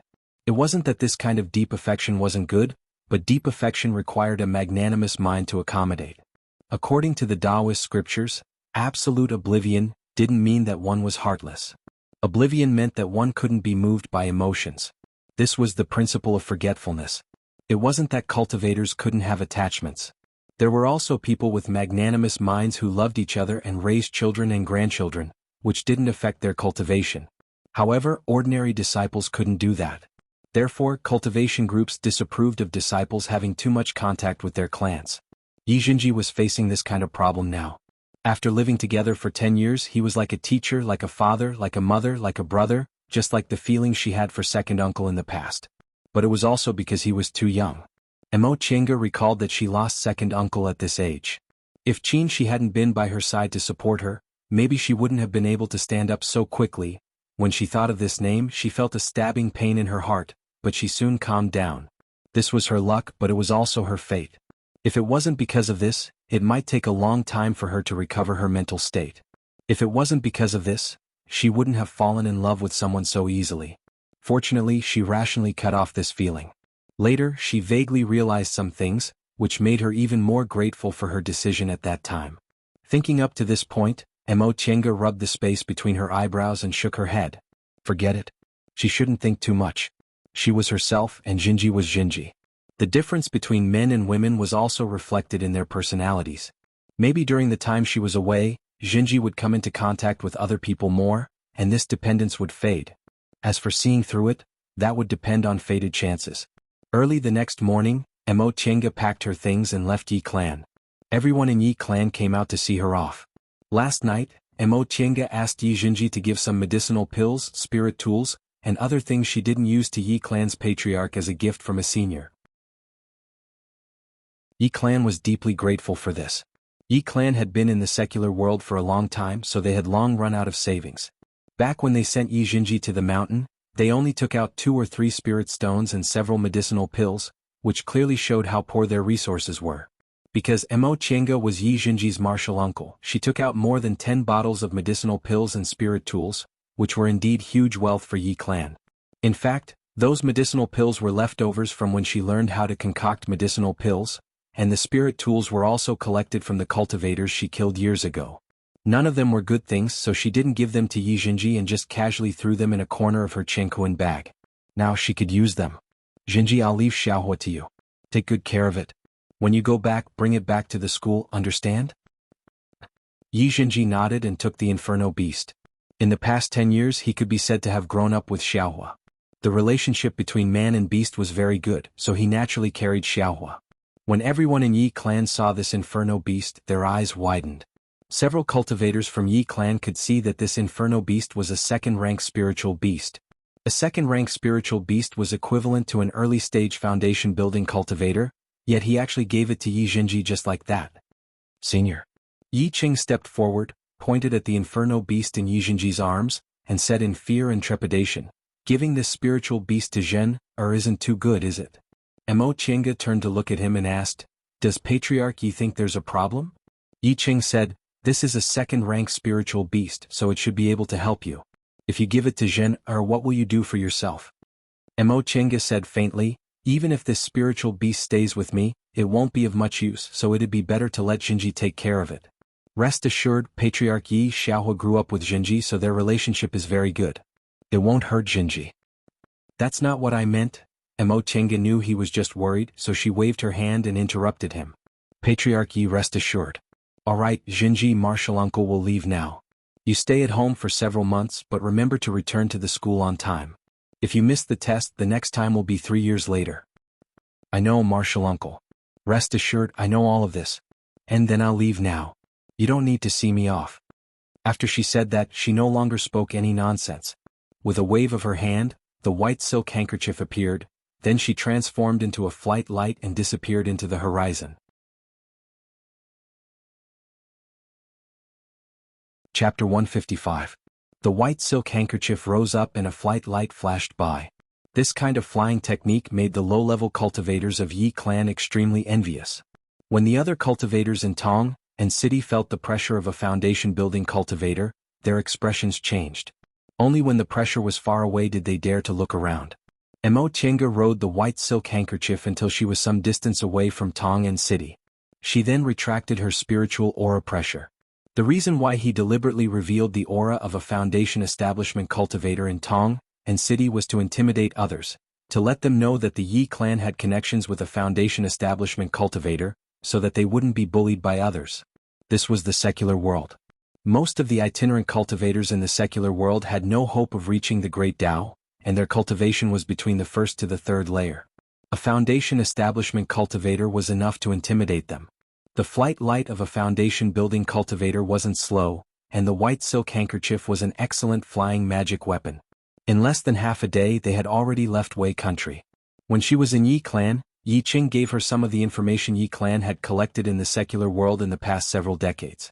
However, most of the spirit veins in the celestial pole were concentrated in Kunwu, and even if there were spirit veins in the secular world they were very weak. Even some small cultivation groups weren't interested in them, so naturally they couldn't be considered fated chances. Therefore, Mo Tiange didn't plan to explore the secret places provided by Yi clan. She only planned to pick some spiritual plants or find some spiritual objects in some special places. To the southeast of the Wei Kingdom was the Jin Kingdom. Mo Tiange also planned to take a trip to the Mo family's village in Lianqing City to pay her respects to her mother and retrieve her mother's remains. If she had the chance, she would be buried with her father in the future. Back then, when her father died on Demonic Mountain, Qin Shoujing brought news back saying that his body was buried on Demonic Mountain. She already had a plan in her heart. If she could form her gold core in the future, when the restrictions on Demonic Mountain weakened again, she would take a trip to retrieve her father's remains and bury him with her mother. This could also be considered fulfilling her mother's lifelong wish. At the same time, he also wanted to inform them of Tianxiao's death. When he was young, he only felt that the family was cold. If it wasn't for Tianxiao, he wouldn't even want to stay there for a day. Now, she was no longer the orphan girl who had lost her parents. Instead, she was an immortal cultivator who could fly in the sky and tunnel through the earth. Thinking back to the past, she could only sigh. Actually, her grandparents weren't bad people, but for a child, they didn't give her enough affection. She could understand, but it was difficult for her to get close to them. As soon as she entered Jin country's territory, a frown appeared on her face. She changed the direction of her flight and headed northeast. This was because she felt a strange spiritual aura fluctuation. It didn't seem like a battle of magical powers between cultivators, and it also didn't seem like the spiritual aura pressure of a high-level cultivator. Mo Tiange only hesitated for a moment before she decided to go and take a look. The spiritual energy turbulence wasn't that great, but it was a bit strange. This was the secular world, so presumably there weren't any high-level cultivators here. Now that she had a certain level of cultivation and several treasures on her, she shouldn't be in any danger. Nevertheless, the closer she got, the deeper the frown on her face became. This spiritual aura turbulence was clean and pure, and she could faintly hear the sound of wind and thunder. Could it be that a unique treasure had been born? With this thought in mind, she cast an art and urged the white silk handkerchief to move forward with all her might. Then she spread her divine sense out. Sure enough, she discovered other cultivators were also rushing over. However, these cultivators were only in the aura refining realm. When her divine sense touched them, they knew there were foundation building seniors here, so they immediately slowed down. The more Mo Tiange flew, the stranger she felt. This spiritual aura didn't seem to be as close as she thought. She'd been flying for so long, but she didn't feel like the distance between them was getting any closer. Gradually, this spiritual aura turbulence attracted the attention of even more cultivators in the secular world. After flying for several hours, Mo Tiange began to sense that there were also foundation-building cultivators joining the ranks of the pursuers. Although most of the individual cultivators in the secular world were low-level aura-refining cultivators, there were also cultivators in the foundation-building realm and above who happened to pass by. Maybe they were like her and happened to discover this spiritual aura turbulence, so they chased after it. These foundation-building cultivators tacitly kept some distance from each other, but they spared no effort in flying in that direction. Several more hours passed, and the spiritual aura turbulence finally became a bit more obvious. Many of the foundation-building cultivators were overjoyed and sped up. Mo Chinga's white silk handkerchief was naturally much better than these cultivators' flying magic tools. However, when she discovered other foundation-building cultivators, she no longer urged it with all her strength and instead maintained a speed that was roughly the same as theirs. The reason for this was because she was used to being cautious. This spiritual aura turbulence was very abnormal. Rather than running in the front alone, it would be safer for her to travel with these people. If there really was some kind of unique treasure, she wouldn't be afraid of them, since she swept her gaze over them just now and discovered that these foundation-building cultivators were all early-stage cultivators. At this time, the closer they flew, the more obvious the spiritual aura turbulence became. Mo Chinga knew the source wasn't too far away. The flight lights of the other cultivators were already visible to the naked eye. There were many people who had the same idea as her, but they all avoided her. After all, her cultivation level was in the peak of the middle stage, so she was the strongest among them. Right now, they still didn't know whether she was a friend or a foe, so it was better for her to stay as far away as possible. At this time, there were no longer any aura-refining cultivators following them. Even if some aura-refining cultivators sensed the spiritual aura turbulence and flew up, they were suppressed by the spiritual aura pressure of these foundation-building cultivators and eventually gave up the pursuit. The spiritual aura turbulence became increasingly clear. Mo Chinga's divine sense had already sensed the source of the spiritual aura turbulence. At the same time, she also sensed other cultivators' divine senses brushing past her. She also saw cultivators rushing over from other directions. Mo Chinga pondered for a moment, then stepped on the white silk handkerchief. Her speed suddenly became faster, leaving the foundation-building cultivators behind as she flew straight towards the source of the spiritual aura. Upon seeing the white flight light disappearing into the horizon, the faces of the foundation-building cultivators who had been flying together with her for several hours turned ashen. With this kind of speed, she could have left them behind a long time ago. It seemed that this fellow Taoist was just being lenient. Now that she suddenly sped up, did she discover something? With this thought in mind, several foundation-building cultivators also sped up and chased after her. Only one of them muttered to himself, "Her flight light is actually white. It seems this person isn't someone to be trifled with. It's better to slow down a bit." The color of a flight light was always consistent with one's spiritual roots and the cultivation technique they mainly cultivated. Gold was golden, wood was cyan, water was blue, fire was red, and earth was yellow. For cultivators with mixed spiritual roots, their flight lights were, at most, mixed colors. It was absolutely impossible for their flight lights to be white. Unless that person was a rare foundation-building cultivator with 5 spiritual roots or a cultivator who practiced a special cultivation technique, it was impossible for a person with 5 spiritual roots to have a white flight light. Foundation-building cultivators with 5 spiritual roots had experienced many hardships that ordinary people couldn't compare to. Cultivators who practiced special cultivation techniques mostly had strange moves. No matter what kind of move they practiced, they were stronger than ordinary cultivators. Unfortunately, the other foundation-building cultivators were too eager to get their hands on the treasure and didn't think about this point. 2 hours later, Mo Chinga landed on a cliff. At this moment, a group of cultivators had gathered on the cliff. Among them were 3 foundation-building cultivators and more than 10 aura-refining cultivators. They all looked different, but they were all staring at the valley below the cliff. Upon seeing Mo Chinga land, some of the foundation-building cultivators were happy, while some were worried. On the contrary, the more than 10 aura-refining cultivators were indifferent and expressionless. Fellow Taoist.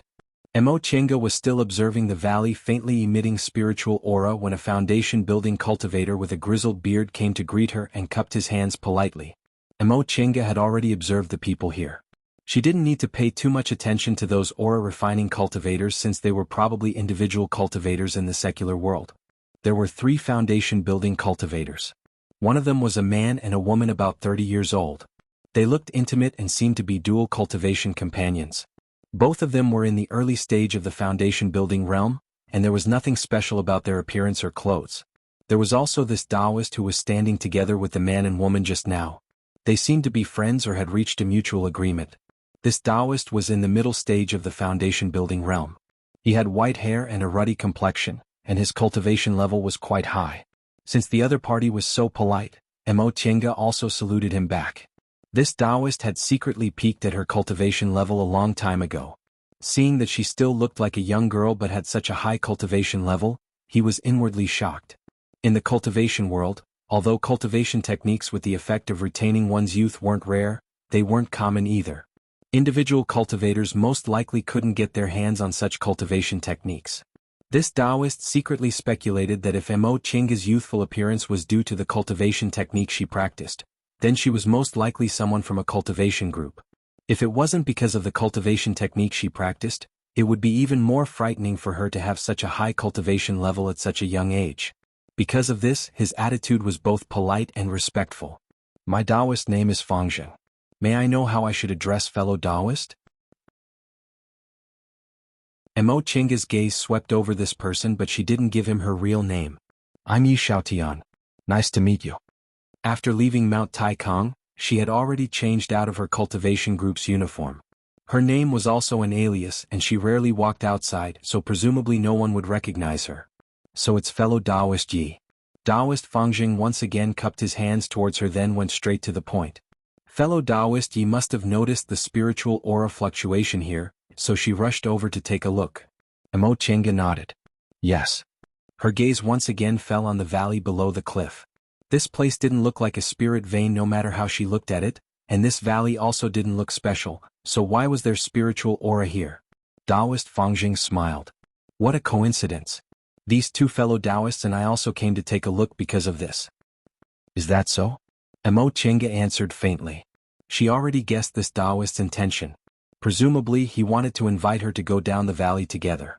However, this valley didn't seem special, so why didn't the three of them, foundation building cultivators, dare to go down? Taoist Fangzheng looked a bit embarrassed to see her cold attitude, but Mo Qingga's cultivation level was slightly higher than his, so he endured it. Fellow Taoist Yi, brother Yao, his wife, and I have already examined the valley. Oh. Mo Qingga finally shifted her gaze from the valley to him. Taoist Fangzheng smiled and said, Fellow Taoist Yi, are you wondering why we stopped here and didn't go down the valley? Mo Qingga nodded. Indeed, the spiritual pressure wasn't strong. The three foundation building cultivators didn't move, and the dozen or so aura refining cultivators were still standing on the cliff's edge, whispering to each other, but none of them made any moves to go down. This was indeed strange. To tell you the truth, fellow Taoist, brother Yao, his wife, and I rushed here just now, then we went down the valley separately. Who would have thought the miasma and gales in this valley would be so powerful? We could block them once, but we couldn't block them twice. In the end, we had no choice but to come back up. Miasma and gales? Mo Qingga was rather astonished. If they were miasma and gales, how could the spiritual aura fluctuations be so gentle? Although there were faint sounds of wind and thunder, they were neutral and peaceful. Logically speaking, there shouldn't be any harmful miasma or gales. Taoist Fangzheng smiled bitterly at her expression. If fellow Taoist Yi doesn't believe me, you can go down and take a look yourself. Mo Qingga's astonishment disappeared, but she soon regained her composure.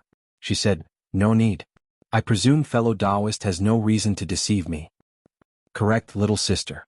This is the truth. Right after she finished speaking, the brother Yao and his wife, Taoist Fangzheng mentioned, walked over. The woman was dressed like a married woman. She was about 27 or 28 years old, charming, graceful, and had a smile on her face. When she spoke, her tone was soft but straightforward, giving her a very favorable impression. Once the woman finished speaking, the male cultivator next to her frowned and said helplessly, Little Sister Wan, this young lady's cultivation level is higher than ours, so how could you call her little sister, so casually? That's too rude. He then turned around and cupped his hands towards Mo Qingga apologetically. Fellow Taoist Yi, I'm really sorry. My wife is outspoken and didn't mean to offend you. Before Mo Qingga could answer, the woman said angrily, Big brother Xiao, don't rush to apologize on my behalf. I'll bet with you that this little sister is really a little sister. The conversation between the husband and wife had another layer of meaning. The male cultivator reminded his wife that Mo Qingga's cultivation level was higher than theirs and that she might even be a bit older than them. Calling her little sister might be offensive, but mentioning a woman's age to her face would also offend her, so he didn't say anything. The woman understood her husband's meaning, so she focused on little sister. Once the woman finished speaking, her husband asked in confusion, How can you be so sure? The woman just smiled. It's a woman's intuition. As she spoke, she walked towards Mo Qingga, then affectionately pulled her hand and asked, Little sister, am I right or am I not? Mo Qingga also smiled. May I know how old you and your wife are? If you don't tell me, I won't be able to answer. The woman was stunned, but she soon covered her mouth and laughed. Look at my brain. I actually forgot such an important matter. My humble husband and I are only 100 years old this year. Based on the lifespan of foundation building cultivators, this was their real appearance. 100 years old, early-stage foundation building. Mo Chenga thought to herself that this couple was most likely not cultivators from small cultivation groups but individual cultivators. If they were cultivators from big cultivation groups, they were probably ordinary disciples. Most elite disciples from big cultivation groups had built their foundation early. Although not many of them formed their gold core, it wasn't a problem for them to cultivate to the middle or late stage of the foundation building realm. Very few of them stayed in the early stage of the foundation building realm at this age. Big Sister's guess is correct. Mo Chenga showed a faint smile. I'm a bit younger than you too. Not only this couple but Taoist Fangjing's eyes also brightened. She was less than 100 years old, but her cultivation level was already in the peak of the middle stage of the foundation building realm. Mo Chenga didn't want to talk too much about this, so she changed the subject. How much do the three of you know about the situation in this valley? Taoist Fangjing regained his train of thought and immediately answered, Brother Yao, his wife, and I discovered that we couldn't pass through the miasma and gales inside, so the three of us joined hands, but the result was the same. Fellow Taoist, take a look. Although the spiritual aura isn't intense, it's very pure. It's most likely the birth of some unique treasure. It'd be a pity if we missed it. Yes, us husband and wife also thought the same. The one who took over the conversation was the woman. Little sister, I can see you're so young, but your cultivation level is already so high. You must be a disciple of a cultivation group, right? The three of us are individual cultivators, so it's really not easy for us to encounter the birth of a unique treasure. If you're also interested in the treasure, we can think of a way together. If you don't want to take risks, we won't stop you. Of course, if you think you can do it alone, just pretend you never heard our suggestion.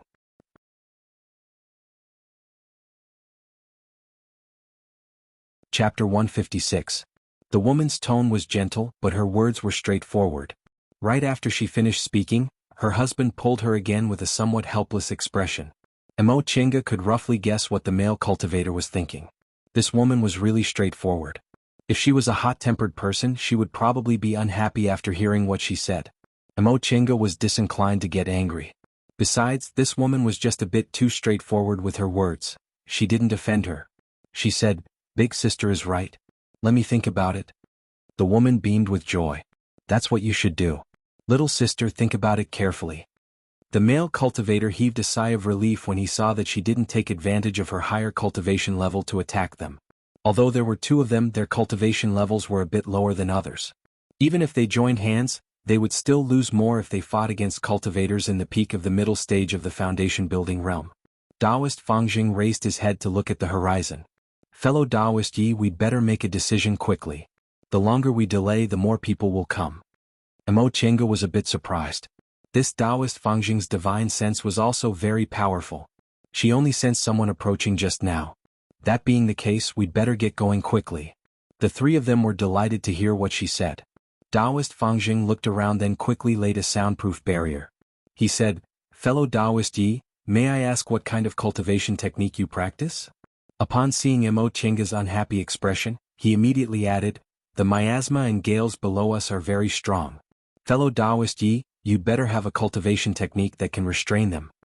Mo Chenga thought for a while, then answered, Although I don't have a cultivation technique, I have a magic weapon that can resist the gales. Hearing what she said, the other three people beamed with joy. Taoist Fangjing clapped his hands. That's great. If we're talking about the miasma, I have a kind of detoxifying pill that's very effective. After you swallow it, you just need to hold your breath and circulate your cultivation technique. Fellow Taoist Yi, can your magic weapon protect the four of us from the gales? We'll have to see to know. After their brief discussion, the four of them took out their flying magic tools under the envious gazes of many aura-refining cultivators and fell into the valley. What Mo Chenga took out was an ordinary flying sword. Firstly, the white silk handkerchief had to take on the role of resisting the gales on this journey. Secondly, she wanted to hide her wealth. The white silk handkerchief was a magic weapon. It was already eye-catching to take it out, but now it was discovered by others that it had so many functions. It was inevitable that people would be envious. From the short conversation they had just now, Mo Chenga found out that the man was called Yao Zixio and the woman was called Shang Ruan. They were born in a cultivation family and had been childhood sweethearts. Later, when the family declined, the two of them became loose cultivators. It had to be said that the two of them were extremely lucky. They had inadvertently saved a severely injured nascent soul cultivator. That nascent soul cultivator was grateful for the two of them saving his life and had given them several foundation-building pills in return. With these foundation-building pills, the two of them unexpectedly reached the foundation-building realm together. Originally, with their status as foundation-building cultivators, it wouldn't have been difficult for them to find a small cultivation group to stay in. However, they were already used to wandering the world and didn't like being tied down. Furthermore, their aptitudes weren't outstanding, so even if they found a cultivation group, it would be difficult for them to advance to the core formation realm. It would be better for them to remain as loose cultivators, which would be a bit more enjoyable. Mo Chenga saw that Shang Ruan was frank, open-minded, and her mental state was even more carefree than many elite disciples in cultivation groups, so her evaluation of her improved by a notch. Her husband, Yao Zixio, was rather taciturn and a bit more tactful than her, so they complemented each other perfectly. The two of them were very harmonious and looked very loving. As for Taoist Fangjing, he was also an individual cultivator. He was quite old and had a lot of experience, but his temperament couldn't be seen yet. The three of them guessed she was a disciple of a cultivation group.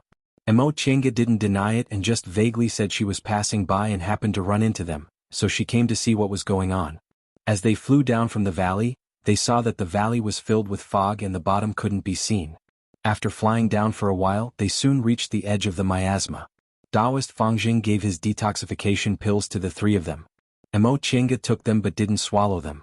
Instead, she secretly swapped them for her own medicinal pills. This Taoist Fangjing didn't seem suspicious, but they just met after all, so it was better to be a bit more cautious. Right after that, Mo Chenga summoned the white silk handkerchief and chanted an incantation. In a flash, the white silk handkerchief turned into bricks which fell from all sides and surrounded the four of them like a house, trapping them inside. This was the result of her 5 years of closed-door meditation. In the beginning, this white silk handkerchief could only turn into a brick wall, but after her cultivation level increased, it could turn into more bricks and its defense also became stronger. Under the protection of the brick wall formed by the white silk handkerchief, the four of them cautiously flew down. The miasma wasn't serious. After they flew down for a while, the wind started to howl outside. The sound of the wind became more and more violent. It was so sharp that it sounded like it was tearing something apart as it ruthlessly hit the brick wall. Mo Chenga wrinkled her brows slightly. This gale was indeed fierce. If this white silk handkerchief hadn't been refined by a deification cultivator and wasn't an ordinary magic weapon, it probably wouldn't have been able to withstand it. Shang Ruan looked worried when she saw Mo Chenga's slightly pale face. She asked in a low voice, "Little sister Yi, can you hold on?" With a pale face, Mo Chenga said, "I don't have enough spiritual aura. You two husband and wife, give me a hand." Shang Ruan and Yao Zixio glanced at each other, then made hand seals together. Yao Zixio passed his spiritual aura to Shang Ruan, and Shang Ruan passed her spiritual aura to Mo Chenga. As for Taoist Fangjing, he was on full alert to guard against any mishaps. The gale became fiercer and fiercer. The three of them gradually ran out of spiritual aura, so they had to take medicinal pills.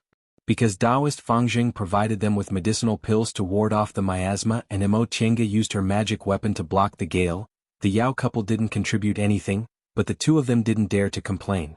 They just kept eating restorative panaceas and transferred all their spiritual aura to Mo Chenga. Time gradually passed. The Yao couple finally finished their restorative panaceas.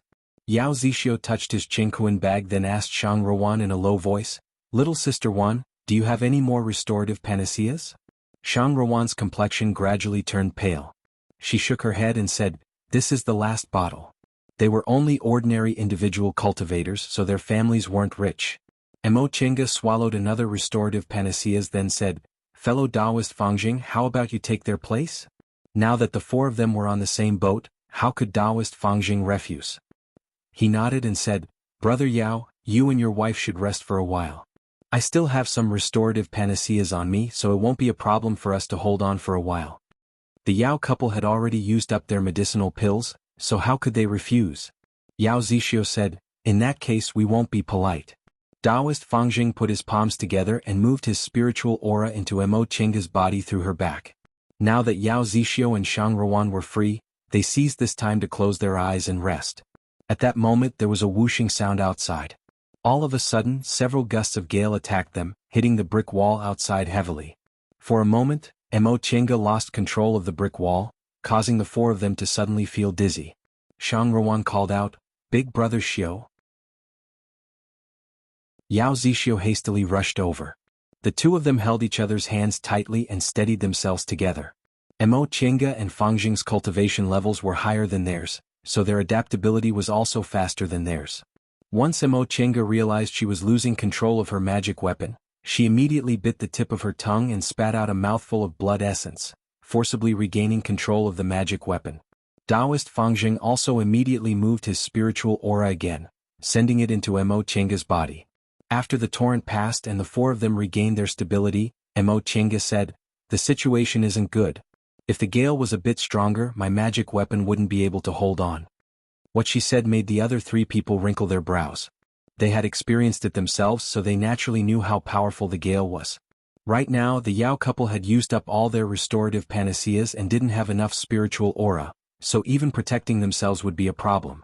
Although Taoist Fang Jing still had some strength left, if Mo Chenga couldn't hold on, he wouldn't be able to survive the gale without the protection of the white silk handkerchief.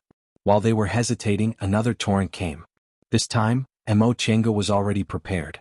She had been using her divine sense to firmly control the white silk handkerchief, but this time the torrent was even stronger. Even though Mo Chenga's divine sense was powerful, she still felt powerless even though she wanted to. She made a prompt decision and shouted, "This won't do. We have to go back." Nevertheless, Taoist Fang Jing was hesitant. "We're almost at the bottom, aren't we?" Mo Chenga raised her voice. "If it comes again, I won't be able to hold on." "Fellow Taoist Fang Jing, can you guarantee you'll be able to hold on?" What she said made Taoist Fang Jing silent. His cultivation level was slightly lower than Mo Chenga's, so if Mo Chenga couldn't hold on, he wouldn't be able to either. Another gale attacked them. Shang Ruan's complexion turned pale and she spat out a mouthful of blood. Yao Zixio turned pale with fright. "Little sister Wan." Mo Chenga no longer said anything. She immediately manipulated the flying sword to change its flying direction. If this continued, she might lose her life here. She wasn't an individual cultivator. She had a sect and a master, and she had outstanding talents, so she didn't lack medicinal pills. Even if she didn't have this kind of unique treasure, she still had a chance to advance to the Great Tao. If she lost her life for something that might not even exist, she would lose more than she gained. Upon seeing her changing direction, Fang Jing called out, "Fellow Taoist Yi." He seemed reluctant. Mo Chenga said coldly, "If we don't go back, we'll all die here. No matter how good a treasure is, it depends on whether we're alive to enjoy it." Taoist Fang Jing's face flushed, but he didn't say anything in the end. Unlike these people, he didn't have much time left in his lifespan, so he had to seize every opportunity he could. However, if he offended this little girl now, he would die here without the protection of her magic weapon. He stared at the bottom of the ravine, which was visible to the naked eye, with an unwilling expression on his face. Yao Zixio was also unwilling.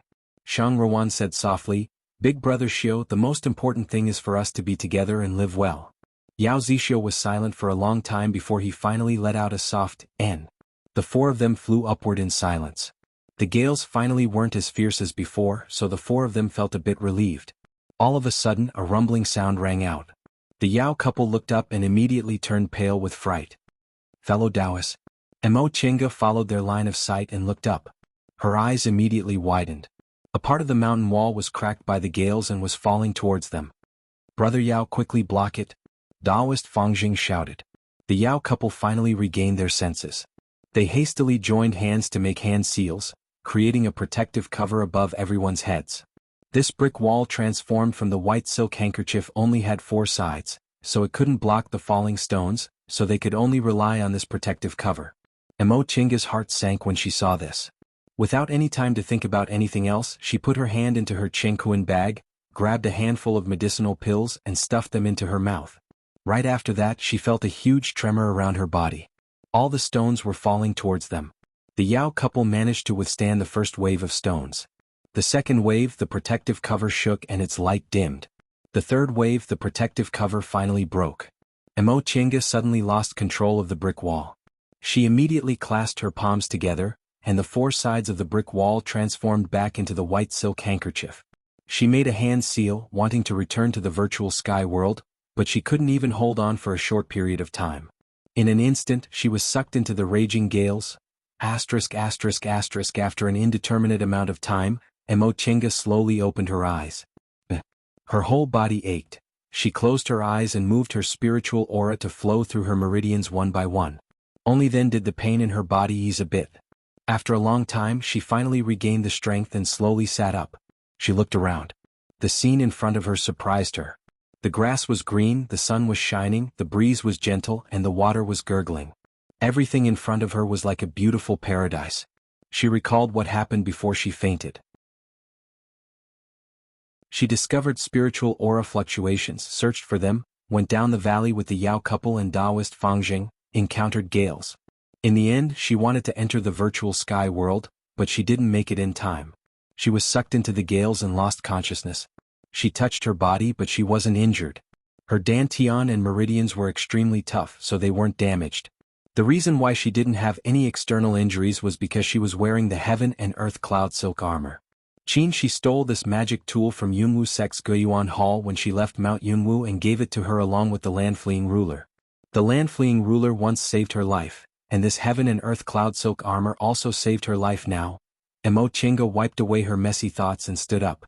This was indeed a valley, but it was completely different from the previous valley filled with fog, miasma, and gales. What kind of place was this? How did she get here? She summoned the white silk handkerchief, stepped on it, and flew into the air. Looking down from the sky, this was a T-shaped valley surrounded by steep mountain walls. Aside from flying up, she couldn't find an exit. Emochenga cautiously flew along the rock walls. She didn't know what happened to the Yao couple and Taoist Fangjing. The Yao couple were two people, and Taoist Fangjing was very experienced, so he should have some self-defense methods. This place was filled with birds and fragrant flowers. The trees and grass were lush, and there were even harmless little beasts running around occasionally. Presumably there shouldn't be any danger, right? Her gaze swept over the area below and she suddenly found something black. Emochenga wrinkled her brows and started to descend. That thing seemed to be a pile of stones. The further she went down, the clearer she could see it. It seemed to be a stone statue. Emochenga's spirit was aroused and she continued to descend. The existence of a stone statue meant there were traces of people living here. Since there were traces of people living here, she could ask them to find out what this place was and what was going on. Once she landed on the ground, Emochenga looked up. This stone statue was several hundred feet tall. Based on its facial features and posture, it seemed to be a woman. Her hair was tied up in a high bun with a phoenix hairpin, and her clothes were a bit strange. She wore a short jacket that tightly wrapped around her upper body, exposing her entire shoulders, while her lower body was covered in a long skirt. Although it was a statue, it gave off an elegant and spirited feeling. This kind of clothes seemed to be worn several thousand years ago. Several thousand years ago, women didn't need to wrap themselves tightly like they did today. They were beautiful by exposing their shoulders, but they liked to wear long skirts, which made them look like fairies as if they were flying in the sky in a painting. Emochenga examined the stone statue carefully. It was covered in moss and it seemed like no one had taken care of it for a long time. She was a bit disappointed. It seemed the people in the valley had most likely moved away. There was a stone platform under the stone statue, which seemed to be an altar. The incense burner was also full of weeds. Emochenga suddenly wrinkled her brows. She placed her hand on the incense burner on the altar and gave it a light push, causing a faint spiritual aura to emerge.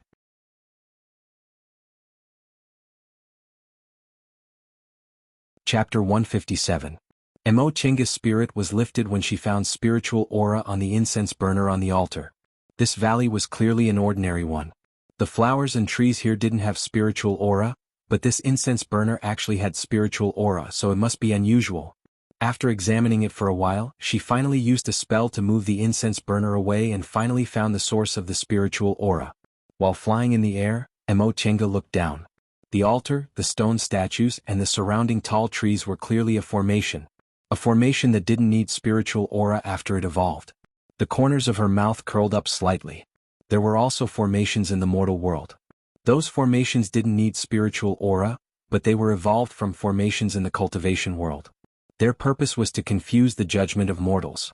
If cultivators used their divine sense and magic, they would naturally be able to break them.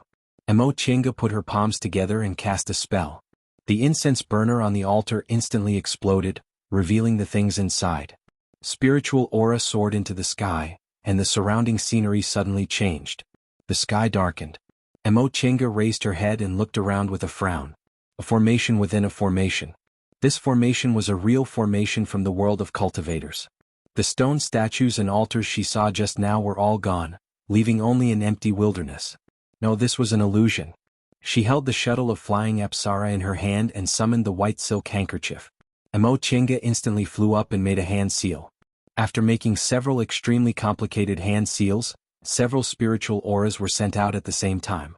Whistling sounds came from the dark night, like the whimpers and roars of malicious spirits. Then several spiritual auras counterattacked. Mo Chenga shook her hand and summoned the white silk handkerchief, which turned into 4 brick walls and firmly blocked the counterattack. In the next moment, she put away the white silk handkerchief and took out the shuttle of flying Apsara, which turned into several golden lights and attacked. Puff, puff, puff, puff. After several soft sounds, everything quieted down and the sky brightened. Mo Chenga breathed a sigh of relief. This formation had been around for thousands of years, so its spiritual aura was already weak and its power was greatly reduced. That was why she could break it so easily. However, based on the technique used to lay this formation, its original power would probably even trap a nascent soul cultivator for a while. Could it be that the person who laid this formation was a nascent soul cultivator? With this thought in her mind, Mo Chenga cautiously observed her surroundings. The formation was broken, and the scenery returned to its original appearance. A hole appeared under the incense burner, and spiritual energy surged out. Mo Chenga was flabbergasted. There were obviously no spirit veins in this valley, so why did this cave emit such pure spiritual aura? This spiritual aura fluctuation was very similar to what she had felt before. Upon discovering this, Mo Chenga cautiously approached it. She first used magic to probe it, then caught a live animal and put it inside. Only after confirming that there were no abnormalities did she slowly step inside. The cave entrance was extremely narrow, probably only wide enough for one person to pass through. Following the stone steps, they walked down step by step until they reached a spacious hall. Mo Chenga flicked her finger, causing a cluster of flames to appear on her fingertip. With the eyesight of an immortal cultivator, although they could see things in the dark, it was very difficult.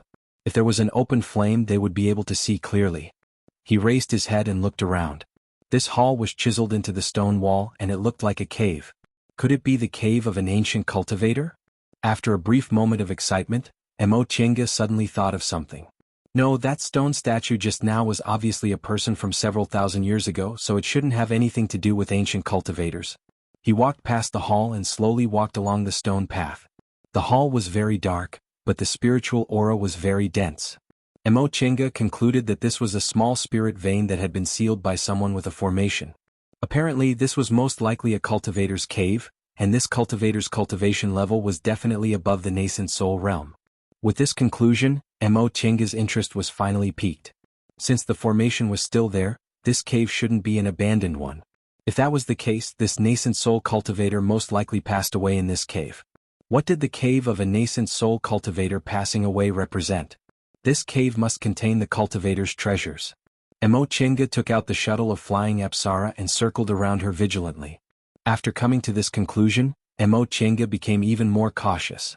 The long stone path was filled with boundless darkness. After walking for a while, Mo Chenga suddenly felt a chill run down her spine. Although she was already an immortal in the eyes of mortals, she still felt a bit scared when faced with this kind of scene. She recalled her previous adventures. They were just killing each other. She had never faced the ignorant darkness alone. In the darkness, she could only hear her long and light breathing.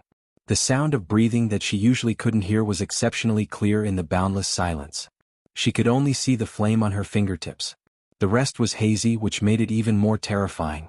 Realizing that her mood wasn't right, Mo Chenga closed her eyes and made a hand seal. The space between her eyebrows shone brightly, and she instantly entered the virtual sky world. Seeing the familiar bamboo house and the brook, her mood calmed down a bit. Sitting in the bamboo house, Mo Chenga couldn't help but shake her head. Sure enough, her mental state wasn't tempered enough. If that was the case, there would definitely be problems when she went through the inner demon during core formation. Fortunately, she came out to gain experience. Otherwise, even if her master was a nascent soul cultivator, he wouldn't be able to find any problems with her. She sat cross-legged and began to adjust her breath. She ran her great circulatory circle to confirm that her mood was calm before she prepared to go out and continue exploring. But before she could chant the incantation, she suddenly stopped. Outside the virtual sky world, a vague voice came, "Big Brother Xiao, take a rest first." This was Shang Ruan's voice. Mo Qingge made a hand seal and pointed her finger. Then the voice became clear. "Big Brother Xiao." Shang Ruan's breathing was very loud. She seemed very tired. With her cultivation level in the early stage of the foundation building realm, there was no reason for her to feel tired. Could it be that she was injured? After a while, she finally heard Yao Zixio's voice. "Little Sister Wan, are you all right?" Shang Ruan panted for a while before her breathing gradually became smooth. She said, "Big Brother Xiao, why are you in such a hurry?" Mo Qingge could hear the complaint in her voice. Yao Zixio said, "We survived a disaster and found a cultivator's immortal's cave here. There might be some treasures inside, so of course I'm in a hurry. If Taoist Fangjing and that female cultivator surnamed Yi find them, won't we have a share?" "So what if we don't have a share?" Shang Ruan was a bit annoyed. "Didn't you say being with me would be good? If we can be together, so what if we don't have any treasures?" After a while, Yao Zixio finally said, "Little Sister Wan, I'm doing this for the sake of us being together. We went through all kinds of hardships to escape. What if we get caught again? All these years I've thought it through. Without cultivation level and strength, we don't have the right to speak. Back then, if my cultivation level wasn't too low, your father wouldn't have promised you to someone else. If we weren't too weak, we wouldn't have had to hide from place to place all these years and run to the secular world. Little Sister Wan, don't you understand? In the cultivation world, strength is the foundation of everything. Otherwise, it'd be hard for us to be together." "What's so hard about this?" Shang Ruan's voice was filled with anger.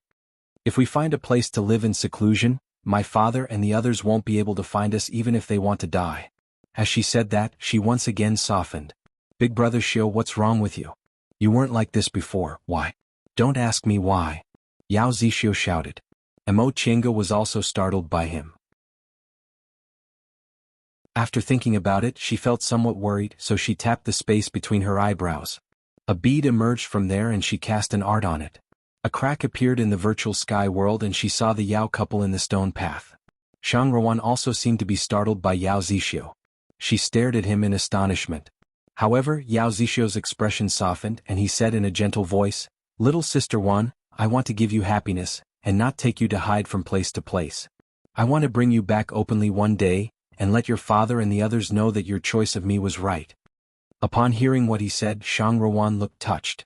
"You don't have to be like this. I've already said it before, I don't care what your cultivation level is. It's enough as long as I can be with you." "No, Little Sister Wan," Yao Zixio insisted. I can't be that kind of cowardly man.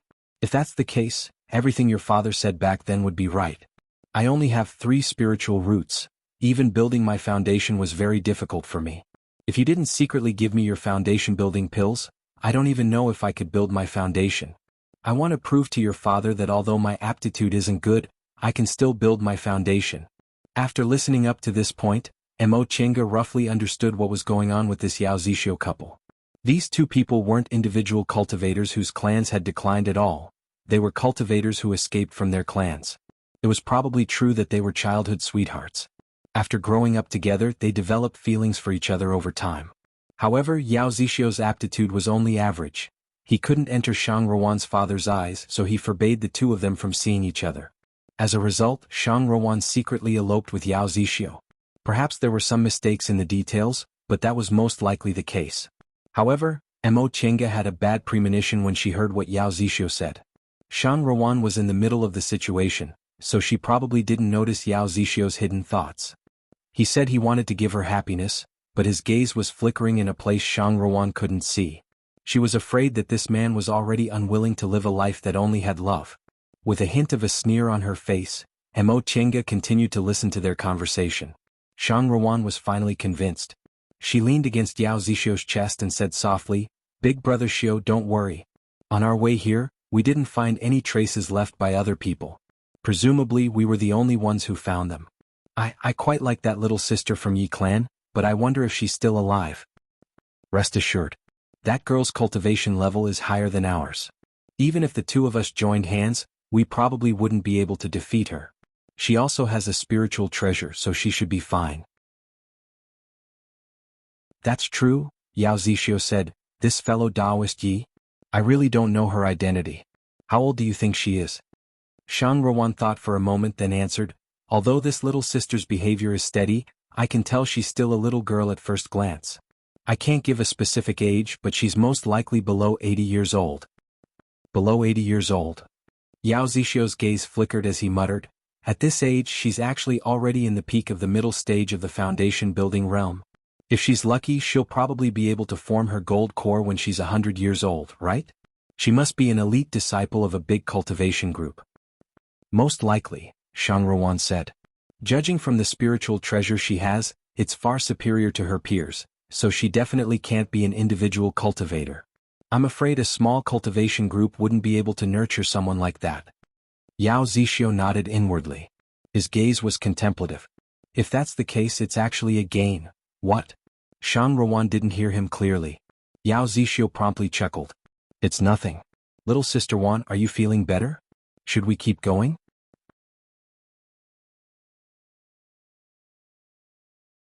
Chapter 158. Once the Yao couple had gone far away, Mo Chenga pressed the space between her eyebrows and came out of the virtual sky world. She stared in the direction they left, lost in thought. Shang Ruan didn't see it, but she did. This Yao Zixio's gaze kept drifting. She was afraid he didn't mean what he said.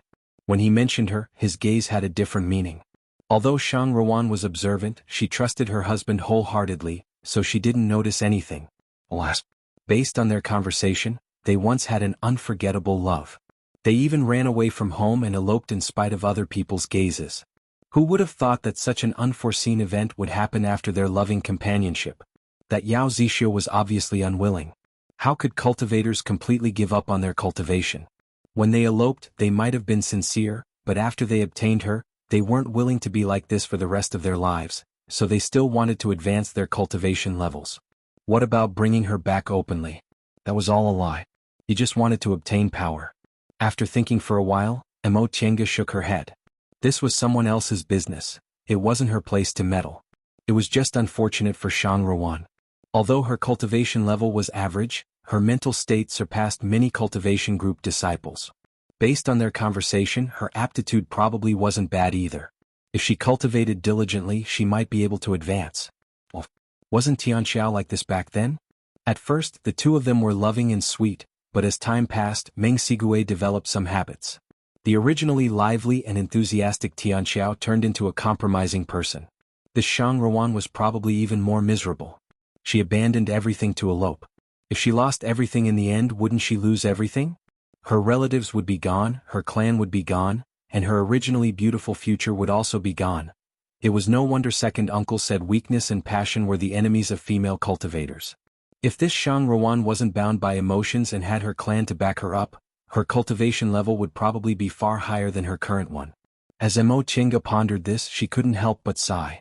Although that Yao Zixio harbored malicious intentions towards her, it didn't prevent them from having the same goal. Sensing that the two of them had already walked quite a distance ahead, Mo Chenga simply released her divine sense to lock onto the two of them. She then concealed herself and followed their tracks. Just like that, Mo Chenga followed the Yao couple all the way down the stone path in the darkness. She was unexpectedly safe and sound. What made Mo Chenga vigilant was that after the Yao couple entered a stone door with her divine sense, she couldn't sense any traces of them anymore. Just as Mo Chenga was hesitating whether she should enter this obviously mysterious stone door, she suddenly sensed another person's breath. It was Taoist Fangjing. Due to the incident with Yao Zixio, Mo Chenga naturally became even more vigilant. Once she sensed Taoist Fangjing's aura, she immediately activated the virtual sky mirror and hid inside it. Huh! Taoist Fangjing let out a cry of surprise, then vigilantly looked around for a while. He then quickly walked towards the stone door the Yao couple entered through. Similarly, after Taoist Fangjing entered that stone door, his aura disappeared without a trace. Just as Mo Chenga was about to come out of the virtual sky mirror, she saw another group of 5 people entering the hall. Among the 5 people, 2 male cultivators were in the middle stage of the foundation building realm, while the remaining 3 female cultivators were in the early stage of the foundation building realm. It was unknown if the 2 male cultivators were together, but the 3 female cultivators were obviously disciples of the same sect. Perhaps because the formation outside was already broken, the 5 people who came in didn't look as disheveled as the 4 of them. Among the 5 people, the 2 male cultivators walked in the front while the 3 female cultivators walked behind them. Mo Chenga decided to go in and give it a try. Since the formation outside was easy to break, if there was any danger inside with the virtual sky mirror in hand, even if she couldn't obtain any benefits, she wouldn't lose her life. Besides, this time she was going out to gain experience, so she couldn't be too careful. Otherwise, this experience would seem meaningless. After Mo Chenga came out of the virtual sky mirror, she also stepped through the door without any hesitation. Once Mo Chenga entered the stone door, she sensed a fluctuation of wood spiritual aura coming from under her feet. Furthermore, the stone floor was moving at a constant speed. Mo Chenga's vision darkened for a moment before it brightened again. She discovered she was inside a domed hall, and under her feet was a circular stone platform floating in the air. Not far from her, there were 4 circular stone platforms floating in the air. One of them was occupied by the Yao couple, Taoist Fangjing, the 2 male cultivators who came later, and the 3 female cultivators from the same sect. The 5 stone platforms were gold, cyan, blue, red, and yellow respectively. They emitted pure spiritual aura of the 5 elements. Mo Chenga was standing on a cyan stone platform. When this stone platform moved until it formed a pentagon with the other 4 stone platforms, it stopped. Shang Rowan, who was sitting on the red stone platform, looked fine now. Once she saw Mo Chenga standing still, she smiled and said to Mo Chenga, "Little sister, fortunately you also came in without a hitch."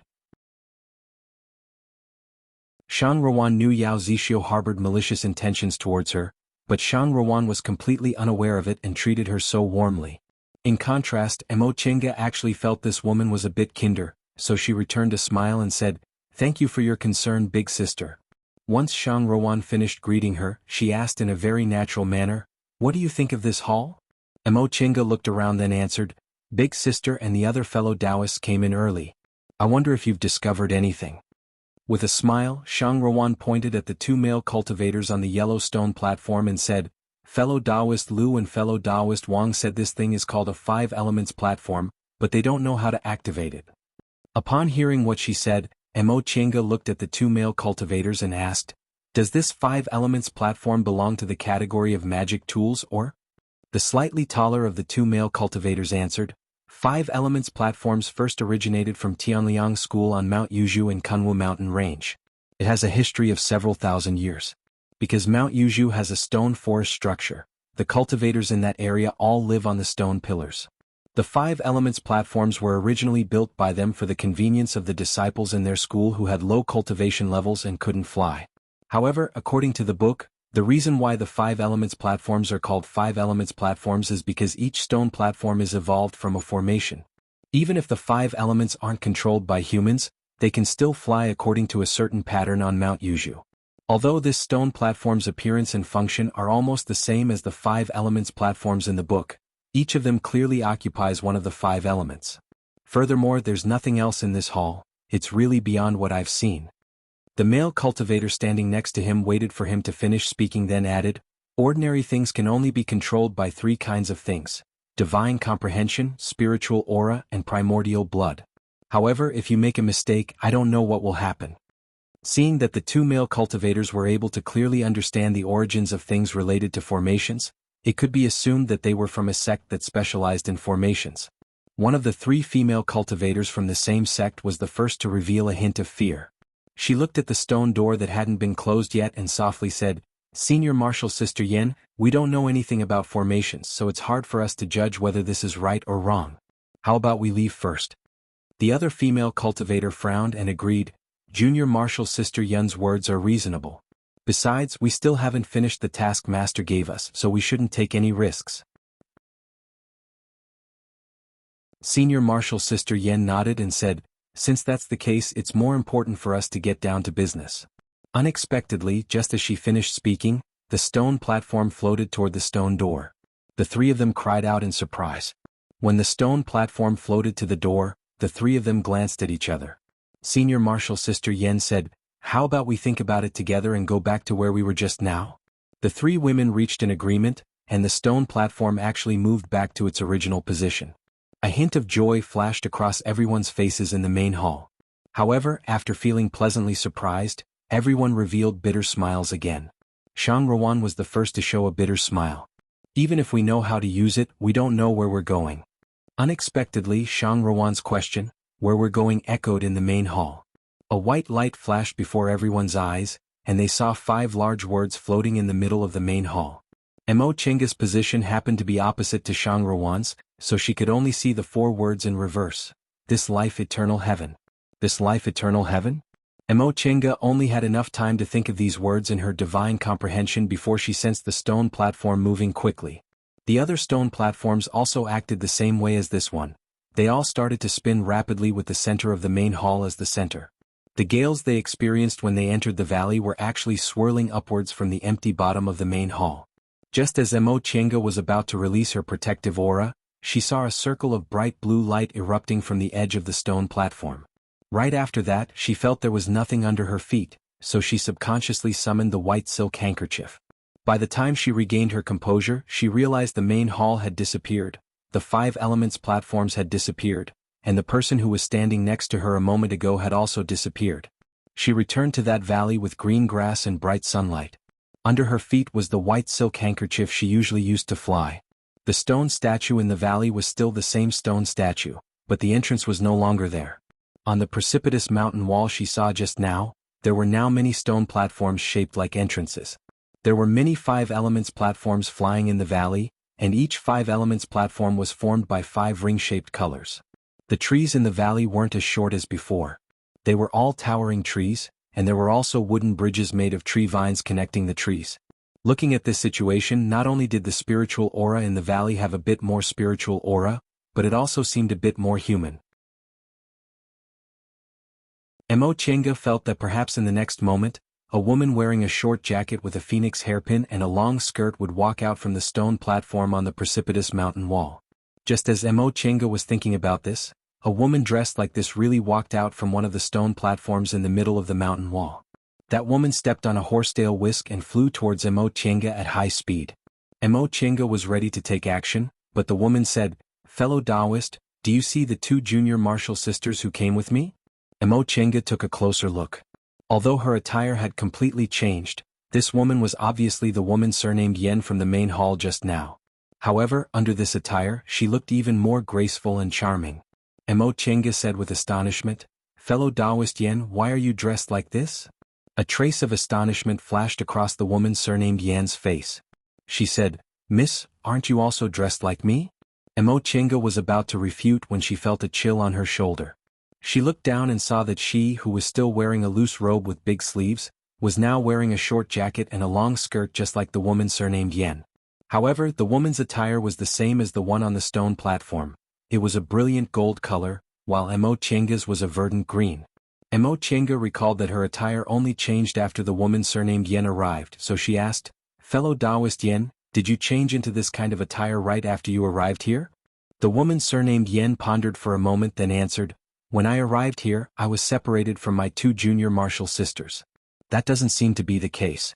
It seems like I only changed into this kind of attire after I walked onto the stone platform." Mo Chenga asked again, "Then, when fellow Taoists saw me, was I already dressed like this?" The woman surnamed Yen wrinkled her brows and answered, "This? I'm not too sure." Mo Chenga's expression couldn't help but change. Divine comprehension could actually play such a big role in this place. After thinking for a moment, she understood what was going on. Obviously, after she saw the stone statue at the entrance, her divine comprehension flashed in her mind, and what she saw in front of her was the same as what she imagined. An illusory formation was also an illusory formation. More than 10 years ago, she and Wei Jiasi experienced an illusion during the demonic beast riot. However, compared to this illusion, that one was simply too crude. Mo Chenga once recalled that if she went to experience that illusion today, she would definitely be able to break it in the first round. However, the illusion in front of her was clearly fake, yet it looked flawless. Upon seeing Mo Chenga's expression suddenly change, the woman surnamed Yen furrowed her brows and asked, "Fellow Taoist, is there something wrong?" Mo Chenga slowly exhaled. While carefully observing her surroundings, she said, "Fellow Taoist, could it be that you haven't noticed that whatever we think about becomes real?" Just as this thought flashed through her mind, a spiritual beast that looked like Xiaohua suddenly appeared on the grass and pounced towards her. Mo Chenga reached out her hand and stroked the head of this Xiaohua. It was smooth to the touch, just like the real thing. Upon hearing what Mo Chenga said, the woman surnamed Yan's expression immediately changed. She pondered for a moment, then made a hand seal, sending a wind blade towards Xiaohua. Unexpectedly, Xiaohua suddenly jumped and rolled away, spewing out an ardent yang real fire. Ah! The woman surnamed Yan hastily dodged, but she still shouted at Mo Chenga, "Fellow Taoist, isn't this real?" Mo Chenga shook her hand, and the shuttle of flying apsara turned into a golden light that surrounded Xiaohua. She then used the soul-refining art and fiercely pressed it down. The second-rank spiritual beast Xiaohua immediately let out a whimper and fell to the ground. She stared at Xiaohua's corpse and said slowly, "This is fake." The woman surnamed Yan stared at her in a daze. Just now she personally tested it. This spiritual beast was indeed a second-rank spiritual beast, but when Mo Chenga attacked, this spiritual beast didn't even have the chance to resist and was killed. Why is it fake? Although it wasn't the real Xiaohua, Mo Chenga still frowned. She turned her head away from the badly mutilated corpse of the spiritual beast and explained to the woman, "I didn't bring any spiritual beasts with me on this trip. I was just testing it." Sure enough, as soon as I thought of spiritual beasts, it transformed into my spiritual beast's appearance. Moreover, even its cultivation level was the same. There was only one flaw. When Xiaohua advanced to the second rank, his ardent yang real fire turned into sun real fire, so this fake Xiaohua had the appearance of a real second-rank inferno beast. Upon realizing this, Mo Chenga's brows furrowed again. To be able to do this, it showed that the master of this illusory formation used his own thoughts to set up the formation. However, this also showed a deeper problem.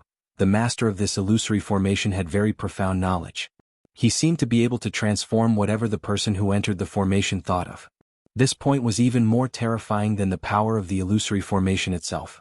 The existence of an illusory formation proved that the master's attainments in formations were very high. However, all formations could be cracked. Nevertheless, with his knowledge, this illusory formation had no flaws at all. Moreover, from another perspective, what kind of person could have such profound knowledge? He could actually imitate the things most people thought of without the slightest error, except for some mutated things. This was too terrifying. The more Mo Chenga thought about it, the more she felt that the master of this illusory formation had abilities beyond her imagination. In the end, her forehead was already covered in fine beads of sweat. Although the woman surnamed Yen heard Mo Chenga's explanation, she didn't understand why Mo Chenga had such a reaction and was full of doubts. However, the fact that Mo Chenga easily killed a second-rank spiritual beast just now made her realize that Mo Chenga's strength was a bit higher than that of ordinary middle-stage foundation-building cultivators. She couldn't help but feel a hint of reverence towards Mo Chenga. "Little sister Yen Ruoshu from Bishuan Court. May I ask big sister's name and which group you're from?" At first she only called Mo Chenga Miss, or fellow Taoist, but now she called her little sister, and called her big sister on purpose. Mo Chenga just said faintly, "I'm Yi Xiaotan. My master is nameless. Presumably fellow Taoist also doesn't know me." Mo Chenga's indifferent tone and her unwillingness to say her master's name made the woman named Yen Ruoshu rather angry. However, when she thought about the current situation, Mo Chenga's expression remained calm, so she swallowed her anger. "Big sister Yi, what's going on? It should be an illusory formation." Mo Chenga lowered her head to look at herself. She closed her eyes to think. When she opened her eyes again, sure enough, her clothes had returned to their original appearance. Illusory array? Yen Ruoshu turned her head to take a look. The flowers, the trees, the spirit beasts and the birds were all real. She couldn't help but feel afraid. "What should we do?" "There's nothing I can do for now." Mo Chenga took out the white silk handkerchief and the shuttle of flying apsara and prepared herself to face the enemy. She then turned her head and said, "Let's go. We'll look for other people first. If we can find them, we'll think about our next step." "All right." Yen Ruoshu had no choice but to nod her head helplessly. After walking for a while, Yen Ruoshu asked, "Big sister Yi, did you also come here to work in the secular world?" While walking, Mo Chenga attentively observed her surroundings. When she heard Yen Ruoshu's voice, she hastily answered. Yen Ruoshu continued, "That's truly a coincidence. We 3 senior sisters and junior sisters were ordered by Master to come to the mortal world to handle some matters, and we just happened to notice spirit energy escaping from here, so we came over to take a look. Sister Yi, what do you want to do? If it's a coincidence, can you come with us? This woman was indeed a bit noisy. Mo Chinga wrinkled her brows and said, I left the mountain to travel under my master's orders, so I'm not sure where I'm going. Ah, then how about Sister Yi come with us? We are both women, so we must have a lot of common topics. Big Sister Yi. Mo Chinga frowned inwardly as this woman kept talking about Bishuan Court. Mo Chinga knew what kind of cultivation group Yen Ruashu was talking about was Bishuan Court. Reportedly, this cultivation group only accepted women. It was built in an extremely secretive place and rarely had any contact with the outside world. It was a relatively mysterious cultivation group. The power of this cultivation group wasn't big nor small.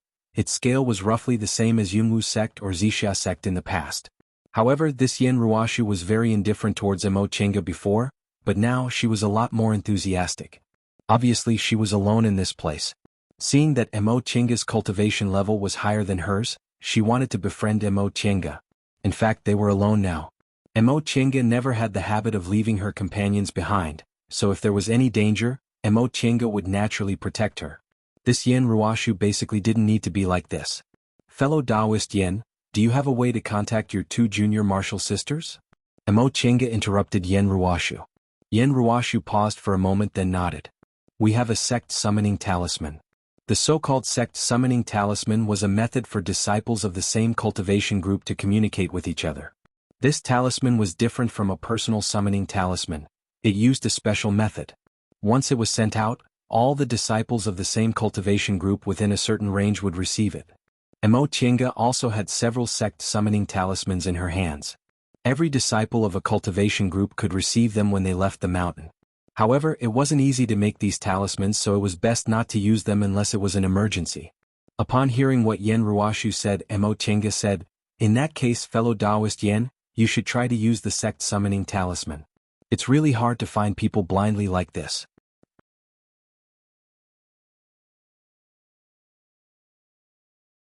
Chapter 159. Yen Ruashu sent a summoning talisman to the group. The talisman flew into the air, circled once, then fell back into Yen Ruashu's hand. This. Yen Ruashu was at a loss. Mo Chinga frowned and said, forget it. It seems even summoning talismans don't work in this illusory formation. Since it was an illusory formation, it naturally had its limitations. What should she do now? If the whole valley was an illusory formation, where was the exit? This valley was surrounded by cliffs, but the sky. Mo Chinga raised her head to look at the sky but still shook her head. Even if foundation building cultivators could fly, the sky was probably within the range of the illusory formation. The 2 of them circled the valley but didn't find anyone else, so they returned to the stone statue and sat on the altar.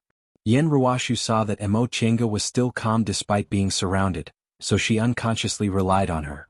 In order to relieve her tension, she kept talking to Mo Chinga. As it turned out, the 3 female cultivators from Bishuan Court came here together with her, but they fell behind because she sped up. About an hour after Mo Chinga and Taoist Fangjing entered the valley, Yen Ruashu's group of 5 also met the 2 male cultivators surnamed Lu and Wang on the cliff. They were also cultivators from the same group.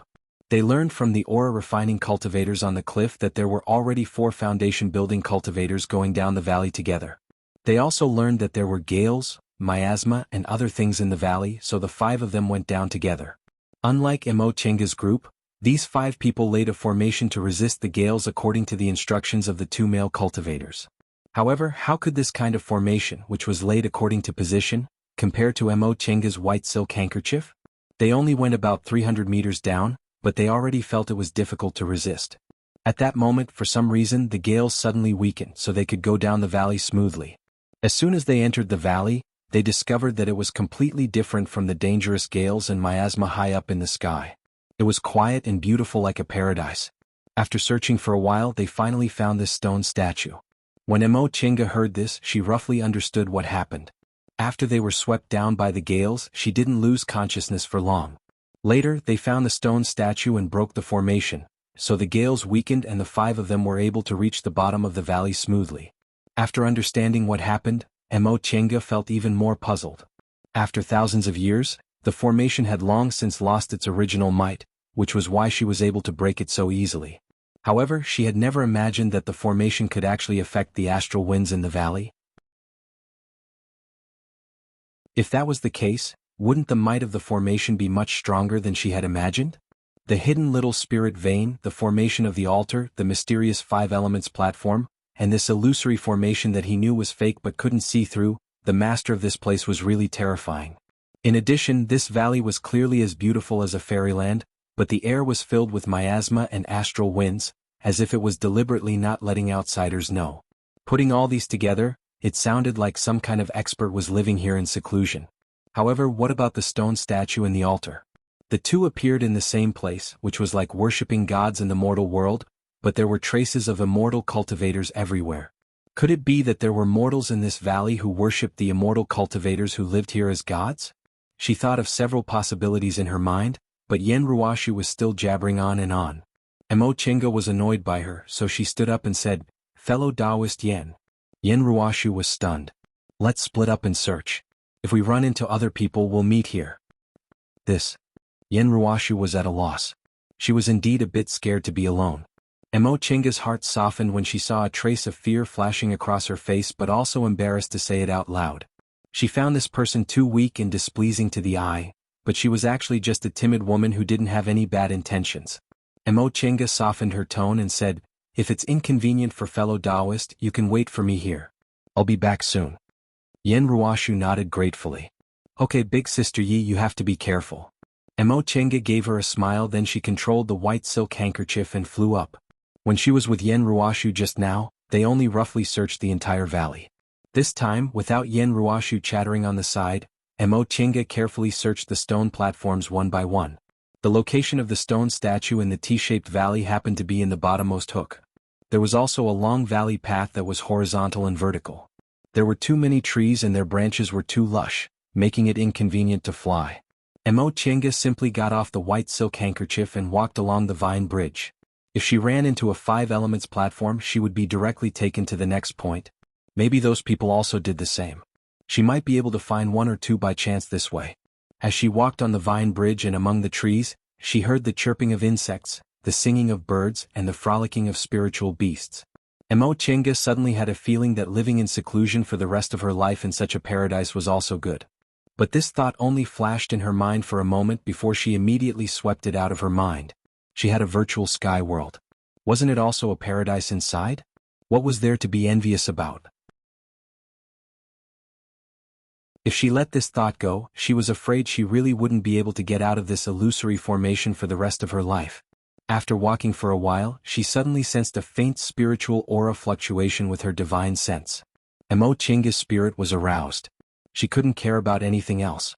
She alternated between the vine bridge and the 5 elements platforms, rushing towards the spiritual aura fluctuation. The spiritual aura fluctuation became clearer and clearer. She clearly felt that 3 cultivators were fighting. One of them had a somewhat familiar spiritual aura. Mo Chinga stepped onto another 5 elements platform. She turned a corner and saw it. It was the 2 male cultivators Lu and Wang and Taoist Fangjing. She didn't know what was going on, but the 3 of them were actually fighting recklessly with bloodshot eyes. The other strange thing was that although the 2 male cultivators Lu and Wang were fighting together against Taoist Fangjing, they would trip each other up from time to time. It was simply a 3-way fight. If she only met them on the road, Mo Chinga wouldn't have paid any attention to them. Even if the 3 of them died together, it wouldn't have mattered to her. But now, they encountered the illusory formation in this valley together, and each of them was standing on one of the 5 colored stone platforms. Who knew if something bad would happen if one of them died? With that thought in mind, Mo Chinga summoned the white silk handkerchief. As she flew towards them, she shouted, "Stop!" The 3 people looked at her at the same time, but all of them suddenly changed direction and started to attack her with magic tools and spells. Taoist Fangjing shouted, "Fellow Taoist Yi, don't get involved. I found this thing first." Mo Chinga was stunned. She didn't have time to think about the meaning of his words because the attacks from the 3 people's magic tools had already arrived. She raised her hand, causing a brick wall to fall and completely block the 3 people's attacks. At the same time, she used the shuttle of flying Apsara and the soul-refining art to release its spiritual aura pressure. The 3 people immediately felt their heads go numb and their movements were a step slower. Each of them was surrounded by the golden rays formed by the shuttle of flying Apsara. Nevertheless, these 3 people weren't mediocre. Among the 9 people trapped in this valley, 5 of them were in the early stage of the foundation building realm, while the 4 of them were in the middle stage of the foundation building realm. Mo Tienga wasn't afraid of facing 3 middle stage foundation building cultivators at the same time. But even if she wasn't afraid, it was still very difficult for her. She borrowed the spiritual aura pressure from the second layer of the soul refining art to seize the initiative and split the shuttle of flying Apsara into 3, trapping the 3 people at the same time. In the next moment, the 3 of them reacted and each used their own methods. Taoist Fangjing used a horsetail whisk. Although it wasn't a high-grade magic tool, it had a lot of experience. Among the 2 male cultivators surnamed Lu and Wang, one used a sword while the other was a talisman cultivator. When the 3 of them attacked her at the same time, even though Mo Tienga's magic tool was powerful, she still found herself in danger. At that moment, the benefits of comparing notes with Yi Jingwen all day long previously showed themselves. Yi Jingwen was a sword cultivator, and his fighting techniques were also superior to cultivators in the same realm as him. He had a move called Thousand Directions Broken Light Sword, which was extremely powerful. When he released several hundred sword auras to attack the enemy at the same time, it was no different from fighting several cultivators at the same time. Now that she saw the 3 people attacking her at the same time, Mo Tienga, who had already prepared her soul-refining art, instantly released her spiritual aura pressure. The shuttle of flying Apsara closed and she once again attacked the talisman cultivator surnamed Wang. At the same time, she also summoned the enchanting lantern and firmly blocked their attacks with the white silk handkerchief. Several methods were launched at the same time, and there were practically no pauses in between. This was the result of comparing notes with Yi Jingwen. The faster she attacked and the more methods she had, the higher her chances of winning were. The enchanting lantern shone brightly, the shuttle of flying Apsara laid a formation, and the soul-refining art suppressed them. For a moment, the 3 people were suppressed by her and stopped for a moment.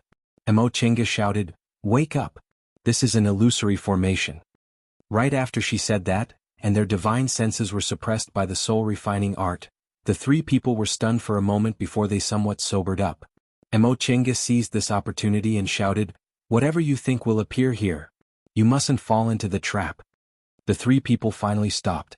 Taoist Fangjing's expression was filled with doubt. "It's fake?" Mo Tienga heaved a sigh of relief. "Correct. What did you see just now? Each of you should think about something else." The 3 people were skeptical, so they turned around to look behind them. Only then did Mo Tienga notice that there was a snow-white flower growing on the rock wall. It was surrounded by immortal aura, and it looked like a fairy descending to the world. She suddenly understood. This was the white jade snow lotus, a rare species passed down from the distant past era. It could be concocted into a kind of medicinal pill called Heavenly Fragrance Pill. This pill could help people break through bottlenecks, and it was also effective for nascent soul cultivators. It was no wonder the 3 of them fought over it. However, there were several stalks in her virtual sky world, and they were much older than this one, so there was no need for her to be jealous. In fact, the 3 people had been observing her. If she saw this thing and was tempted, they would kill her immediately. However, when Mo Tienga saw the white jade snow lotus, she only showed a look of realization on her face before she regained her calmness. Only then did the 3 of them listen to her and try to think about other things. All of a sudden, the white jade snow lotus turned into green smoke and disappeared into the air. What appeared in that place was a spiritual plant enshrouded in purple aura. It swayed in the wind and was surrounded by spiritual aura. Purple slew grass. The 3 people's expressions changed greatly. They looked at each other and remained silent. Mo Tienga knew they believed her, so she heaved a sigh of relief. She put away her magic weapons and tools, then walked towards them. "You saw it? In here, whatever you think in your heart will directly appear in front of you. Spiritual plants and exotic flowers? They're all fake." Taoist Fangjing's face alternated between red and white. In the end, he heaved a long sigh and said, "It seems I was too impatient. In that case, I have to thank the master of this place. If it weren't for this illusory formation, I also wouldn't have realized I almost had an inner demon." Based on what he said, it seemed the person who imagined the white jade snow lotus here was Taoist Fangjing. But of course he wasn't young and he didn't have a cultivation group to rely on, so he must be the most anxious. Medicinal pills concocted from white jade snow lotus could help people break through bottlenecks, so it must be what he needed the most right now. Therefore, as soon as he arrived here, He hoped to find this kind of miraculous medicine. When the two cultivators Lu and Wang heard what Taoist Fangjing said, they also looked ashamed. Not only did they believe her, but they also had a falling out with their fellow disciples because of it. Even if the two of them didn't mention it, there was already a grudge in their hearts. Taoist Fangjing cupped his hands towards Mo Chenga, then said sincerely, "Fellow Taoist Yi, thank you very much for this time." Mo Chenga nodded to accept his bow, then asked, "Fellow Taoist Fangjing, fellow Taoist Lu, fellow Taoist Wang, how did you get here?" The one who answered was still Taoist Fangjing. "After I disappeared from the 5 Elements platforms, I found myself not too far from here. I slowly walked here until I found the white jade snow lotus. Just as I was about to pick it, these two fellow Taoists rushed out." He cast a glance at the two cultivators Lu and Wang. Although he maintained his politeness, there was a hint of disdain in his gaze. Obviously, when the two cultivators Lu and Wang saw the lotus, they also wanted to take it for themselves and had a falling out with their fellow disciples. Mo Chenga wasn't interested in investigating this. She swept her gaze over the two cultivators Lu and Wang, then asked, "Have you seen anyone else?" The three of them shook their heads. Taoist Fangjing asked, "Then what about fellow Taoist Yi? What did you experience on this trip?" Mo Chenga said, "I was transported to the stone statue and I met fellow Taoist Yen. But fellow Taoist Yen was separated from her 2 junior martial sisters, and I also didn't see fellow Taoist Yao and his wife." "Then how did fellow Taoist Yi know this place was an illusory formation? Could it be that you also encountered something?" It was the cultivator surnamed Lu who interrupted. There was a suspicious look in his eyes. Obviously he thought they also encountered something similar. Mo Chenga said faintly, "When fellow Taoist Yen and I met and discovered we were wearing the same clothes from that stone statue, I knew something was amiss. Sure enough, when I tried, I confirmed this place was undoubtedly an illusory formation." This answer surprised the two cultivators Lu and Wang, but since they saw her methods just now, they didn't dare to say anything. This little girl looked gentle, but her attacks were really terrifying. Her movements were as fast as wind and thunder, and her magic weapon was powerful. Although she was also in the middle stage of the foundation building realm like them, she dared to fight against the 3 of them alone without showing any signs of losing. They originally thought they were cultivators from cultivation groups, so they looked down on this group of cultivators from the secular world. They thought this female cultivator was an individual cultivator like the Yao couple and Taoist Fangjing. They never expected her to be so powerful. Right now, they were certain Mo Chenga was undoubtedly a cultivator from a cultivation group. "Fellow Taoist Yi, what should we do now?" The 3 of them almost killed each other. Fortunately, Mo Chenga reminded them, so Taoist Fangjing was now very polite. Mo Chenga thought for a while, then said, "We'd better find the others first. We're each standing on one of the 5 Elements platforms. We don't know what will happen to the others if they don't pass the test. If something happens to them and we get implicated because of it, things won't be good." The 3 of them thought about it and agreed. They each stood on one of the 5 Elements platforms, so they might have already been recognized as one. What if one of them didn't pass the illusory formation and this formation turned into a killing formation? If they lost their lives just like that, it would be too unjust. Fellow Taoist Yi is right. Taoist Fangjing was the first to agree. Lu and Wang looked at each other and nodded. "Shall we go look for them first? Let's split up and search." Mo Chenga said, "It'll be faster to find them this way." Fellow Taoist Yen and I agreed to meet at the stone statue. "After we find them, we'll go to the stone statue." Just in case. How about we split into groups of 2? It's easy to fall into the trap if you're alone, so it's good to have someone on the side to remind you, Taoist Fangjing suggested. Lu and Wang hesitated for a moment but didn't say anything. They had just fought and it was obvious that there was a grudge between them. However, in this unfamiliar environment, they could still trust each other a little. That's settled then. Mo Chenga spoke first. "Fellow Taoist Lu, fellow Taoist Wang, you two are fellow apprentices, so you'll naturally be together. How about I go with fellow Taoist Fangjing?" How could Lu and Wang not agree? They nodded and the 4 of them split into groups of 2. Mo Chenga felt a bit more relaxed now that she was searching with Taoist Fangjing. Taoist Fangjing was an old cultivator who had been in the cultivation world for a long time. He wasn't a chatterbox like Yen Ruoshu, and he was even more experienced than her in handling matters. The 2 of them quickly searched their way. The place where Taoist Fangjing and the 2 cultivators Lu and Wang fought was at the T-shaped intersection. Since Mo Chenga came from the stone statue, They were divided into two teams, so they naturally went in opposite directions and searched for the two sides of the T-shaped intersection. Fellow Taoist Yi. Taoist Fangjing suddenly shouted from the stone platform on the other side. Mo Chenga turned around and saw Taoist Fangjing, who was on the other five elements platform, waving at her then pointing in a direction. She closed her eyes and released her divine sense. Sure enough, she found subtle spiritual aura fluctuations. She couldn't help but admire Taoist Fangjing's divine sense. Before entering the valley, she already knew he must have practiced a spell to strengthen his divine sense, but she didn't expect it to be so strong. She overlooked it, but Taoist Fangjing sensed it. Apparently the saying "old ginger is spicier" was indeed true. Even though his cultivation level was a bit lower than hers, this Taoist Fangjing really couldn't be underestimated. The two of them chased after him using the spiritual aura fluctuations. Before long they heard fighting noises. It was Yen Ruoshu's two junior martial sisters. Mo Chenga was rather flabbergasted. It wasn't a big deal when it came to the two cultivators Lu and Wang. Male cultivators valued worldly possessions, and their characters were also more aggressive. When they came across treasures, it was very likely that they would fight each other even if they were from the same cultivation group. However, these two were female cultivators. Female cultivators rarely fought each other when they ran into trouble, not to mention they were martial sisters from the same cultivation group. Taoist Fangjing was also astonished. The two of them slowly flew over. Sure enough, the two female cultivators from Bichuan Court were fighting each other. Moreover, judging from the way they fought, they didn't seem to be holding back at all. In the middle of the fight, one of the female cultivators dressed in black shouted loudly, "You still dare to attack me?"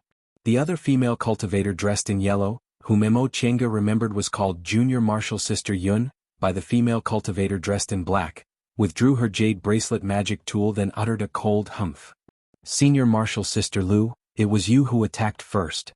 You, the female cultivator called Senior Martial Sister Lu had a twisted expression, and her face was filled with resentment. "Fellow Taoist Yi." Taoist Fangjing stopped and said softly, "Look over there." Mo Chenga looked in the direction Taoist Fangjing was pointing. Not far from the two female cultivators stood a white-robed man.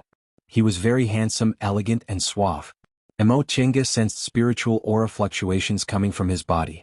His cultivation level was in the early stage of the foundation building realm.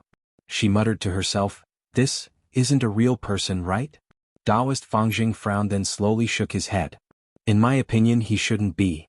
Mo Chenga already knew second-rank spiritual beasts could be created inside this illusory formation, so presumably, creating an early-stage foundation-building cultivator shouldn't be a problem, right? Since this person appeared where the two women were fighting, he was most likely the reason for their conflict. Alas, it's another emotional entanglement. For female cultivators, feelings were indeed more important than treasures. At that moment, Junior Martial Sister Yun leaned towards the white-robed male cultivator and said in a sweet voice, "Big Brother Tang, look at Senior Martial Sister Lu." Before she could finish, Senior Martial Sister Lu whipped her magic tool whip and said angrily, "Yun Han Yen, don't go too far. Pretending to be weak and pitiful, what else can you do besides this trick? You're slandering me for hitting you. It's obviously you who insulted me, so I..." The woman called Yun Han Yen only glanced at her then turned to talk to the male cultivator again. "Big Brother Tang, I'm not that kind of person. You know Yun Han Yen." Senior Martial Sister Lu couldn't help but shout angrily when she heard Yun Han Yen wiping her tears again. She didn't say anything else and lashed her whip again. The two women started fighting again. Mo Chenga couldn't help but rub the space between her eyebrows.